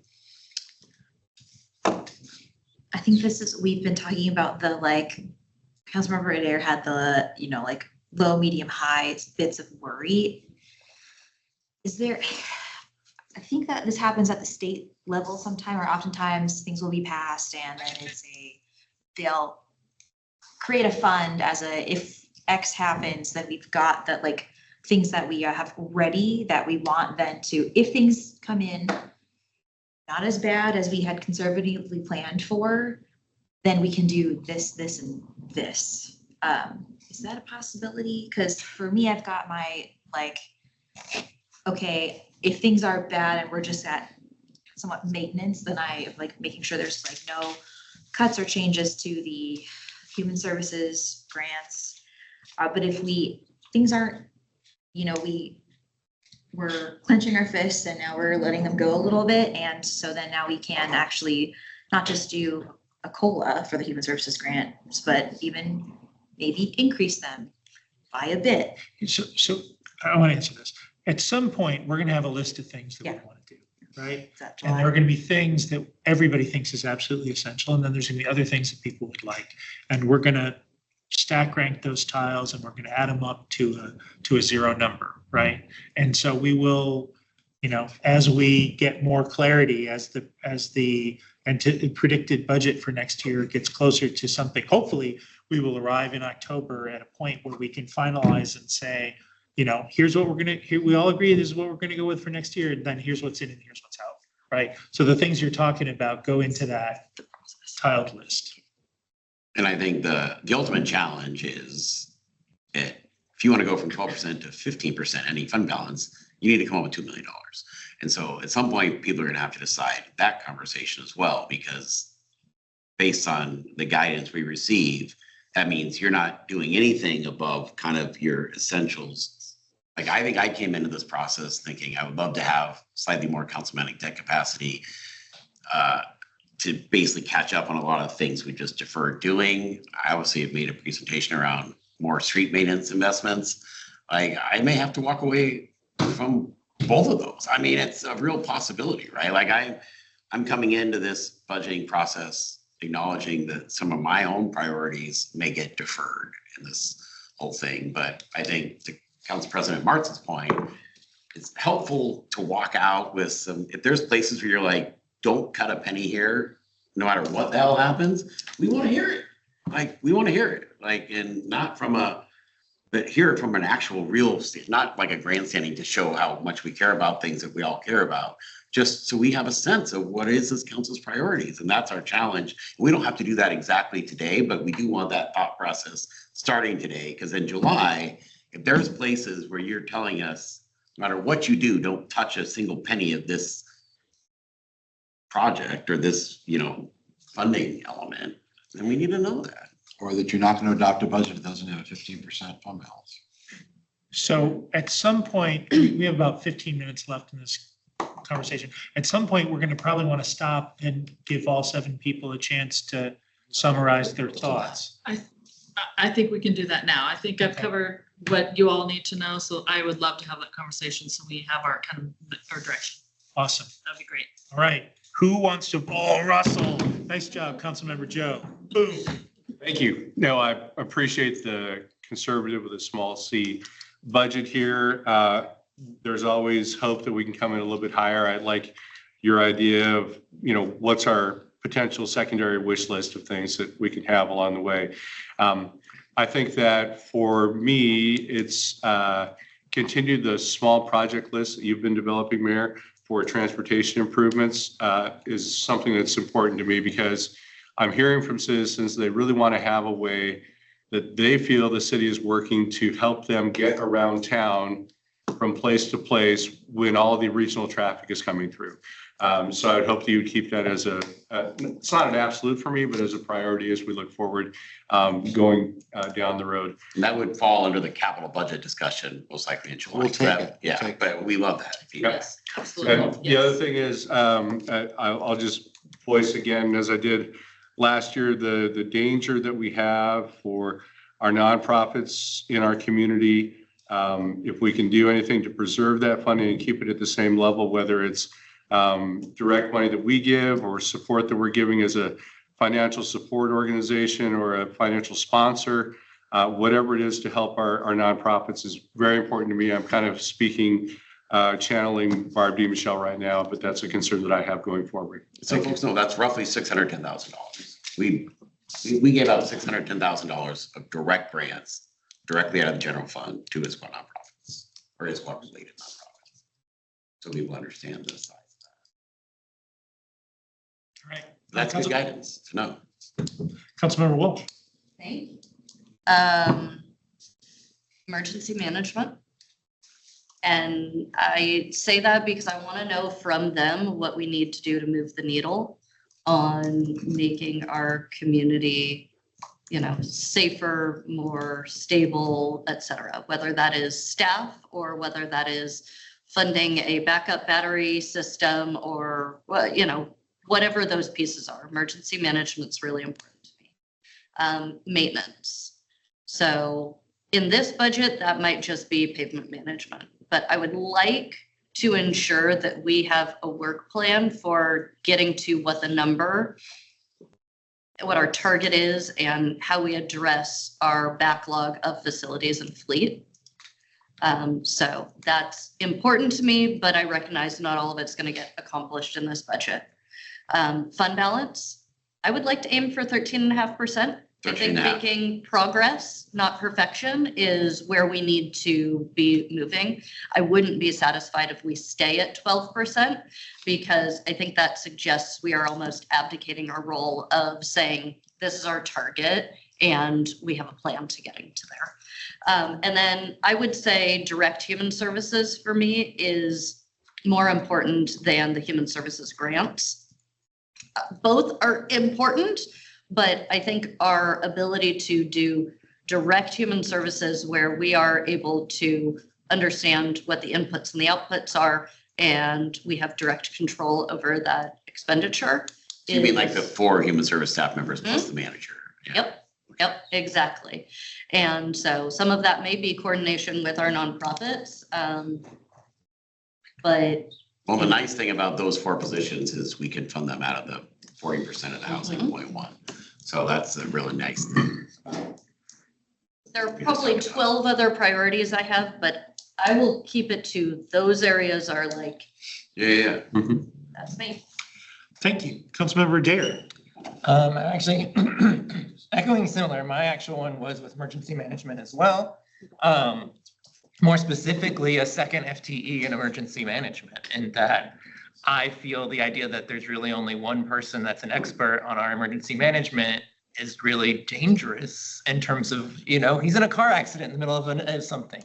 And while I know we have a bench that steps in, it just seems to me as a place, it's emergency management. It should have some level of backup redundancy into it. And that is something that I would really love to see, even though obviously I know we're in a conservative, it's no new FTEs, but that's something that I would like. I equally maintenance in that when my facilities work, it was brought up in terms of how many facilities have problems. We're in the middle of moving City Hall. There's going to be empty building. I don't know. There seems to be as has been said, we're reaching a dangerous point, and I feel in a lot of facilities, and I think we have to figure out at least a plan to start really addressing that in a very concrete way. We weren't able to get to, I know it was in the proposal about the public safety sales tax and how that's used. I know so that's likely going to be in the later conversation. I do want to, feel that there is more conversation there. Obviously, we're using a bunch to upgrade the police, but like police is such a big part of our business. I think we need to be really spending some time and thoughtful, work on that sales tax and how best we use it to address its budget issues. And I think that's it for me at the moment. So that's what I'll do. Well, we have several people left. Councilmember Nichols. Okay, so echoing some of the mobility statements that have been made, I hope I do like the continued list of small to medium scale improvements that we can try to tackle. To be specific on those for cars, we've had traffic signaling upgrades that have been in the works in various ways for a very long time. I think that would be nice to be able to just say this is done. I don't know if that's possible, but it would be nice to be able to say. Or at least say something is done. I think Front and Dogwood, light at Front and Dogwood, we've heard from people is. I think he's talking about. I know the signaling stuff. Intelligent trade. Yeah, the ITS stuff. I'm just saying in terms of the other two are Front Sunset improvements and. One box there being checked off is better than none. So that's great. Bikes and pedestrian, it's as well. I think some of the more ambitious bike and pedestrian things that are out there probably don't fit in that box, but things like intersection improvements, those help cars as well as pedestrians and bikes as well. And there are definitely places out there where that could be done. Echoing Councilmember Joe's comments on nonprofits. Also, I think this is a critical function we provide. I'd also like to add into that arts. This is not a big bucket that we have to devote towards arts in the grand scheme of the general fund, but looking at how arts funding is greatly dependent on cinema ticket sales. And I do not think that cinema ticket sales are likely to return to their pre-pandemic levels. So at some point, we either have to accept continuously decreasing our funding or stepping up with our own general funds to make that happen. Finally, briefly on the public safety sales tax, currently we have in there 400,000 increases in public defense is the proposal, 400K increases in public defense, $250,000 to fleet contributions for the Take-Home Car program, and $1.6 million to IPD facility renovations. I'd also like us to at least take a look at some of the other novel things that HB 2015 allows that to be used for, principally behavioral health crisis teams and addiction recovery services and co-responder models. It's a somewhat rare opportunity to be able to put a sales tax towards those kinds of things. And I would hope that we at least evaluate those. We're sort of, yeah, that's a fair point. I mean, we're sort of paying for 5 staff people out of the 0.1 on housing that do a lot of the things. I mean, I feel like Brenda's team works really closely with police right now, but I hear you. And I would say, just so people know, I'm not saying this led anywhere. An attempted cost saving measure was consider hiring our own public defenders. So we're not paying Valley Defenders $600,000 a year. But that, as we dove into that, it was, we have 84% of the cases we file in Issaquah right now are eligible for public defense. And so that ends up being over 500 cases a year. The Supreme Court mandate is you want to get down to 120 per person, which makes the whole thing not pencil out. So the attempt to switch to our own public defenders kind of dissolved in front of my eyes. But it doesn't, so we are just faced with the reality of either putting more into the Valley Defender contract or literally hiring a human to figure out, are there less cases we file? Because the second you file a case, you have to go to a public defender. So then I think that this cost saving opportunity, which I don't think necessarily is this budget cycle in public defense, but maybe 2 years out, is do you hire someone to figure out, like, so we don't have to do the next bump up again? Because eventually we'll pay Valley Defenders $1.2 million. Yeah, in my, understood, in my, I guess just to be explicit, my ask for the HB 2015 money in particular is, well, those are all important.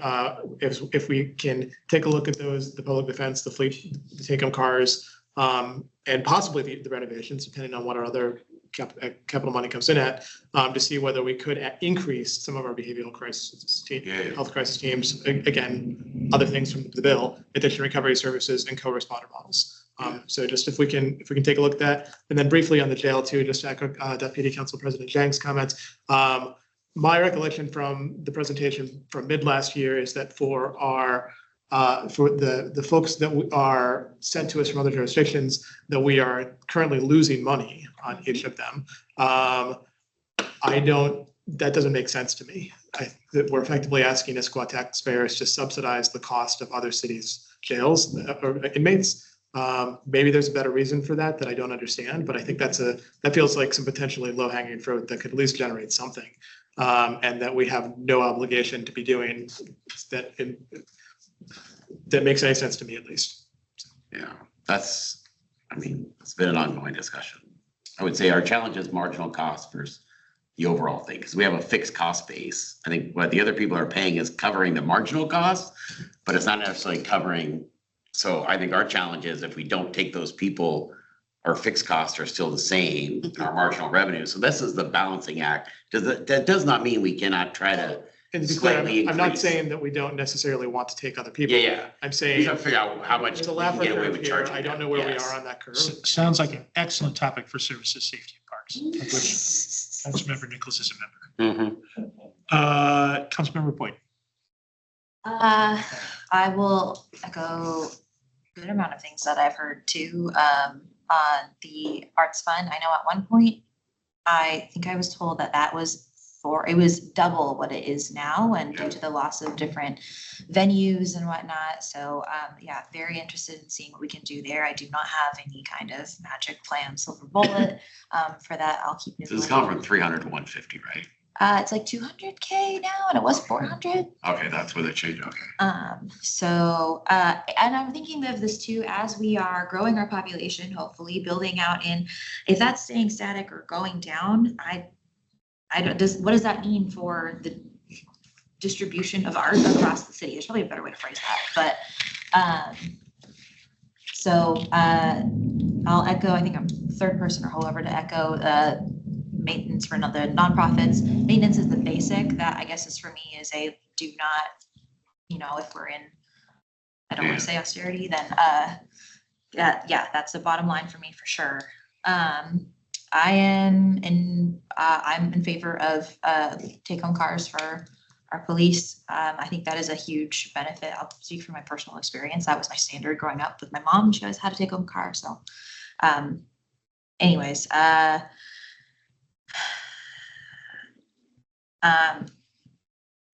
think this is a best case scenario position and maybe not something we can get to now, but one thing that stood out to me in the last community survey was only 61% of folks feel like they know their neighbors.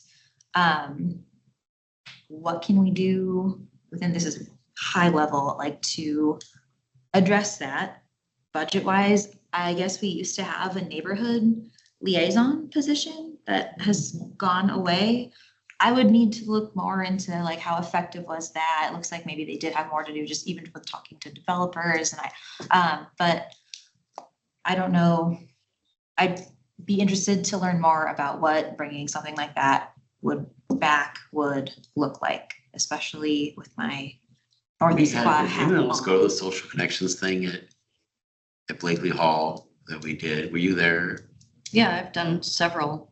Because we had a big one earlier this year, kind of where we put all the ideas up on the board where, I mean, Jillian, yeah. Was that one of them? Well, this was all, the entire event was based on your premise. I mean, this was an initiative that was So it wasn't started. the city doing it, it was the community doing it. The city had staff supporting it and everything. I think it's, okay, but I hear you. All right, Deputy Council President Jang. Great, thank you. Yeah, I have a variety of comments. I agree with Councilmember Walsh on the importance of direct human services. I think, our police really appreciate having the mental health professionals to work with them, and I think that's really great, an important service that really is tied in with public safety. I also think, the full discussion of the public safety sales tax spending deserves a much broader discussion. I'm hopeful that, the renovation costs won't take up like 80% of the new revenues, which is what we've, preliminarily budgeted so far. And to the extent that we're able to use some of those funds to, help pay for behavioral health coordinators, I think that'd be really valuable. I think on the affordable, using the affordable housing sales tax and behavioral health sales tax to pay for that aspect of things.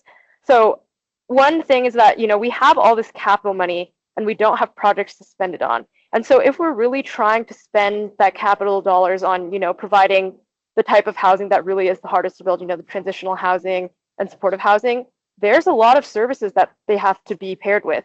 And so if we're spending all of our operational dollars from that bucket on other things, then we're not going to be able to be successful at, implementing those types of housing, which is my assumption is that's kind of what that pot of money is used for. So I'm a bit hesitant on that. But I do want to see us actually, make some progress on, setting up a transitional housing program that's actually going to work. And I think on the, and so I think, to Councilmember Nichols' point, I think it does make sense to potentially look into using the public safety sales tax to support some of those, additional aspects of public safety, like the behavioral health coordinators.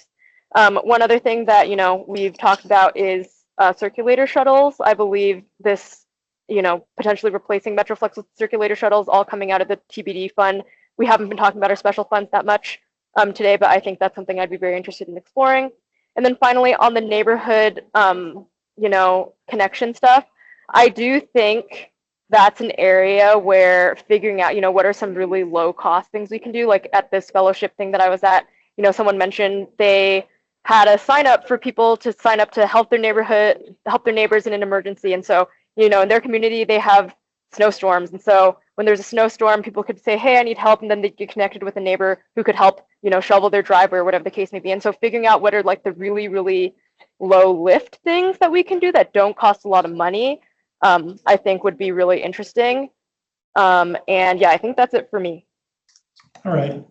Before we go to round twos, I'll add mine. I think that, Councilmember Walsh's idea of 13.5% as a target is great. Something better than holding the line, but not necessarily having to get all the way to 15. I share Councilmember Adair's concerns and other people's concerns around emergency management. Wondering if there's any chance we could share somebody with another municipality, right? Some of the needs, it's good to have a full-time person, but some of the needs for emergency management is situational, right? And if Redmond or Kirkland or Bellevue had somebody that they wanted to share with us for emergent issues, that could be a less expensive way than going with an entire second hire. And finally, I will say, we should at least hold the line and possibly get to our full number for uniformed officers for the IPD. We are at 8.1 officers per 10,000 people. That is substantially below Redmond, Kirkland, or Mercer Island. We also spend less per resident, considerably less than any of those cities. So I think that we, like I said, at the very least, keep all the officers that we have. We'd love to get to our full strength. There are times where we only have 3 uniformed officers on duty, which is too small for a city of our size. For those of you who are new to council, this was really broken 4 years ago. We were facing the possibility of basically being forced to get rid of our police force and, basically prevailing on the good graces of King County, which runs a fine county sheriff's office, but basically saying like, hey, can you give us a police force? And we clawed it back. And it's one of those things that I believe that the number one thing people want in their city is that when they flush the toilet, it works. The number 2 thing is that when they turn the tap on, water comes out. The number 3 thing is when they turn the light switch on, the lights come on in the room. But the number 4 thing is their safety of their home and their family. So, round 2, Councilmember Walsh. Well, that only gives us a few things that we have to do as a city, but I appreciate that. Public safety sales tax, for me, it is important that we go about this the right way when we're having a conversation about it. It's really important that we all agree about the scope of the IPD renovations before we set what that value, that annual dollar amount is, rather than setting that dollar amount and then using it to justify or give a sense of what we could or couldn't do. Yeah. So let's have that conversation, and let's have the conversation about how we want to allocate the public safety sales tax, because I think there are a lot of good options there. I also appreciate Councilmember Boyd for bringing up the neighborhood connectedness. I think that's really important. I'm not sure that the previous staff role achieved that. But I do appreciate the idea of connectedness, and toward that idea, I think classes that we do at Parks and Rec and events that we do help achieve that, and many of those cover their own costs. And so if there are areas within Parks and Rec, whether that is summer camps that serve our residents or after school activities or other things for, seniors and all of that, I think those are areas where we can provide services that don't come at a cost to our budget. And so those are areas that I would be very interested to pursue more of. Any fund balance 13.5? That concludes my remarks. Thank you. Brevity is the soul of wit. Does the administration have anything else on this item at this time? Just to make sure we're clear for the second pregame of the season. So that'll be on Monday, the 27th of July. Are you okay having it here in this room? Is it air conditioned? Council chambers with. Is this room air conditioned? Jeff, this place is air conditioned, isn't it? There's a heat. I'm sorry, where? This room, the Gibson Yes. Hall. It's air Yes. conditioned. Okay. Then I'm Yep. good with it. So we will come back and talk more about the citywide work plan. We will come back and talk more about performance measures. We will continue the operating budget discussion, general fund discussion. We will add capital. We will talk about enterprise funds. What I've heard is mostly housing is number 1, but we'll cover the others as well. And then another topic that will also be part of your season is the legislative agenda. And so we propose to start talking about that in July as well, because that season seems to get earlier and earlier. So that's what we're thinking about. I think it's a 3 hour, 4 hour. 3.5, 5:30 to 9. 5:30 to 9 or something like that. Would you go earlier than 5:30? I think Eric asked for 5:30. And I also, it's very, very So difficult. 5:30 to 9. Is this a bring your own bag lunch situation? No, we don't. What? We'll have food. Well, yeah, we always have. Yeah, feed us, please. No, this has been great. I hope the resetting in the first thing in the morning was helpful to exercise. But you're a great team and you're going to have a great season. So we're not quite done yet. We do have public comment on the agenda. So I'm going to ask Clerk Keiser if there, let's look and see if there's any indicated interest in public comment. I think the person who was on for public comment earlier is not on any, or who had indicated public comment is not. I'm not seeing any. Clerk Keiser, can you confirm? Yeah, I think she indicated she might join by phone, so I'm gonna go ahead and unmute the one phone-in caller with us to see if they have anything they'd like to say. Hold on.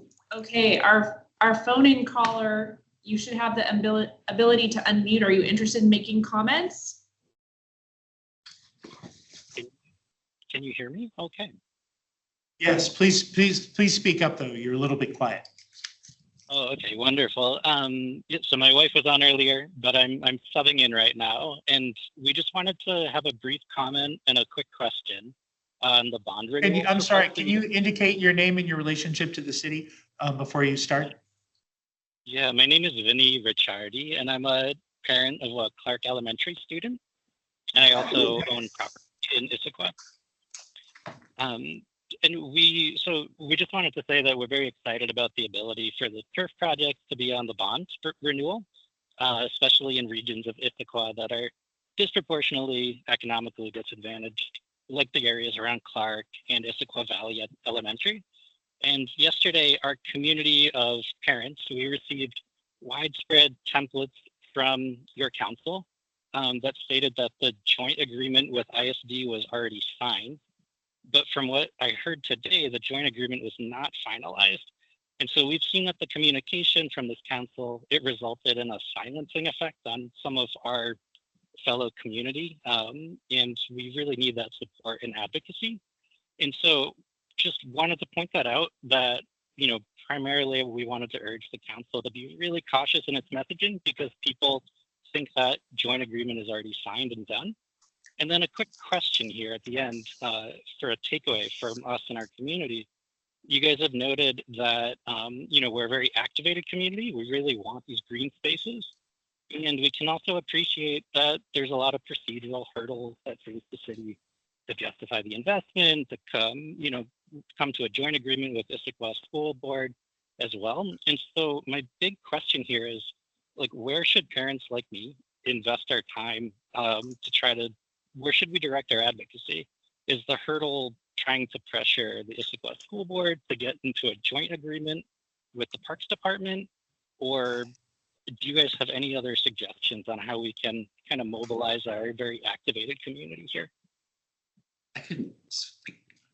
We don't usually do Q&A as part of a whole committee session. However, the mayor has indicated that he would be happy to share his thoughts with you. Well, and I apologize around the miscommunication. I think we remain highly optimistic that the joint service agreement will be signed. Everything is 100% headed in that direction.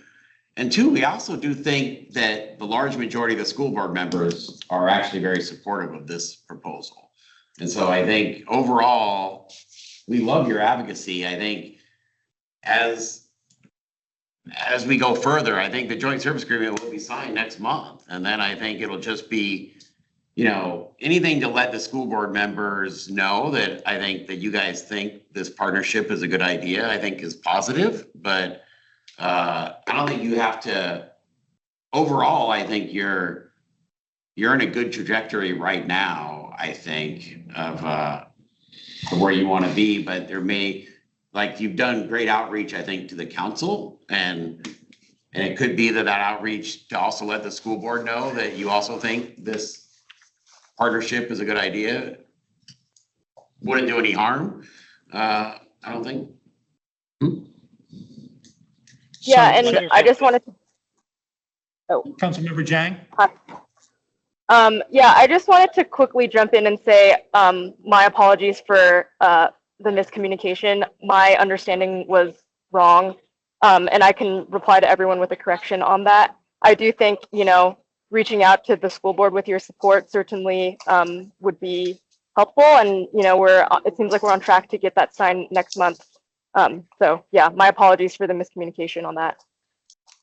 Thank you, caller, and thank you for hanging with us to the end of to the end of the meeting when you and your spouse had questions earlier on. Thank you so much. Any further closing comments from the administration? Thank you for your time. Thank you, and thank you to the staff. You did a great job supporting this today. Thank you, fellow council members, for a really good Saturday session.